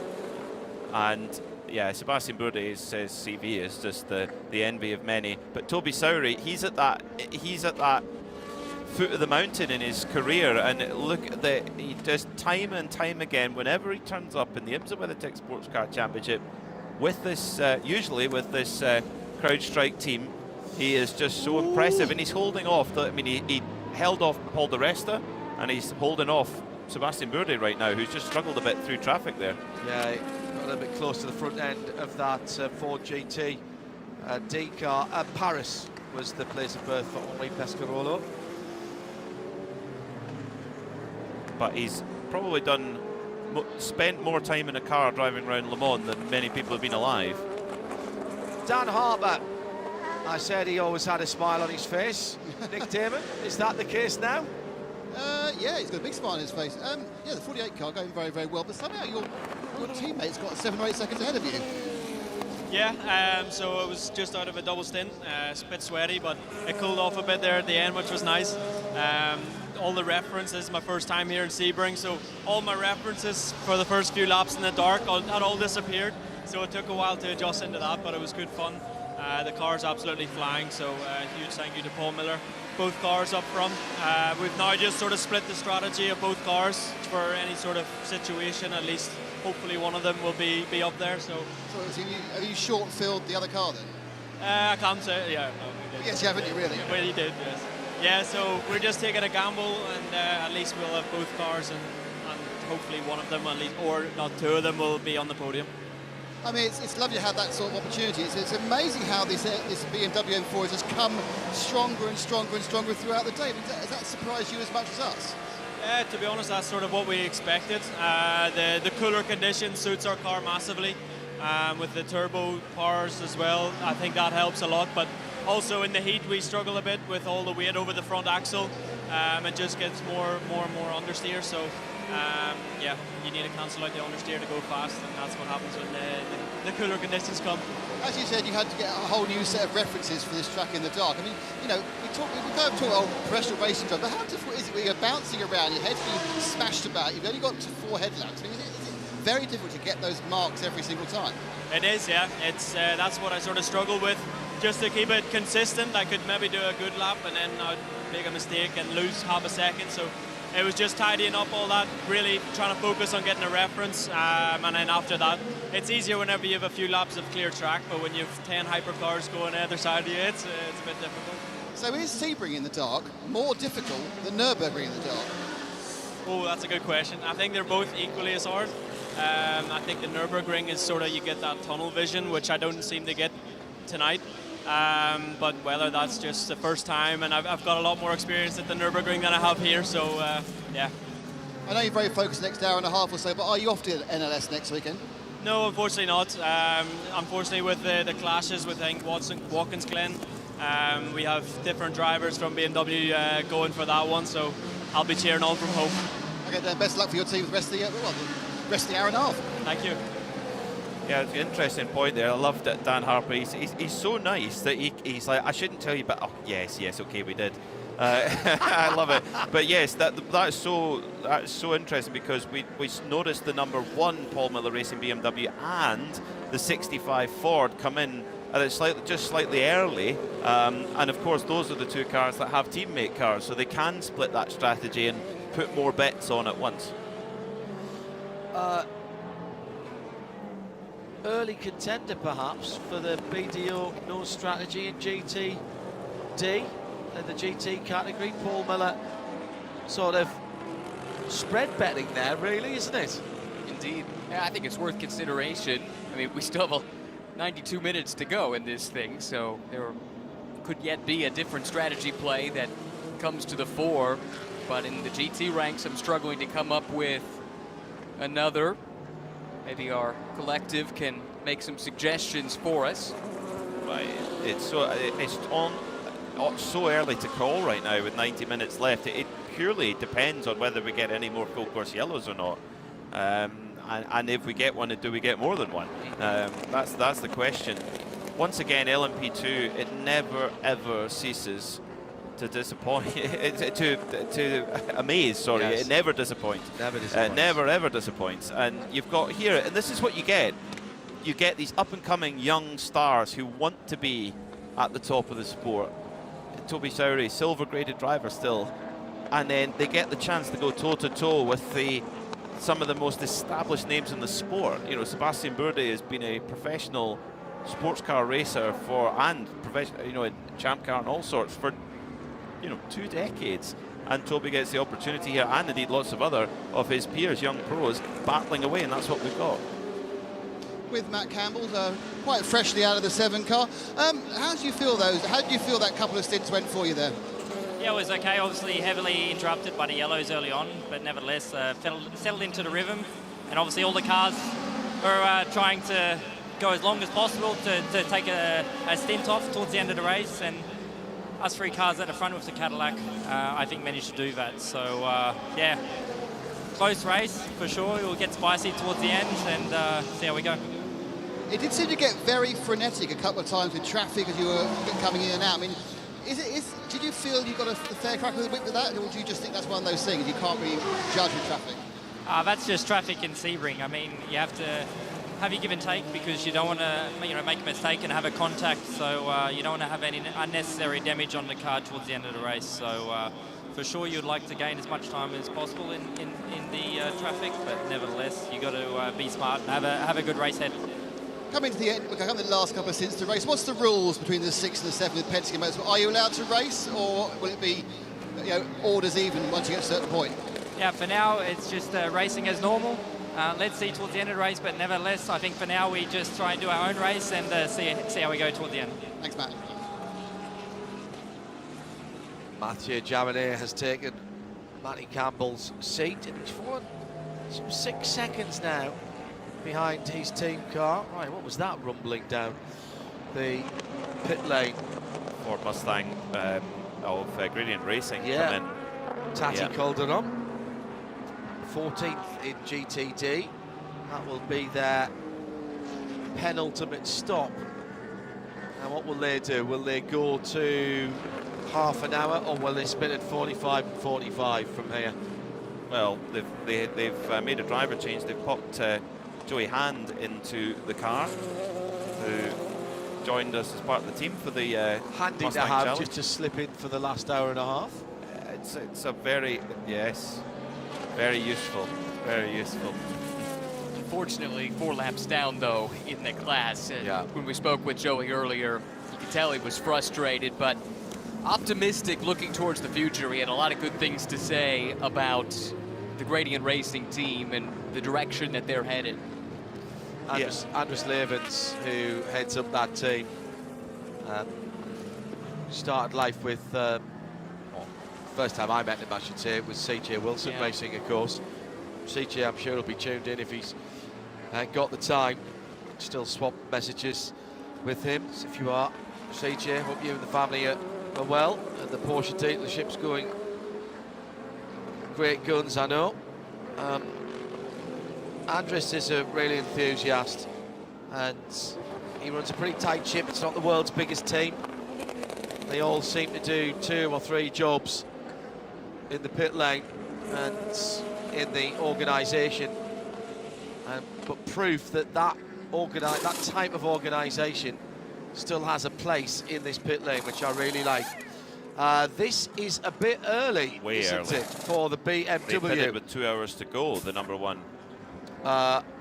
Yeah, this is number 1 Paul Miller Racing car. He's only been out for 16 laps. They must have had a puncture. I'm guessing that they have had a tyre issue or something. Let's see who takes that car back out. It was Conor De Filippi who brought it in, and it's Conor who takes it out, but they can't get to the end from here. So if that was the split strategy for them, I can't believe only 16 laps. Oh, it's a short pit stop. It's only 58-second pit stop, as opposed to 1 minute 15 for their team car previously. And that's a short stop. That must be repairing a damaged tyre. Yeah, 16 laps. We'll get Nick Damon to walk all the way up the opposite end of the pit lane to ask that question. We'll see where Conor drops back in That was the class leader, too. Yeah, exactly. At the moment, so that's a massive development there. That would be really, really sore if that is the case. But if we get a full course yellow in the last 90 minutes, and you look at the odds of that happening in the previous years, it can happen, and maybe more probable than not. So it doesn't mean their day is done. No, and that was at least left side tyres. I think it was probably all four, but it was at least left side. I only saw the left, but maybe we didn't catch the whole thing. I don't know if they had time to do that. True. Yeah. It was only 50. Did you say 58 seconds in the pit lane? Yeah. And the it's rest are 30. what What did we say it 10, was? 1 minute to 15. So they I don't know. It's hard to say. I mean, they would have put in. Was it 58 seconds in the pit lane or stationary? In the pit lane. So they're about 15 seconds or so quicker than the others were on a full stop, but they would have only had half a tank to fill up. I tell you what. So let's ask the man. Let's find out. Ask the man that knows. CrowdStrike pit lane reports. Nick Damon is the font of all knowledge for us here in terms of the #1 BMW from Paul Miller Racing. I'm the font of the knowledge I'm given. I've seen the tyres that came off and none of them looked flat, and I've asked the team and they say it was positioning themselves for the end of the race. Now, again, I, as much as you two, don't quite understand that, but they didn't seem to be a puncture. They denied there was a problem with the car, and I'm not saying in any way that's not the truth, but they were positioning themselves at the end of the race, so they must be absolutely banking on a yellow with that car. Yeah, they're spreading their bets again. So, but why would you only do 16 minutes? I think if you 16 get laps, a full course yellow, you then have to do a shorter pit stop to everyone else. It's a gamble. It's a big gamble. So if we get another full course yellow within the last hour, they will have way less fuel to put in than everyone else because they've topped it up, and they will filter to the front. That's the theory. But if you don't get the full course yellow, then, well, not bad luck.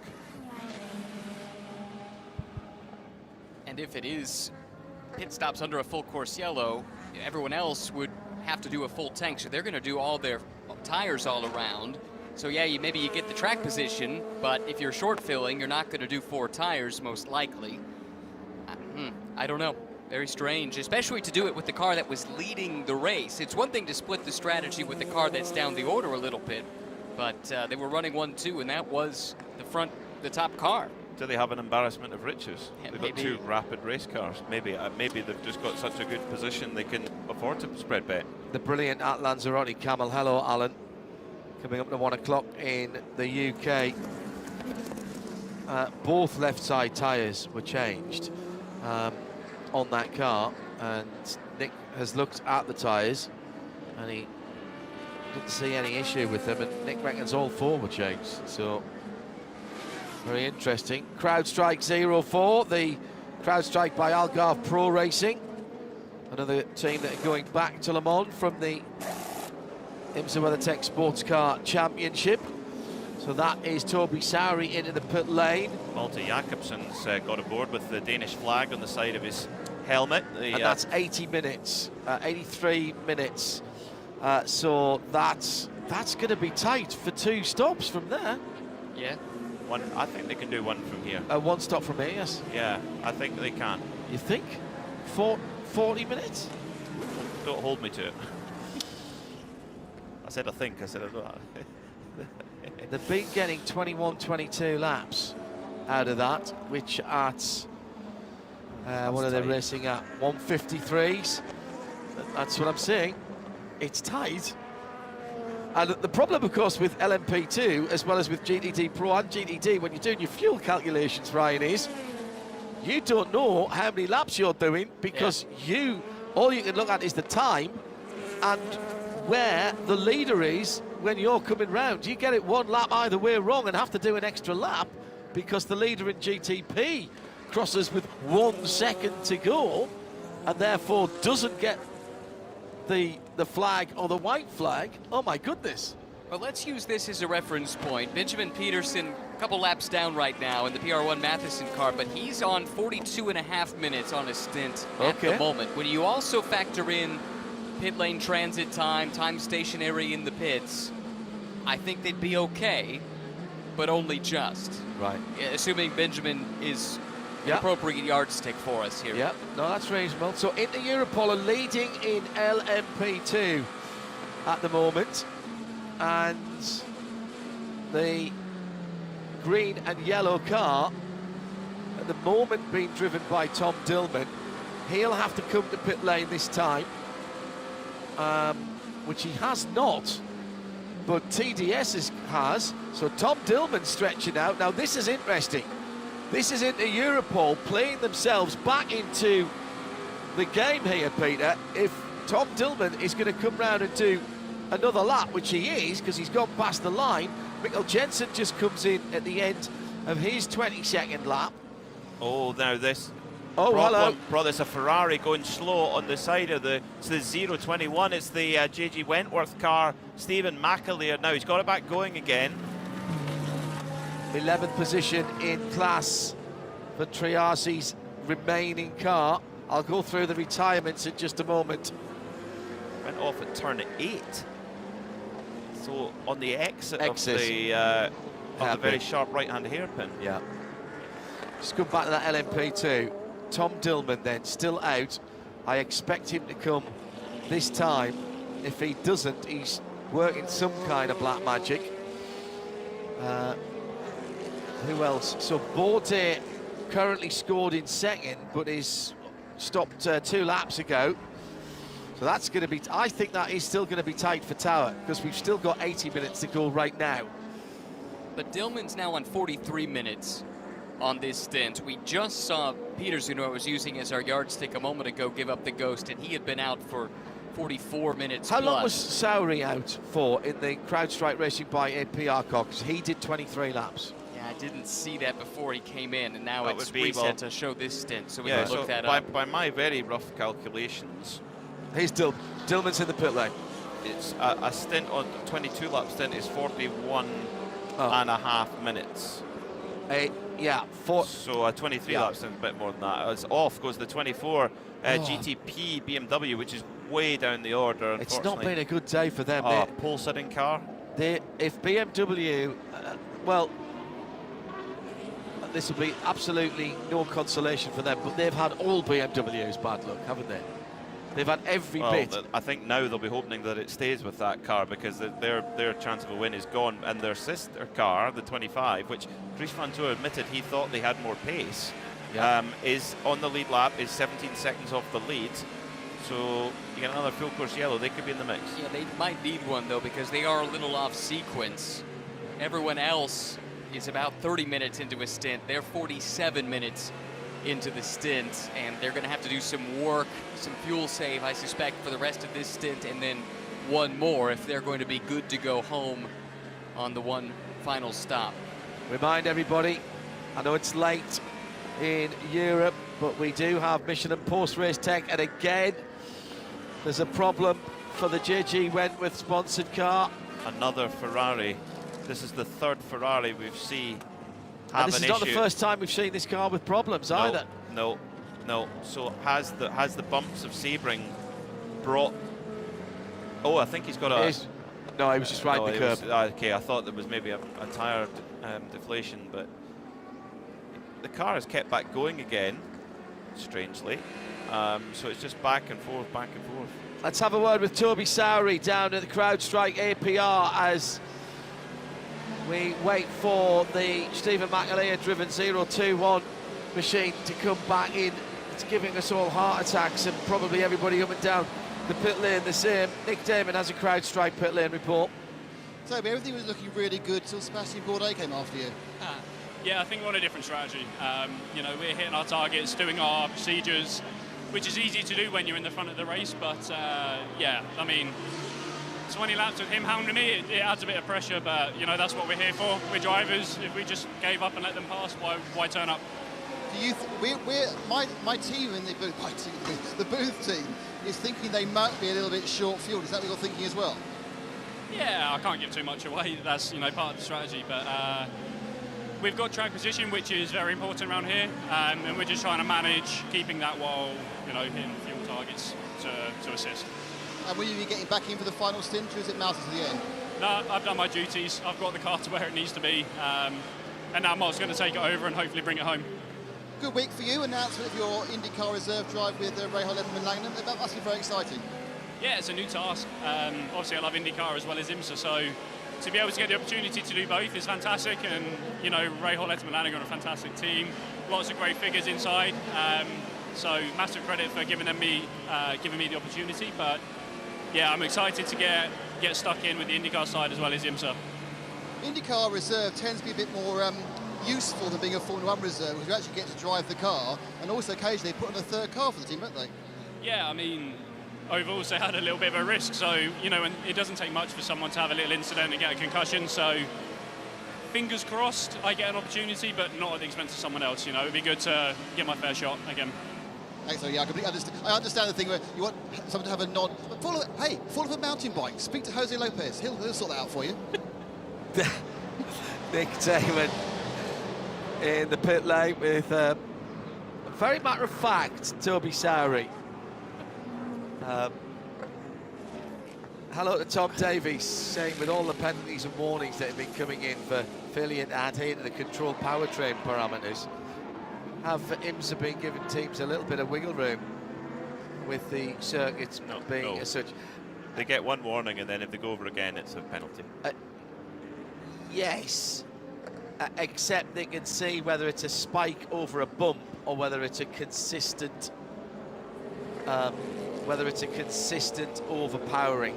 So, Tom, you're getting they're getting a one warning sort of situation. The number 20, yeah, this is, you don't want that. They've got to pull this car in. 021, JG Wentworth Ferrari. Oh, it's fired up and off it goes again. They've got to pull this. I'd be surprised if they don't get a black and orange flag now. Well, no doubt they will be going back to the pits to get a repair of some sort. Well, but we said that 2 laps ago when it started happening. It reminds me of 2003 when one of the GTS Vipers limped back all the way with a completely broken steering and suspension and limped along at the side of the road all the way around. Changed days. Yeah. I understand they want to keep the car running. Of course they do. Joey Hand's 7 laps into the stint, so it's not a fueling issue. The previous stint was only 17 laps, but the cars around him were doing 16 and 17 and 18, so they were obviously on the similar strategy. That was the full course yellows, I think, that's more affected that, because that's way short. A pit stop for the 25 BMW with 1 hour and 14 minutes to go. That won't do it. They're going to need a stop more than everyone else. They need a full course yellow, that 25 BMW crew. 4th place car. We mentioned that earlier on. Wittmann being off the strategy. Did 33 laps on his previous stint. That is 28. The previous 33 lap stint, though, I think was, it was yellow assisted. And they're having a good look round the nose of that BMW to make sure there's nothing there to bring the temperatures up. So peak track temperature today was 84, I think. It's now 75.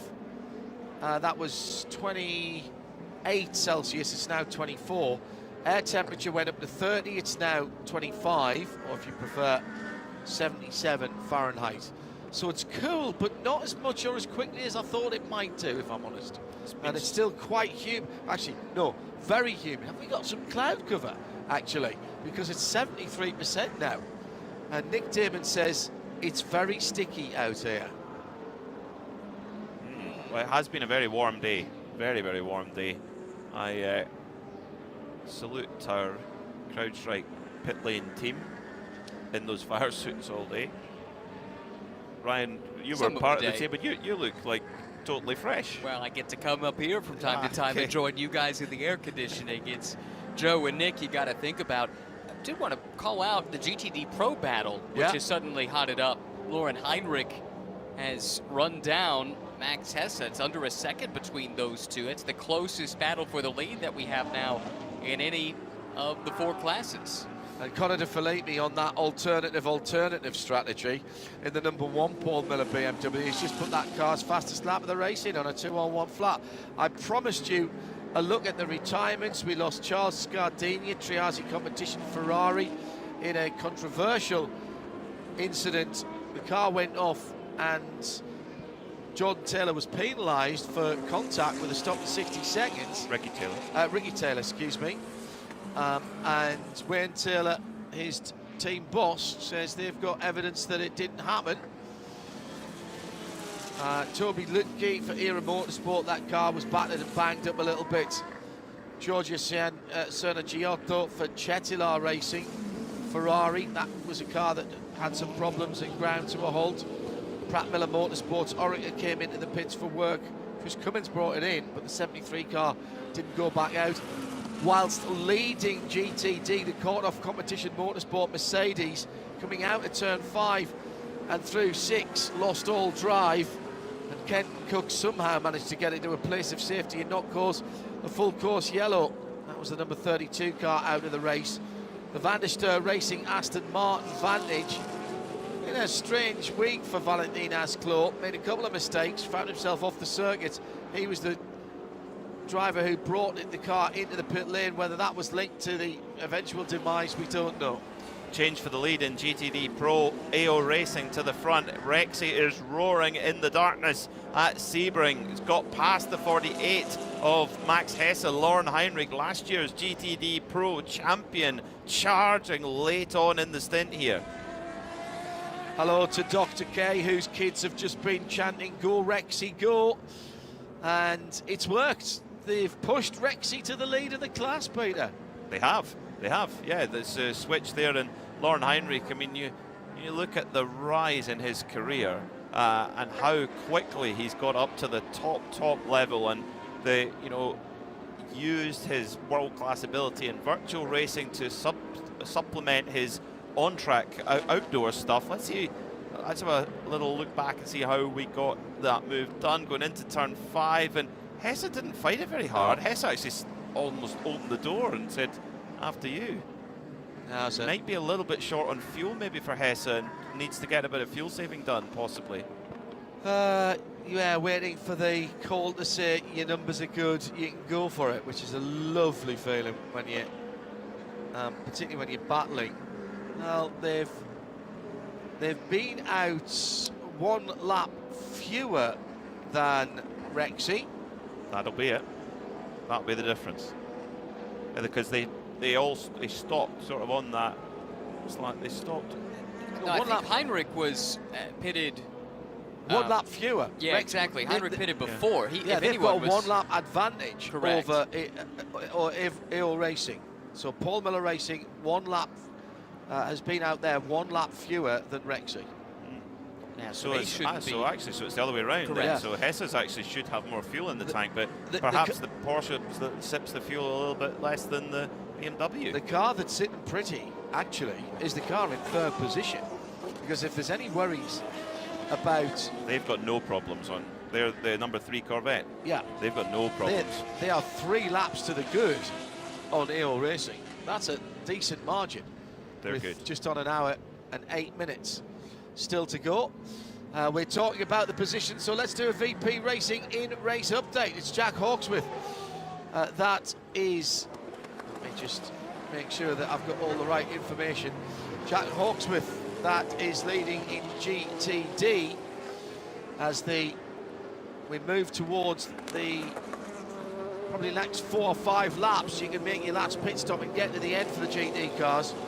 Hawksworth by 2.2 seconds, the Lexus RCF GT3 number 12, ahead of the number 34 Conquest, Daniel Serra-driven Ferrari by 2 seconds, and then 0.3 of a second, Winward Racing Mercedes in 3rd has just gone up to 2nd actually, as the Conquest Ferrari pits with 1 hour and 7 to go. He probably needs some course yellow. That's not going home from there. Well, and one driver, one car I'm a little bit concerned about in terms of getting home on the same number of stops as the cars ahead is the 31 Whelen Engineering Cadillac. It's got 6% usable energy for El Bamber, so I'm going to say it's 2 laps to go for El Bamber before the next stop, which would be not up to the hour. In fact, it would be several minutes ahead, or short of the hour, which means that if we stayed green, the Whelen Engineering Cadillac would need an extra stop over the 2 Porsche Penske Motorsport machines ahead, which would put them in a very bad spot. Number 3 Corvette also pitted on this lap. Remember, we were talking about them being several laps to the good on fuel relative to the other front runners, but they've come in now with 1 minute and 7 to go. Or an hour and 7 to go. That's just very odd. Yeah, that very, very odd. Let's just finish this update. So, GTD, Vassar Sullivan by 2.1 seconds now from Winward Racing, from DXDT Corvette, Charlie Eastwood in that car at the moment. And then Tom Gamble for Harter Racing, Aston Martin, and GTD Pro Heinrich by, in the Porsche, by 0.928 of a second. So Max Hesse, who's got 13 seconds on Fred Vervish in the Mustang, who's got 1.3 on Albert Costa in the Dragon Speed Ferrari. In LMP2, we'll come to Nick in a moment with a problem on the number 3 Corvette on the right rear. Nick, what you got? Yeah, they've walked up to what's going on, think it'll be a driver to them. They're having to work heavily on the right rear. It looks like it's not the brake, so it looks like it may well be one of the control arms or the A arms that's a problem, or it might even actually be what's that wobbling about there? I think, yeah, it's one that they've got I think the control arms come off because the man holding it got bent. The rear control arm, because he's holding the control arm up, he's holding a link that's got a rose joint on it, so it's a control arm that I can see from here.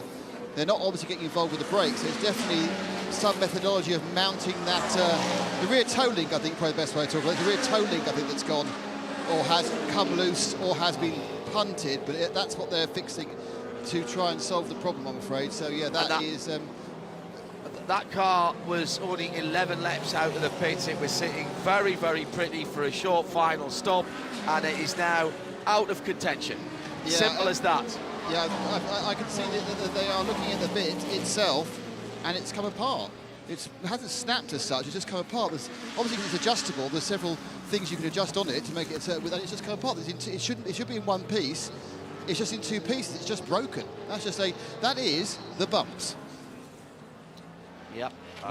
Lauren Heinrich, as I said, leading from the BMW, Paul Miller Racing and Ford Mustang and Dragon Speed in GTD Pro. In LMP2, Sebastian Bourdais at the front of the field now with Malte Jacobsen all the way to the end for CrowdStrike Racing by APR, 5 seconds in arrears and lapping 10th for 10th those two. Tom Dillman lapping around about a second, 1.2 seconds a lap quicker, is closing them down. He's down to 4.4 seconds behind them in the Europol 43. I think that car's been played back into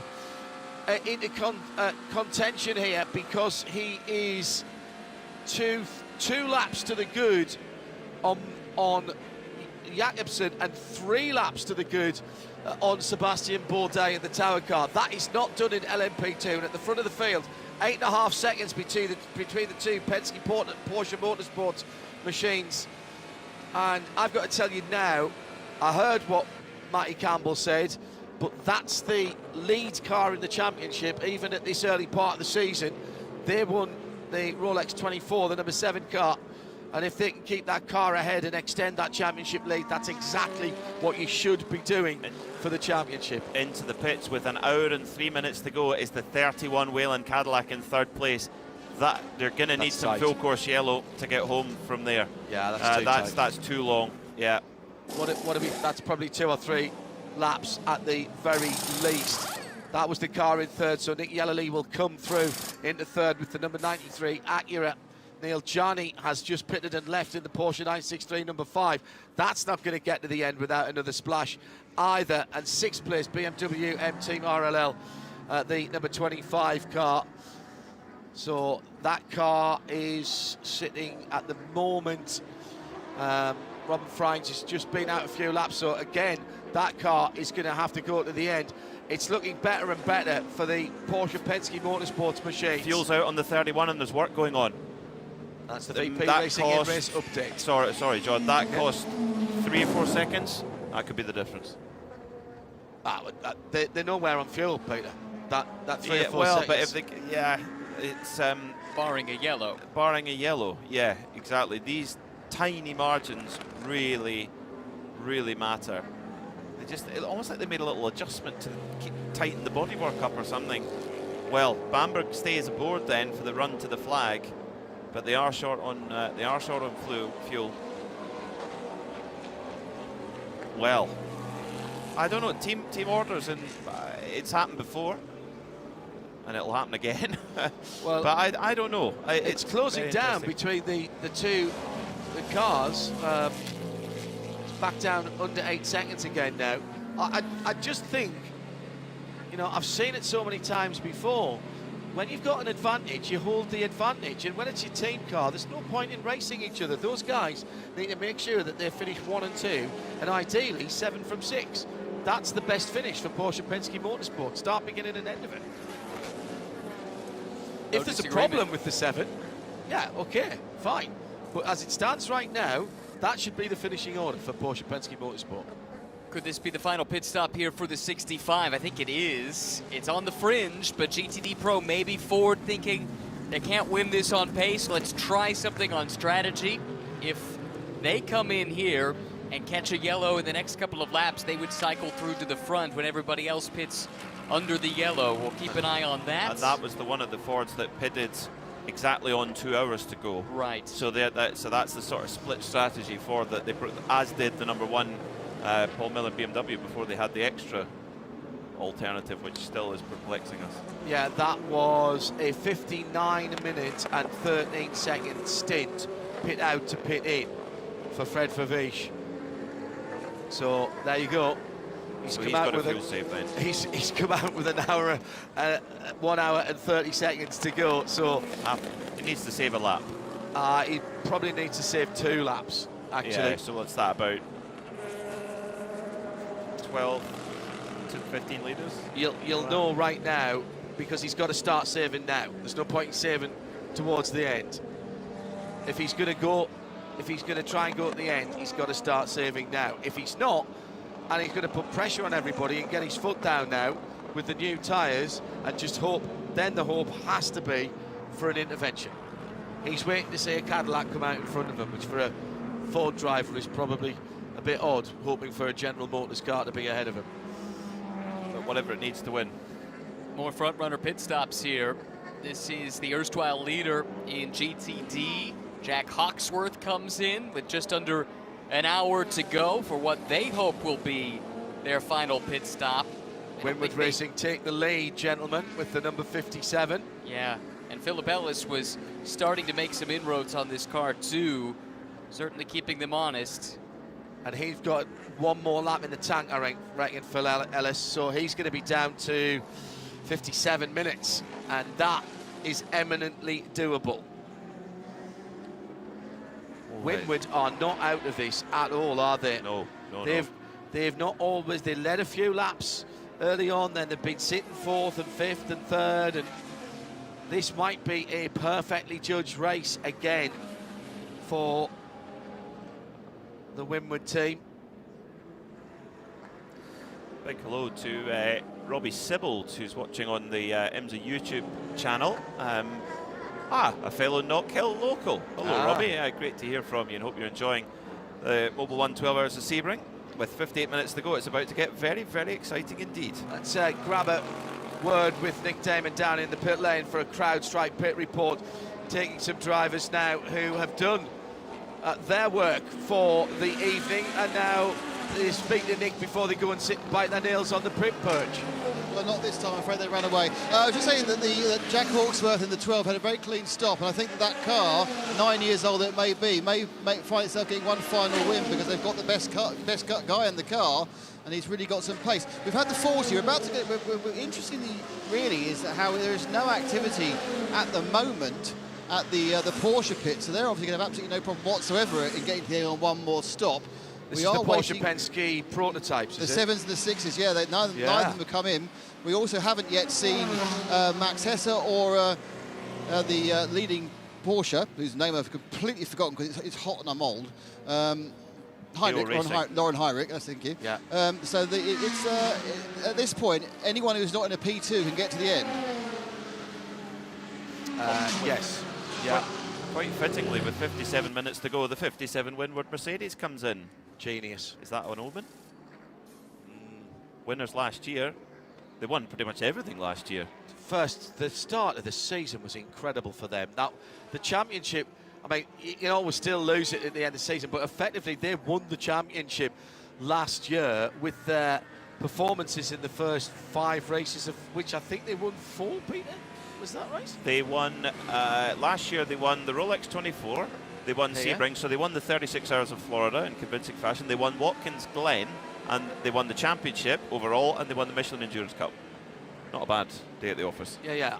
And I think they took 2 more victories in the first 5 races before Le Mans. Possibly. And that's my recollection as well. This is a good comeback for them because with 4.5 hours or thereabouts to go, they had the drive-through penalty when running 4th, if you recall. So this has not been smooth sailing for the Texas-based team. They've really had to fight back and plot their way back. It's a combination of execution and speed.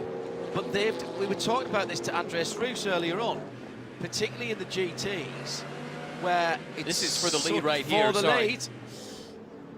Yeah, it's the Hawksworth with the warm tires, able to come through. Phil Ellis still on cold tires. It's effectively for the lead in GTD once everything cycles through. We're a little unsure about the fuel situation for the Lexus, but at least for now, they've got the track position. I think they can do it. And they've got 2 big, brawny front engines V8s with 2 superstars at the wheel fighting away. This is going to be fantastic. So, no tyre warmers is the key here, and Hawksworth with the grip advantage goes through into the leader class. Yeah, on the replay, it's amazing. You can see just how much ground he gained in the brake zone with the warmed up tires, closes in and then flies away. It's like he's in a different class, but actually these are 2 cars in the same class, effectively fighting for the lead. The 93 Acura has come in. It is getting an absolutely standard full service. Nick Yellerly stays on board. 4 tyres, all done already. The fuel going in, taking longer ever. For his last hour, he's getting a clean tear off as well, so you can see what he's doing, and hopefully he doesn't do anything silly. But you can never tell in the last hour to Sebring. But this one, absolutely standard. This car now established in 3rd, and we're looking to pick up the pieces of any problems the Porsche Penske's have, who have, of course, both yet to make that final stop. Yeah, brilliant. Nick Yellerly's actually done a really good job. His times earlier on were very impressive. As here comes the leader into the pit lane. Don't move too far, Nick Damon. Nick Yellerly goes out of the pits to finish the race for Acura number 93. And Philippe Nasser and Mathieu Jaminet come in for what is their final scheduled pit stop. Porsche managed to 1-2-3 at Qatar with the 2 Penske Motorsports 1 and 2. And are they en route to do it again? 54 minutes to go, final pit stop, Nick Damon. Well, the number 7's already on its marks, getting its tyres and having its fuel as the 6 arrives. It's quite a long gap between 7 or 8 seconds, but an extra water bottle goes into, or drinks bottle goes into the 6 car. Jaminet obviously a bit thirstier, liquid-wise, rather than petrol-wise on his car. Cleaning everything off. Again, it's 4 tyres for all the teams. Lots of cleaning out the front of the ducts for the number 7 car. A bit less cleaning out for Jaminet, so obviously they're happier with the cleanliness of their radiator intakes. Again, they're just looking around now, really, because the fuel just takes so long compared to everything else. Away has gone Felipe Nasser, still sitting here, still sitting here, still sitting here is Jaminet, still sitting here, and down and away. He's a bit unlucky because he's managed to get 2, in fact 3 GTDs in between himself and Nasser, so that's not looking good. I look the other way, and I think that is the 2nd place 48 Paul Miller Motorsport BMW M4 GT3 Evo that is just finishing up its stop as well. So he's come in, I can't see where Lauren Heinrich is or not, but that's the last stop for Max Hesser, and that's really what Heinrich does, and whether with the fresh boots he'll be able to claw back that lead he lost about 20 minutes ago. Heinrich also came in, I think, the lap before. Now, the number 7 Porsche Penske Motorsport machine that leads now by a good margin over its team car. The last time Porsche won this race, 2008, it had a number 7 on the side, and it also had Penske written on the side.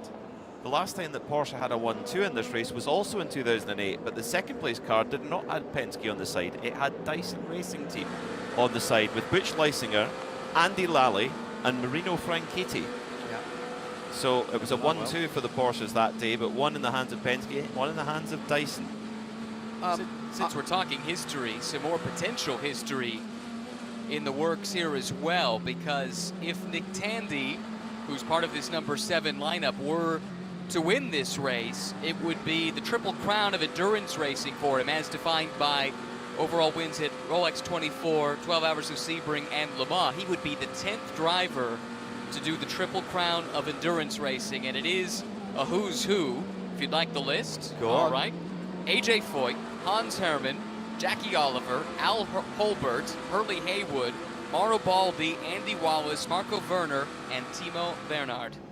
There's a couple in there that might have struggled. Jackie Oliver, I don't think I would have got. Mauro Baldi, I wouldn't have got. I'll tell you, that's a great shout. Very, very good indeed. What a list to join. LMP2 battle, crowd strike by APR. Tom Dillman, Matthew Jacobson going for the lead with Tower Motorsport right ahead of them. And Seb Bourdais, the man from just over the other side of Florida. And that is very, very tight indeed. Bourdais leads, crowd strike by APR second, and 2 seconds further back is Tom Dillman.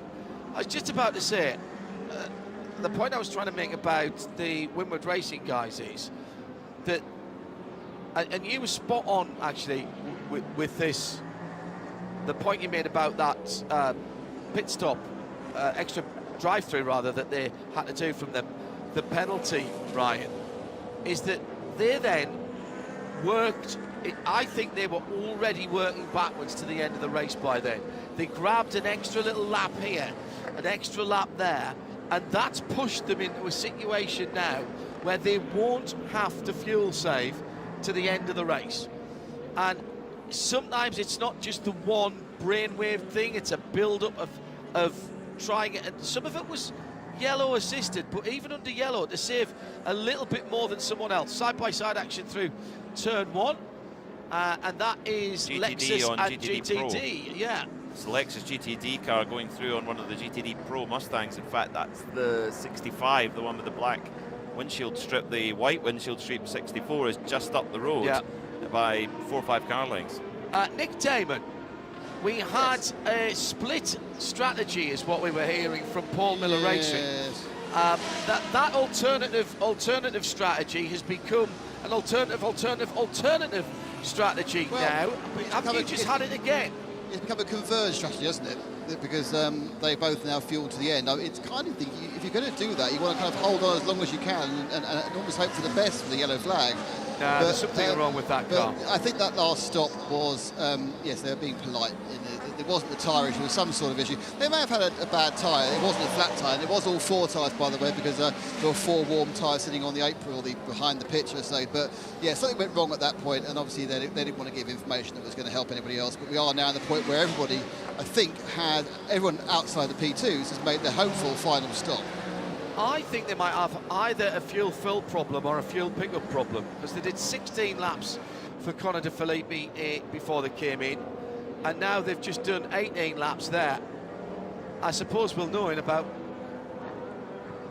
because I tell you what, 18 laps won't get them to the end from here if that's all they can do again. If that is what the issue is, yeah indeed. Yeah, a lot of teams watching.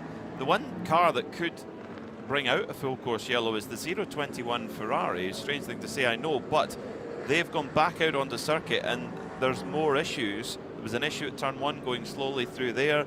If that car comes full stick at the wrong place and can't be brought into a safe spot, that will trigger a full course yellow. So I'm sure the teams, all of the teams who are worried about it, will be watching that car with like a hawk, because it's the biggest risk of a full course yellow right now.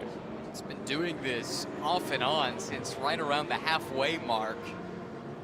They've had stops on track and restarts.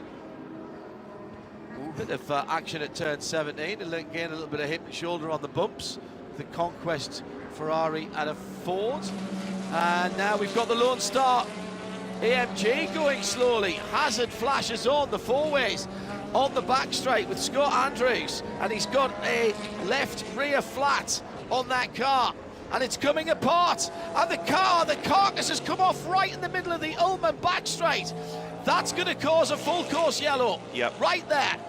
If you need to pit now is the time. Get to the pit lane before we go full course yellow, because that's a black tyre on a dark part of the track, and anybody could hit that if they pop out from behind it. It's a full tyre carcass from the 80 car. Christmas Day for Whelen Engineering. Christmas Day for number 25 BMW. Yeah. If the full course yellow comes out, but surely it has to. A tire carcass is seriously heavy, and you're right, John, it's right in the middle of the road there. It's pitch dark. Absolutely in between two laps as well. Ryan? We're right on the fringe of the pit window for LMP2, and a couple of the front runners did make the call. This could be a big move for the Tower car as well as the 22 from United Autosport. Sebastian Bourdais and Paul di Resta both come in. Now a couple others will follow them in, but crucially, several of the leaders did not. Algarve Pro, Crown Strike Racing, the 04, they stayed out, as did Tom Dillman in the Inter-Europol car. Have the option. 04 didn't have the option there. They were too late. They were already round. Yeah. This time around, they've got to come in, and they can't do it. It's gone full course yellow. It's gone full course yellow. There's a disaster for CrowdStrike by APR and for Tom Dillman, the Inter-Europol competition car. I said they'd played themselves back in, but not getting into the pit lane there. They didn't get the opportunity. They'd gone past the start-finish line. That is an absolute nightmare for them. Oh. The Tower Motorsports guys patting each other on the back saying we did it, we got it out, and that could be game-changing for Tower, because how strong was Sebastian Bourdais there? Now he's got no fuel worries at all. Whatsoever. TES also got in, as did the sister 22 United Autosport car, so they got both of their cars in. I think those are the only 4 in LMP2 that made it into the pit lane before the yellow flag came out. The gap at the front of the field between the two Porsche Penske Motorsports comes down from 11 seconds to nothing. The gap between them and the third place BMW number 25 also, of course, disappears. This brings the 93 Acura of Nick Yellowly right back in the mix, who was 38 seconds off the pace. But we'll need to watch closely. We'll need to watch very closely. Can the number 10 Wayne Taylor Racing Cadillac get back on the lead lap here? BMW should have pitted Frines as well. They should BMW should have have had the chance, though. I don't know. Yeah, I don't know, but they must have missed the opportunity. He had to get in. Even so, he's one of a handful of cars on the it'll be one of at the least 6 cars on the lead lap, maybe 1 or 2 more, depending how the safety car falls. But so, I'll tell you who's... No, probably not. Neil Janney will be delighted about this, because he wouldn't have made it in the Proton competition number 5. He's a couple of laps worse off than Bamber, and he was right on the cusp. He will make it now. Yeah, absolutely. He's got 67% of his usable energy left, so that's 35-ish minutes on a green flag run. But of course, full course yellow, you're using way less in terms of fuel. But he might want to come, given that he's going to be at the back of the train anyway. Does he come in and top up, or does he stay out? I don't know. We thought it might have been a full course yellow for the recalcitrant and slightly stuttering Triazzi. Who said that? That might be me. Recalcitrant, slightly stuttering Triazzi Ferrari. Nick Damon has gone down to find out what was ailing that car. Nick? With Mike, the car is, let's say, not running particularly well. What's the issue? It seems to be stopping, starting. Yeah, we've had a lot of transmission trouble. It seems to want to go to neutral on a lot of downshifts. I had it once or twice earlier when I was in the car, and then here in Stevens last stint, it was almost every time. So he was doing a lot of power cycles and stuff, and then we came in and tried switching out some stuff, and that doesn't seem to have done it. So I think we're going to call it and make sure we stay out of everybody's way. That's very, very bad luck. So was it like an actuator problem or electronic brain problem? hard to say if there's an actual mechanical issue that, inside the transmission that it's having trouble with. I don't know. So it is certainly electronic related now, I think, but yeah, we'll have to dig into it more, look through the data more after the facts and figure it out. Very bad luck, but Sebring's claimed another one, hasn't it? Yeah, certainly, a notoriously difficult racetrack for equipment, so. Thanks, Mike, thank you. Thank you. Pits have been opened for the prototype as the wave by has started. No need for the Porsche Penske cars to come in, gentlemen. However, Robin Freins and Earl Bamber have pitted. Now, this is where you need your new set of tyres. If you've got a new set of tyres, you bang them on, don't you? Robin Freins 15 laps into his stint, Earl Bamber 9 laps into his stint, Nico Müller coming in for JDC Miller Motorsport, but he's a lap off the lead. Malte Jakobsen comes in. Let's go to Nick for the tyre situation in GTP. Well, I'm walking back from Triazi, who are right at the far end, but I can tell you that Freins is getting new tyres on the 25. I'm afraid that the Whelan was a bit... Oh, well, the Whelan's already out, so the Whelan's not got tyres, because that yes, would be way too quick. No, it did. It did. Yeah, it did. Oh, that quick, okay. Sorry. So they've basically taken tyres and fuel, as has the JDC Miller car. So they will not have track position, but they will have pace if they can get some warmth for the tyres. And of course, we know now, no one's worried about fuel. Correct. Absolutely right. That's so interesting. In from the lead in LMP2, CrowdStrike Racing. Also, Tom Dillman's had to come in for Inter-Europol competition, and Felipe Fraga for the Riley number 74 Orica. We'll get the track swept as well. Jakobsen out first, followed by Dillman of the P2 cars that have stopped, and then it'll be the number 74 car. Presumably Felipe Fraga will stay on board there, and now we wait to see who, if anyone, from the GTs decides to come in. Who did we think was a little bit dodgy in terms? Yeah. But they will not be dodgy now. No. It'll be fine now. It's just a straight fight now. This is going to be fascinating because Whelen Engineering, yes, they're going to be a little bit behind on track position, but they are going to have slightly newer rubber than the two Porsches at the front. The big question is the Acuras as well. Well, the Acura, I should say, 93. Nick Yellowley, who was 38 seconds back before that full course caution came out. Now he's right back in the game. Bourdais is going to be leading this from United Autosport's Paul de Resta and Mikkel Jensen all together. Ben Hanley will be there as well, still on the lead lap. EO, I think, has dropped off the lead lap. There was a Dane Cameron on board, last year's Drivers' Champion, of course, for Porsche. Yeah, this is going to be very interesting. Very interesting indeed. Those top three who missed the opportunity to come in LMP2 will have to deal with the lapped LMP2 cars. So PR1 Matheson and EO Racing. But it's going to be a right dogfight there. And whilst Sebastian Bourdais is in the box seat, you've got Paul de Resta up your tailpipes in a United Autosport Gary Robertshaw engineered number 22 car. Gary now overseeing the LMP2 program as a whole. Those are the two cars that at one time or another had claim on this year's Rolex 24. Good point. So they've got a score to settle here. Yeah. Wow. Yeah, Paul de Resta could throw a watch at Sebastian Bourdais. Do you recognise this? Yours back? Shaking the wrist at him. I think he'd get it thrown back at him twice as hard. Oh, I think you're right. From feisty Sebastian Bourdais. In GTD, Vassar Sullivan Lexus holds sway from Winward Racing in second. I'm still not counting out Phil Ellis here. Conquest in third, Daniel Serra. Charlie Eastwood in fourth for DXDT. Look at the talent here. Tom Gamble, Heart of Racing Aston. They're all on the lead lap. Inception, Fred Scharndorf, Elliot Skier, Wright Motorsport. Wright Motorsport back in it now, you know. Yeah, they've got away with those penalties, haven't they? Yeah, it's incredible. Robbie Foley, Turner Motorsport. That BMW has not had the pace of the Paul Miller cars today, has it? No. Iron Dames have not been in the conversation at all. Michelle Gatting in the number 83 car. And Matt Bell is, in fact, Michelle Gatting is off the lead lap in GTD.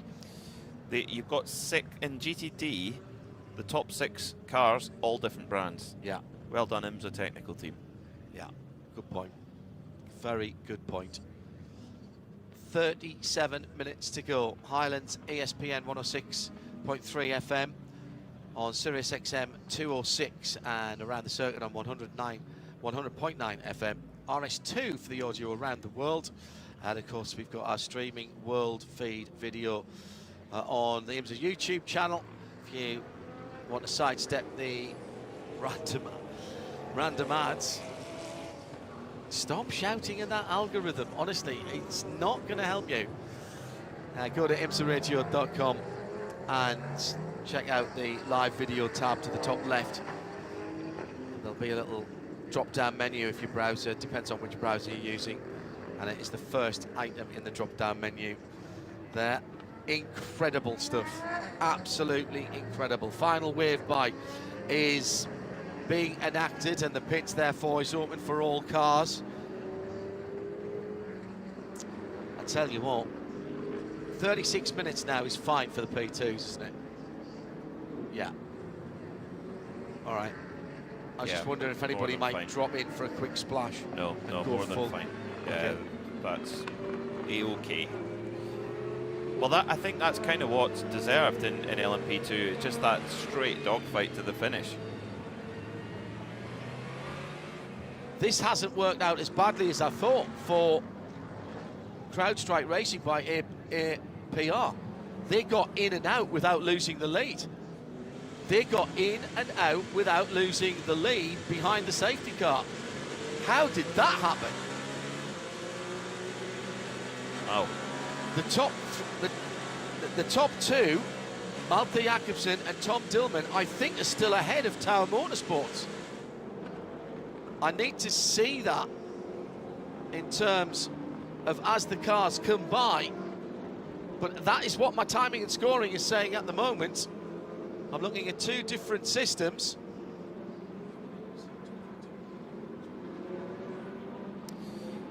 Yeah, we'll get confirmation that they've gone through now. So yeah, that's all dead on. Yeah, Malte Jakobsen for the 04 CrowdStrike team will come back to the green flag as the leading LMP2 car. Yeah. The class split is about to happen. Or class splits, should I say. So all of the GTPs go ahead of all of the LMP2. So the Pro class goes ahead of the Pro-Am. And in GTD, all of the GTD Pros go ahead of the GTDs. See above comment. The Pro class goes ahead of the Pro-Am class. And then we'll go green. But I reckon we're going to have 32 minutes, 31 minutes to go. It's like a Carrera Cup race or a Mazda MX-5 Cup race. Well, let's might see. resemble one of those. Well, we've been making the boxing match analogy. Joe said the fisticuffs are about to start. We were talking about the heavyweight contest. We're inside the last hour. Now here is somebody coming in for a splash, I think.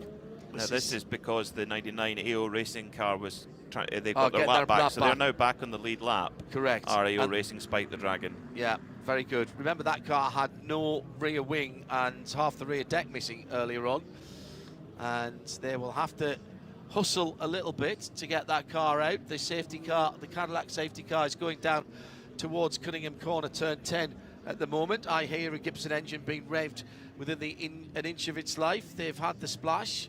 Did they put? They can't have put tyres on in that time. If you had them, you would. Matthias Besch has come in the number 52, I reckon, but they're many laps down, so they'll be no better than 9th. But can Dane Cameron rescue some points for 99, spike the Dragon? Interesting. Very interesting indeed. Well, Spike's had to go to the hospital a few times. Oh yeah. And has had a few replacement limbs over the course of the and a couple of skin grafts over the course of the We can rebuild him. They've got busy animal hospital at AO Racing. Well, Nick Damon has just informed me that lizards' tails grow back on their own. And he's a reptile expert. There you go. There you go. Safety car lights are out. It is Philippe Manatta and Mathieu Jaminet who have to work together here, because Nick Yellerly, who has been absolutely superb in the Acura, is hunting for blood.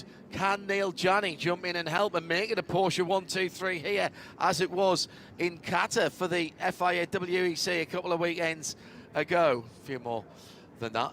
No, it was just 2 weekends ago, wasn't it? Good heavens. One fly in the ointment here, 5th in the row, is Philippe Albuquerque in the number 10 Wayne Taylor Cadillac, is trying to get his lap back, so he could be a fly in the ointment here. Green, 31 minutes and 49, 48, 47 to go. The two Porsches, a nice little gap between the two Porsches as they head down to turn number 1. And who's that slowing? There's a car slowing. It was grounding out as well. That's not Nick Yellerly, so there was another lap car in there. The Meyer Shank Acura. Yeah. Okay. He's let his team car through, understandably. That was Colin Brown then, was it, moving over? Yeah, absolutely, that makes sense. Off at turn 1, and a spinner. It's an LMP2 of some sort. And it's in harm's way there. Through goes the GT3 car, sideways on. Can't move at the moment. It's the 22. It's from Paul second place. Teresta's dropped it. Now he's got it running. Will stay green. That would have been heart in the mouth stuff, damage to the back of the car, bits of bodywork off. We're staying green at the moment unless the rear wing falls off. If you've got it now, you've got to use it. Make up the positions. We could be going yellow again.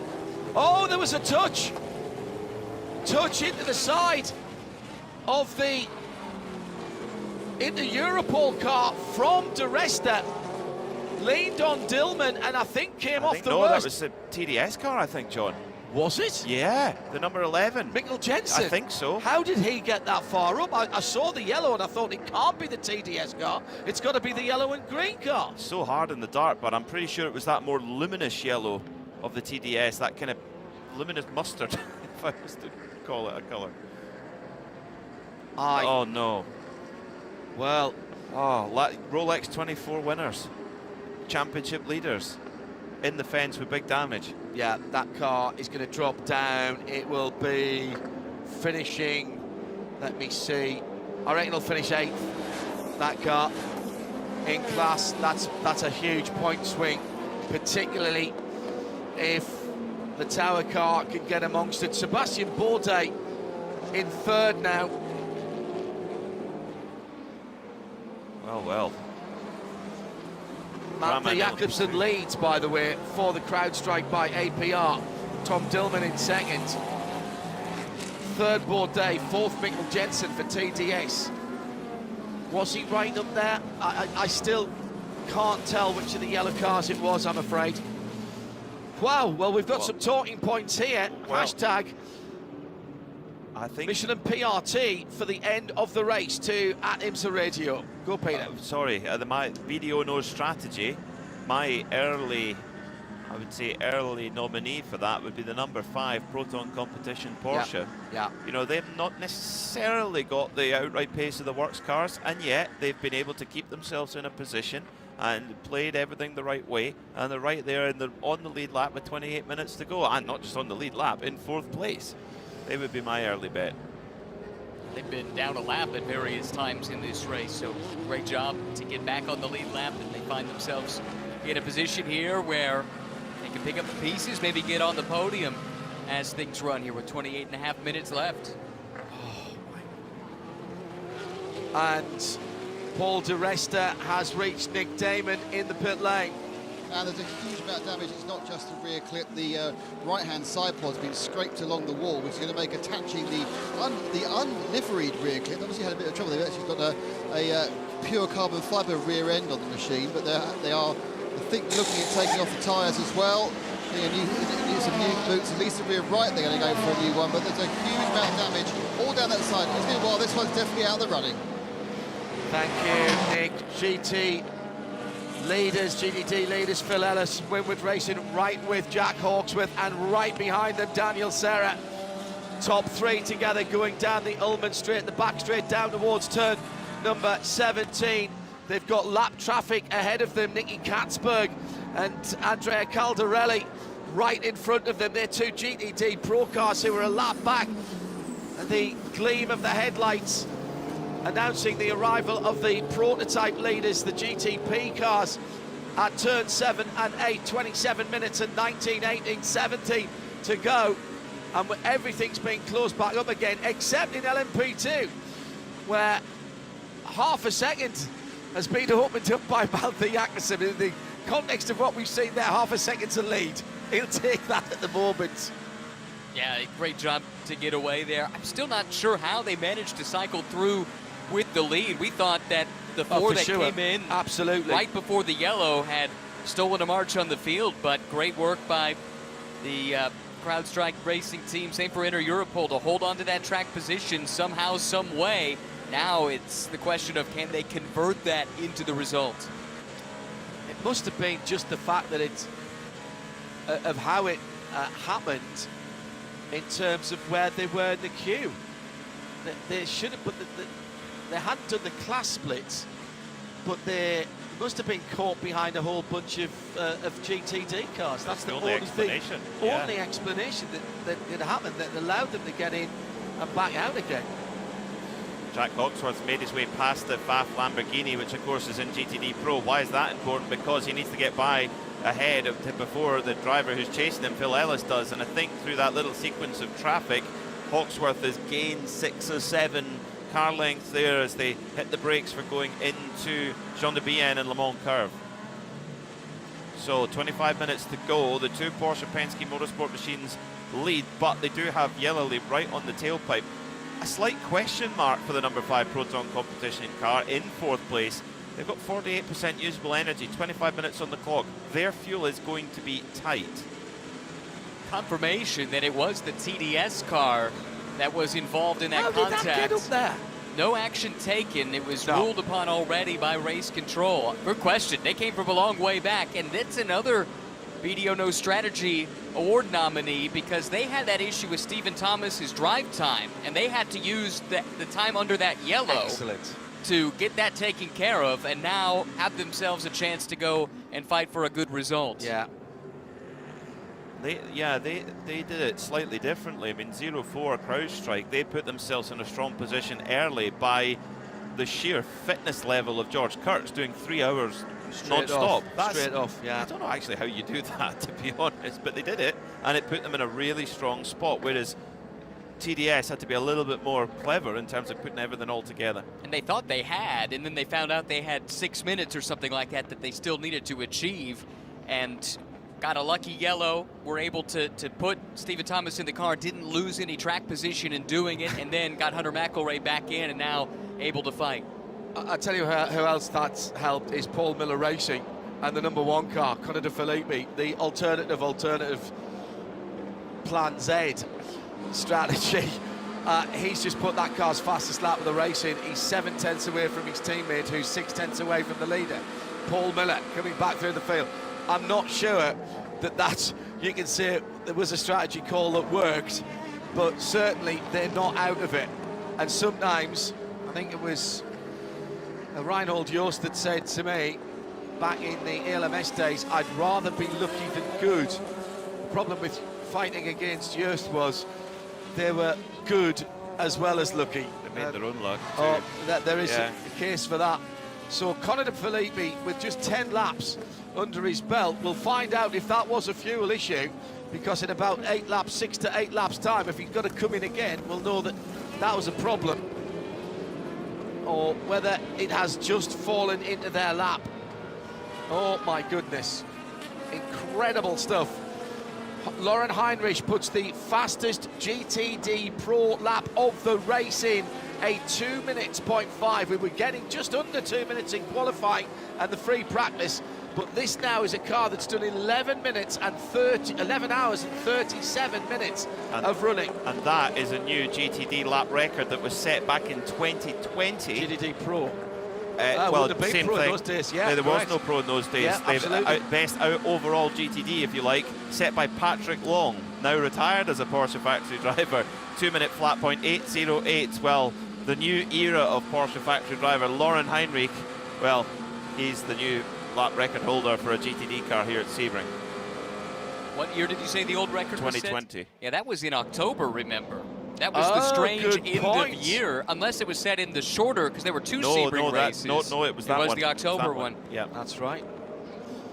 And more problems. It's the this Valkyrie. time from turn 16, so down the back straight, Peter, a car moving slowly. That's the Valkyrie. Aston Martin Valkyrie, number 23 for Heart of Racing, making its way slowly down the Ullman Straight. Now that's not far from the pits. Roscoe behind the wheel, Peter. I've just heard it go screaming past, so it's fine. This is the good thing about it. We can tell without even seeing it. It's just going screaming over the start finish line. So, oh, Aston Martin Valkyrie fans, breathe a sigh of relief. That's it.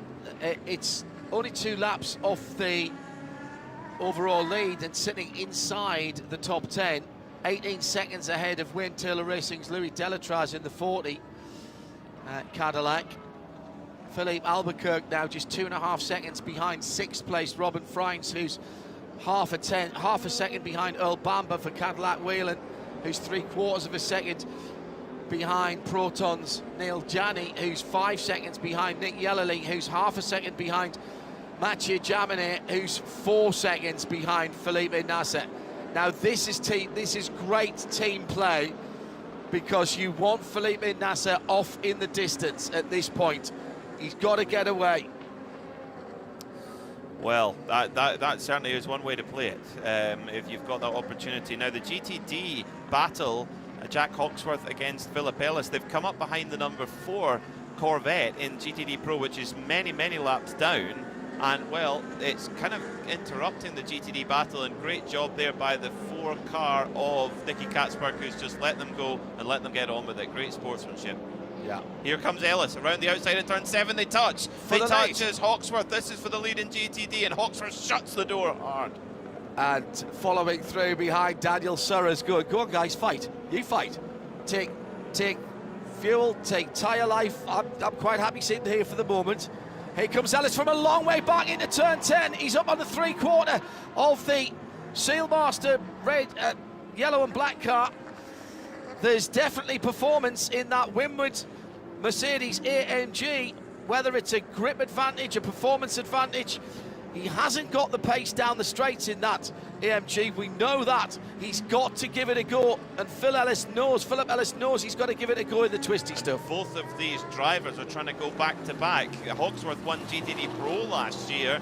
Ellis won in GTD, so this means a lot for both of these drivers in these front-engine V8 monsters. And 2 of the oldest cars in the field. We talk about how old the Lexus is, but the Mercedes AMG GT3, even the Evo version, is getting a bit long in the tooth at this stage, but still plenty of life. And again, credit to the IMSA technical team to ensure that they can fight even with the brand new models like that Ferrari that sits in 3rd. There's a new model coming of the AMG.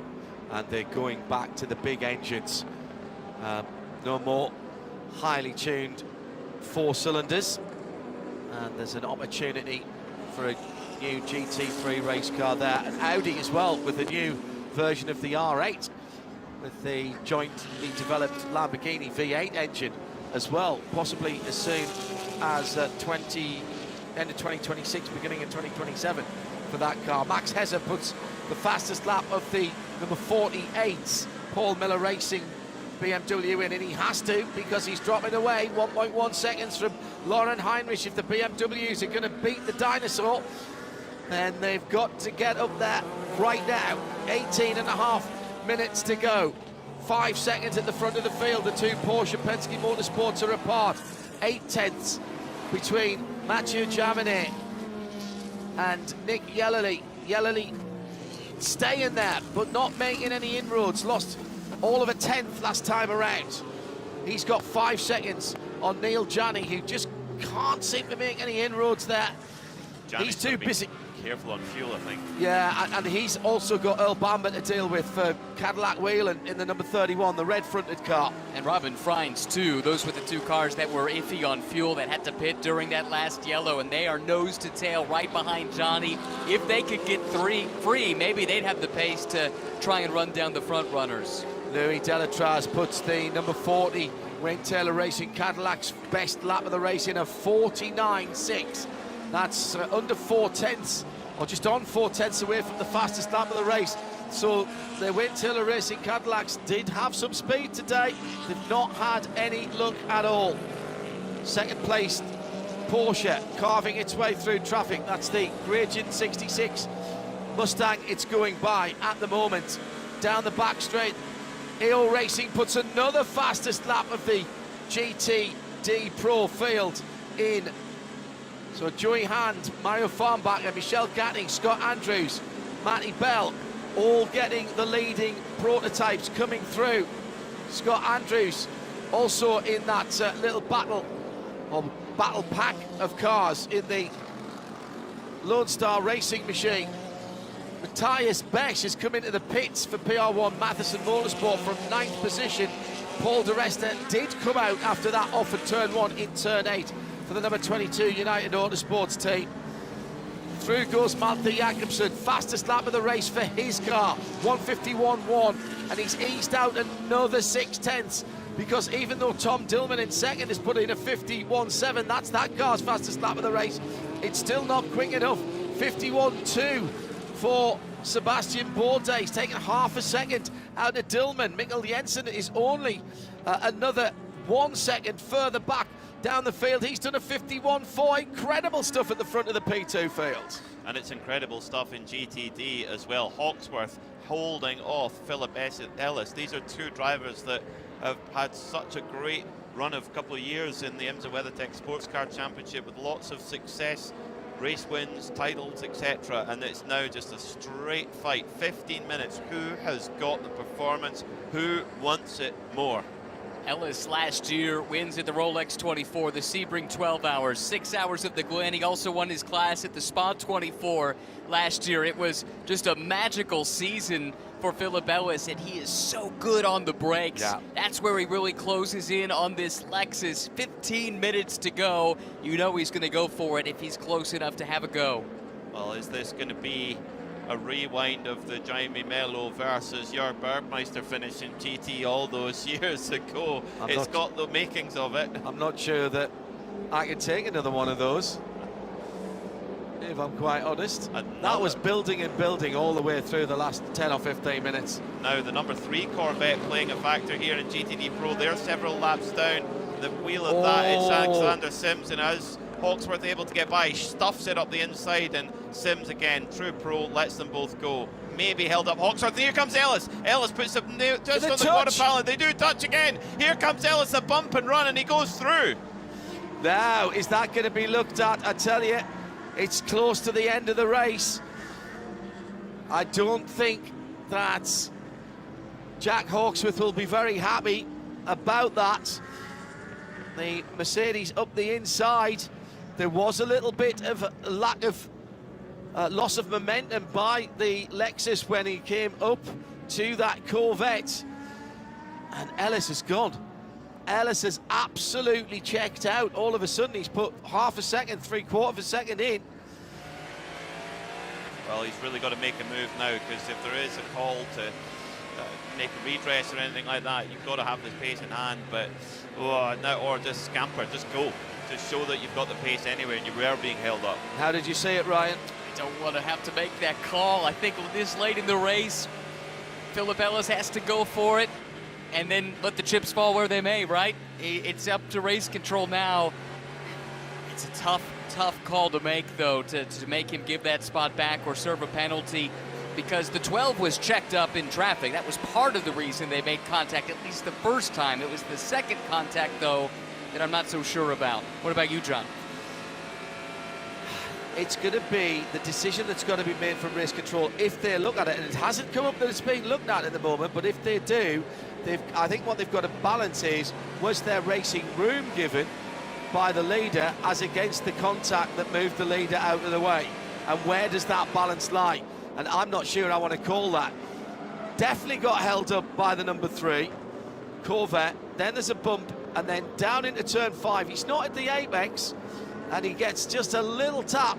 But why was he not at the apex? Because he'd been moved over. By the way, Felipe Nasser was going through as well.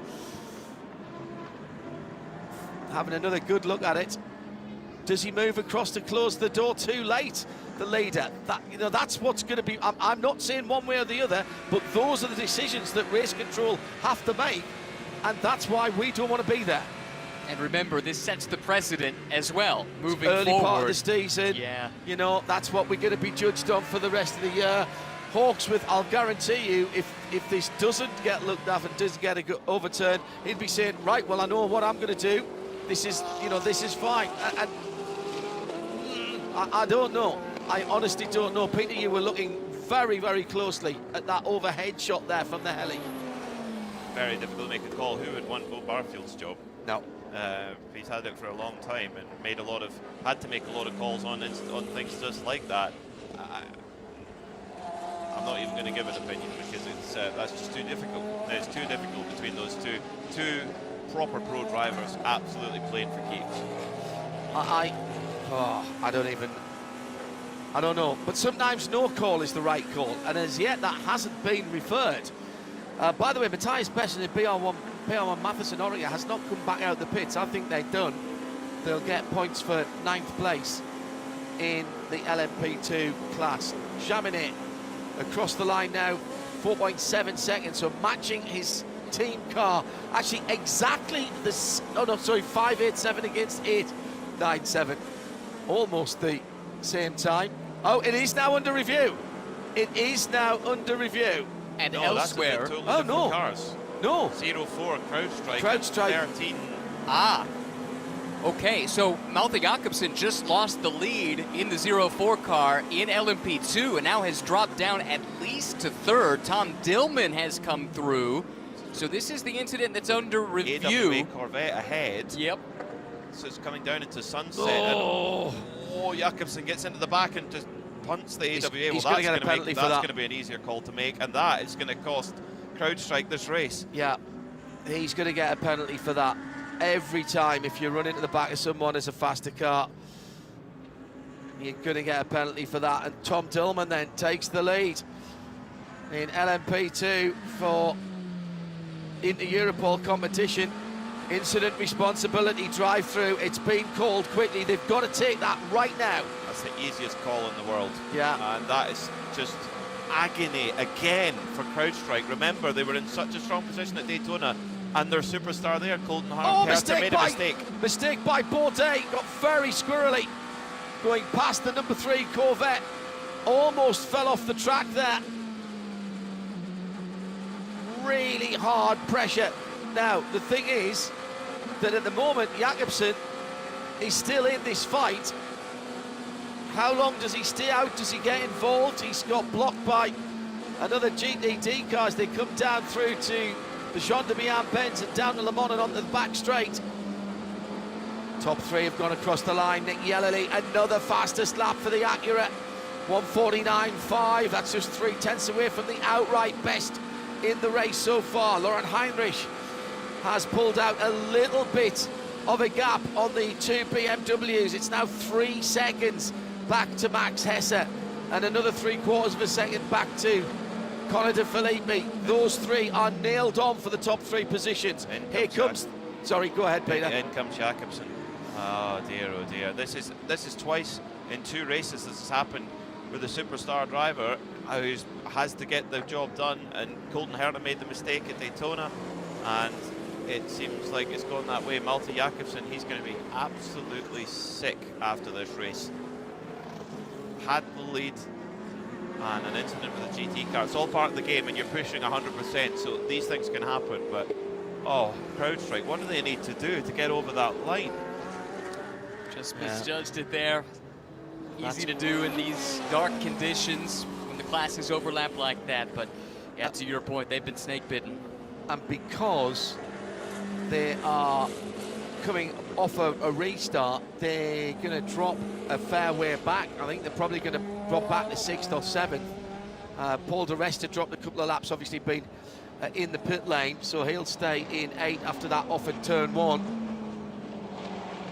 Now it's Seb Bourdais at a second from Tom Dillman.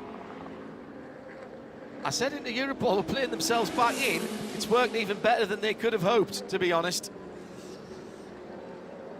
Lauren Heinrich 3 seconds to the good now on Max Hesse. In GTD, Winward by 2.1 seconds from Hawksworth, from 6/10 from Conquest, and the Ferrari of Daniel Serra. Got to ask you guys, we've got 7.5 minutes to go. Our BDO Nose Strategy Awards for the prototypes. I really liked the, I think it was Ryan that said TDS for using that yellow to get Stephen Thomas his extra 6 minutes. I think that's really good. In GT, how many stories there though? Let's ask our CrowdStrike pit lane reporters. Nick Damon, you got a nomination for the BDO No Strategy Award in GT? Yeah, I think really, after all that ins and outs and ins, Conti Filippi running short because he probably had a problem, was ended up giving a podium anyway. So they were trying something, had to come back off it again, but still got a top 3 result. Is Joe with you in the pit lane as well? I think he is the other end. Joe Bradley, BDO Nose Strategy Award in GT. What's your call for that? I can't look past Winward. I mean, there was a point in this race where we thought, oh, they're out of contention, and then here they are leading GTD. And I mean, yeah, they just kept coming back, and with the flip-flop concept of the pit stops, here they are, right where they need to be, coming into the checkered flag. So for me, it's the 57. They came back well from the penalty, as you mentioned. Ryan, your thoughts on GT?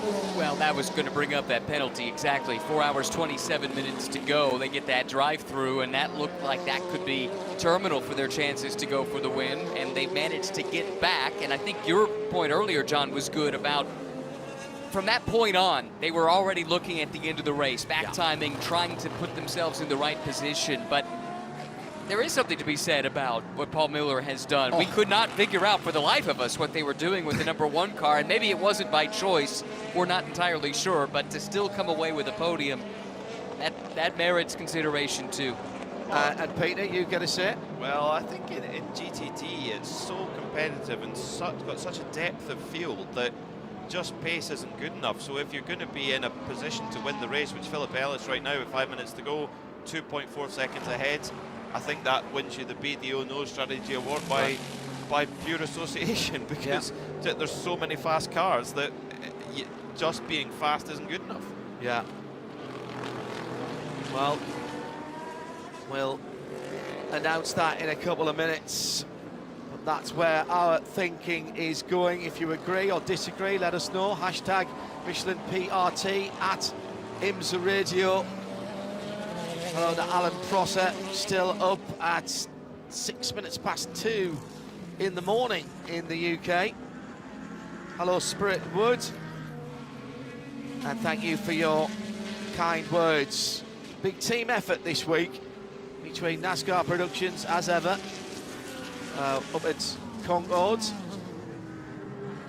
particularly our replay team, the fabulous Tape Apes, IMSA and NASCAR Productions technical on the ground. Rob, thank you very much indeed for what you've done for us here at the Ford Performance Global Broadcast Centre, and of course all of our fabulous techs on the ground who have to rig everything up, and our camera operators who've had a very, very long day today. All absolute superstars, as well as the production team, as I see up in Concord. And a big thank you to all of our volunteers, whether they are trackside, medical, track services.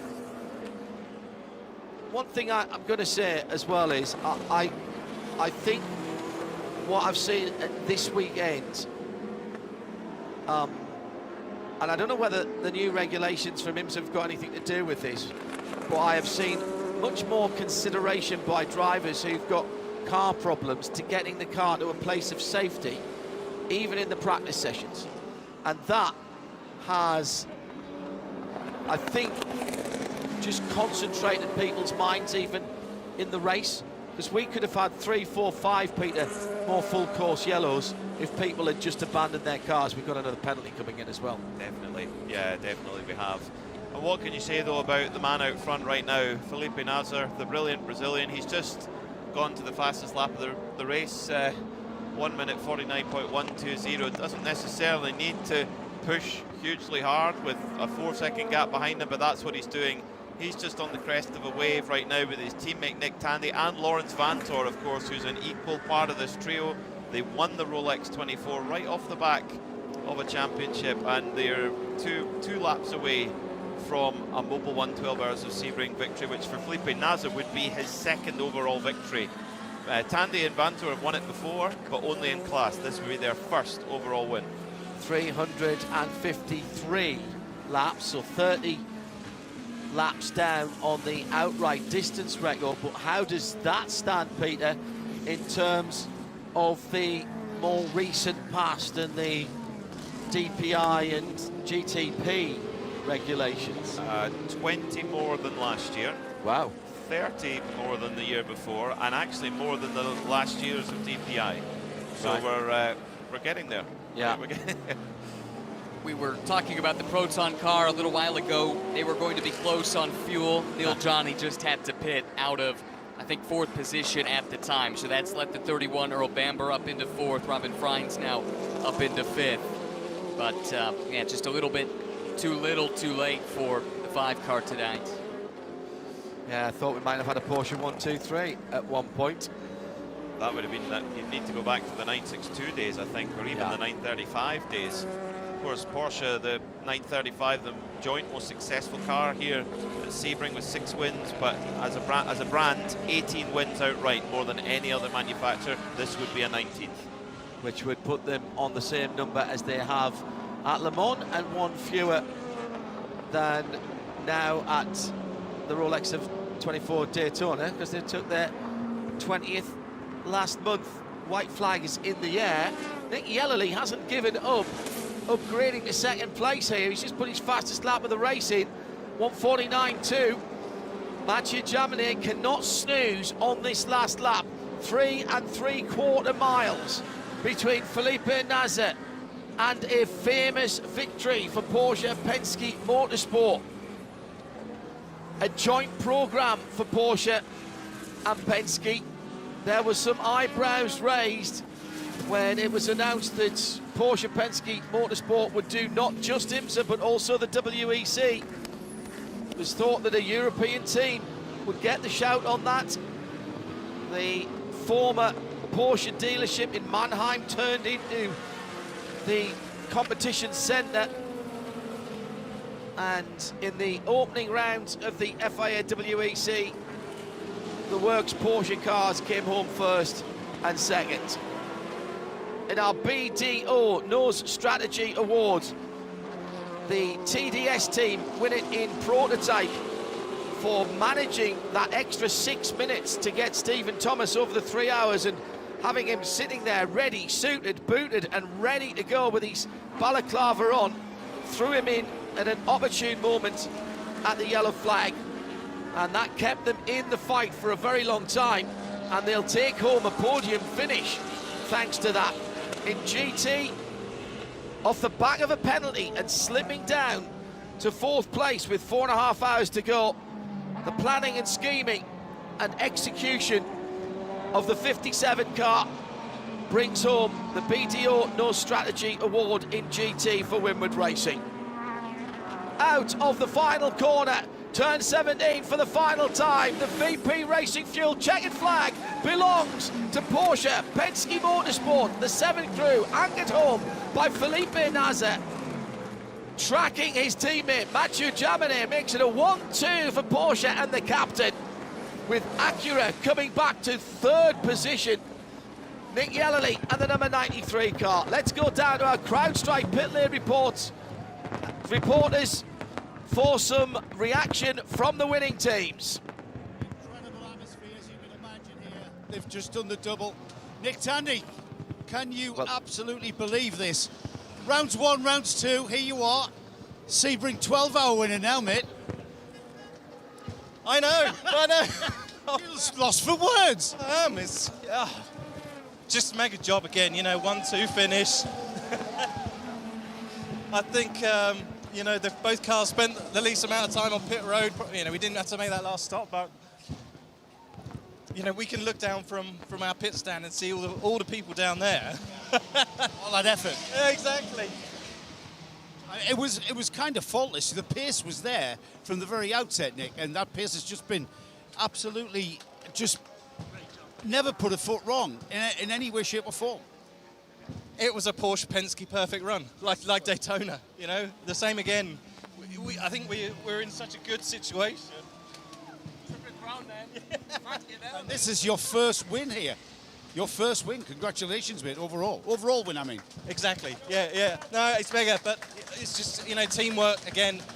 So many people involved. I'm just one of these people that gets to talk to you guys, and yeah, 2 out of 2. I'm going to talk the boss now, Mr. Penske. That was a very Penske win there, Mr. Penske. Well, it was a team effort, and all the drivers were on their game today. The Porsche 963 was outstanding. You could see it just got better and better as the weather got cooler. And smart work in the pits, good job in the pits, no issues there. And coming in 1-2 here, it's been a long time since we won this race. It was back, I think, in 2006 or 7. So amazing day. Had a great start to 2025, Daytona and now Sebring. I mean, you're going to win them all? Well, I hope we do, but let's think about how much fun we can have tonight. How does this compare with that 2008 with the Spider? Well, I think, we had 2 cars, one dropped out early, and then we ended up beating the Audis with an LMP2 car, so that was pretty special, but the last one is always the best one. Congratulations. With the winner in GTD Pro, it's Rexy, it's Klaus Backer, a fantastic result. Yeah, unbelievable. I mean, so proud of the team. They did an amazing job, and honestly, Lauren, in the end, the last 2 hours, incredible. It's, I somehow felt it the last 3 hours that maybe we have a chance to go for the victory, but you never know. And honestly, I'm so proud of the team, and also for sure for my teammate Alessio. We like we said, we won something together really big in 12 hours of Sebring GTD Pro class. I won it 2 years ago, but I'm so happy that we managed this today, and looking forward for the rest of the season. Well done, Klaus. Congratulations. That's the 77 AO Porsche. Klaus Backer, Alessio Piccarello and Laurent Heinrich have won GTD Pro. And the orthodonty treatment at the front of Rexy comes through. Now, do they leave it on? How superstitious are they? Do they leave it on? Or does Rexy's toothy grin get restored to its health and another gold tooth added, Ryan? That team always thinks of something new. Yes, it does. I don't think we can predict what will come next, but I suspect we will like it, because that's been the theme of this whole Rexy program. Remember, they made their IMSA debut in 2023 at the Rolex 24. 2 years. And they've got a championship and they've got a Sebring win. Amazing. Speaking of making IMSA debuts, in the LMP2 class, Jeremy Clark was a last-minute fill-in Inter Europol's car. This was his first ever IMSA start. It's only his 7th LMP2 race. He did Asian Le Mans over the winter, and he's a Sebring 12-hour winner. Just like that. It's a class that really makes dreams come true, doesn't it? Let's take a look at the unofficial results, subject to post-race technical inspection. Absolutely incredible stuff. It's a 1-2, the 7 from the 6 for Porsche Penske Motorsport and the 963. Felipe Nasser, Nick Tandy, Lawrence Van Toort ahead of their teammates Mathieu Jaminet, Matt Campbell and Kevin Estre, with Nick Yellerly doing a great job in the Acura with Renger van der Zande, and let's not forget that Palo type person jumping in here, and he looks like he might have a future in sports cars if he doesn't get snapped up to go to GM for Formula One. Earl Bamber with Jack Aiken and Fred Vesti, another single-seater driver who is making a very big splash in sports car racing in fourth for Cadillac. Then BMW with the number 25 team. The first of the privateer Porsches was the Proton Mustang sampling car in sixth. Seventh for the best of the Wayne Taylor Racing Cadillacs. I tell you what, that didn't look on even seventh earlier on in the race. They actually came back pretty well. When the cars were going, they were moving pretty quickly. Top 10 made up by the number 85 JDC Miller car, delayed by that blocked brake duct, remember, which cost them, I think, 3.5, 4 laps in the pit lane. The Aston Martin comes home within the top 10. The Valkyrie of Heart of Racing for Ross Gund, Roman De Angelis and Alex Riberas. With a very decent run, more than that actually. A little problem at the end, dropped it a couple of laps off the pace, but its outright pace and its reliability were brilliant, and the top 10 made up by the number 60 Acura. More results in a moment after more winners. Let's get down to Winward, and what a win again. They've done this one twice in a row. In terms of last year and this year, another good start to the season for the 57 AMG. And it is Bryce Ward now talking to Joe Bradley.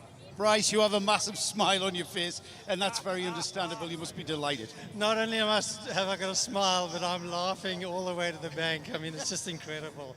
What a team, what a bunch of drivers. I mean, the team kind of let us down a little bit when we had a little penalty, but the drivers helped us out, and the team helped us out.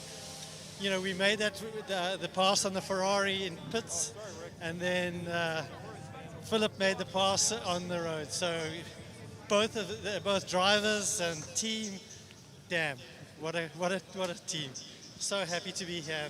And thanks again to all of you guys for commentating and doing such an incredible job over the years. Truly love following it all the time. You may have won the GTD class, but you've also won the BDO Strategy Award for the way the team came back off that penalty, because that was very clever. Oh my gosh, that's the second one. Yeah, the trophies are piling up, Bryce. And that trophy is so incredible. I mean, thanks to BDO, they do an incredible job. They are an unbelievable accounting firm, and so if you ever need accounting in your family or your business, BDO's the way to go. They know the strategy. Tremendous. We've made our way down to the podium. I'm going to let Bryce go and join up with the rest of the team. Bryce, enjoy it. Soak it up, man. Congratulations. Thank you. Well, gentlemen, as we have only to speak now to the winners in the P2 class, it's Tom Dillman's Inter Europol 43 squad. Bijoy Garg, part of that, and did a great job. Nick Damon is with him now. Bijoy, congratulations, into Europol. What a great win, almost from nowhere. Yeah, to be honest, we didn't know where we were going to be after the first 6 hours, but it's all about surviving until the last two. It's actually like Le Mans last year. Survive, and then push like hell the last two, and that's what we did. I'm so proud of this team. The way we bounced back from Daytona is just staggering, and to do it with the bronze, who's never been to Sebring before, is something else. I'm so proud of this entire team. Great comments there for you. So you've never been to Sebring. Did you run in 3 hours and then you find yourself in the winner's circle? Oh man, it's a whirlwind, I guess. First day was on Thursday, never been here before, and so worked really hard and tried to get up to pace. Had an unfortunate quali, but my focus today was just bring the car home safe and sound and hand it over to Bijoy and Tom to take it to victory lane. So Jeremy, when did you think you might win? Oh man, I think when I was able to pull that quadruple stint at the beginning of the race, I knew we had a really good shot, because then we could keep the pros in the car for the rest of the race, and I had the really good hopes. Thanks, that's Jeremy Clark there. One of the three drivers who won in LMP2. CrowdStrike pit lane reporters Joe Bradley and Nick Damon. They'll be hanging around for Michelin post-race tech, which comes up in a few moments' time. We'll have our final thoughts. You can have your say. Hashtag Michelin PRT at IMSA Radio. Final thoughts from the For Performance Global Broadcast Centre before we hand the PA back for the formalities. Ryan, we'll start with you. It's Sebring. It's magic. It always comes down to the final 15 minutes, the final stint. So many stories throughout this. Jeremy Clark to win on debut. Just unbelievable for Nick Tandy to get the Grand Slam of endurance racing. I mean, just up and down the order. There's stories anywhere you look. Top 3 in LMP2 could have all won it. A little mistake at the end took another team out of it. And then when you look at the 2 GTD battles, the Pro and the GTD itself, Peter, any one of those races would have been entertaining. We had 4. A bit like at the Rolex 24. This is what we're getting. I think I know there are slight flaws in certain places to have the GTD Pro and the GTD split, but selfishly, for our entertainment, it's perfect. You get these really pure battles as we run to the flag. Fantastic stuff, and big props to all of our winners. The first 3 races of the year could not be any different. We've had the high banks and twice around the clock at the Rolex Daytona 24 Hours. We've had the 73rd running of the Mobil 1 Sebring 12 Hours here on the bumps of Sebring International Raceway. Next up on April the 11th and 12th, we'll be on the streets of Long Beach. Hope you can join us for that, for the whole team and our technical crew up at Charlotte here at the track and back in London. Rob Lomas was pushing the buttons there, and a big thank to another Rob sitting here, Rob Diaz, who has made sure that we all went to air from the For Performance Global Broadcast Centre. If you're listening on RS2, don't go too far away. We've got Michelin post-race tech to come, but we'll hand the PA back now for the formalities and say thanks to Sebring, Wayne Estes, John Story and the rest of the team. We'll see you on the streets of Long Beach for more racing, and Michelin post-race tech comes next on RS2 IMSA.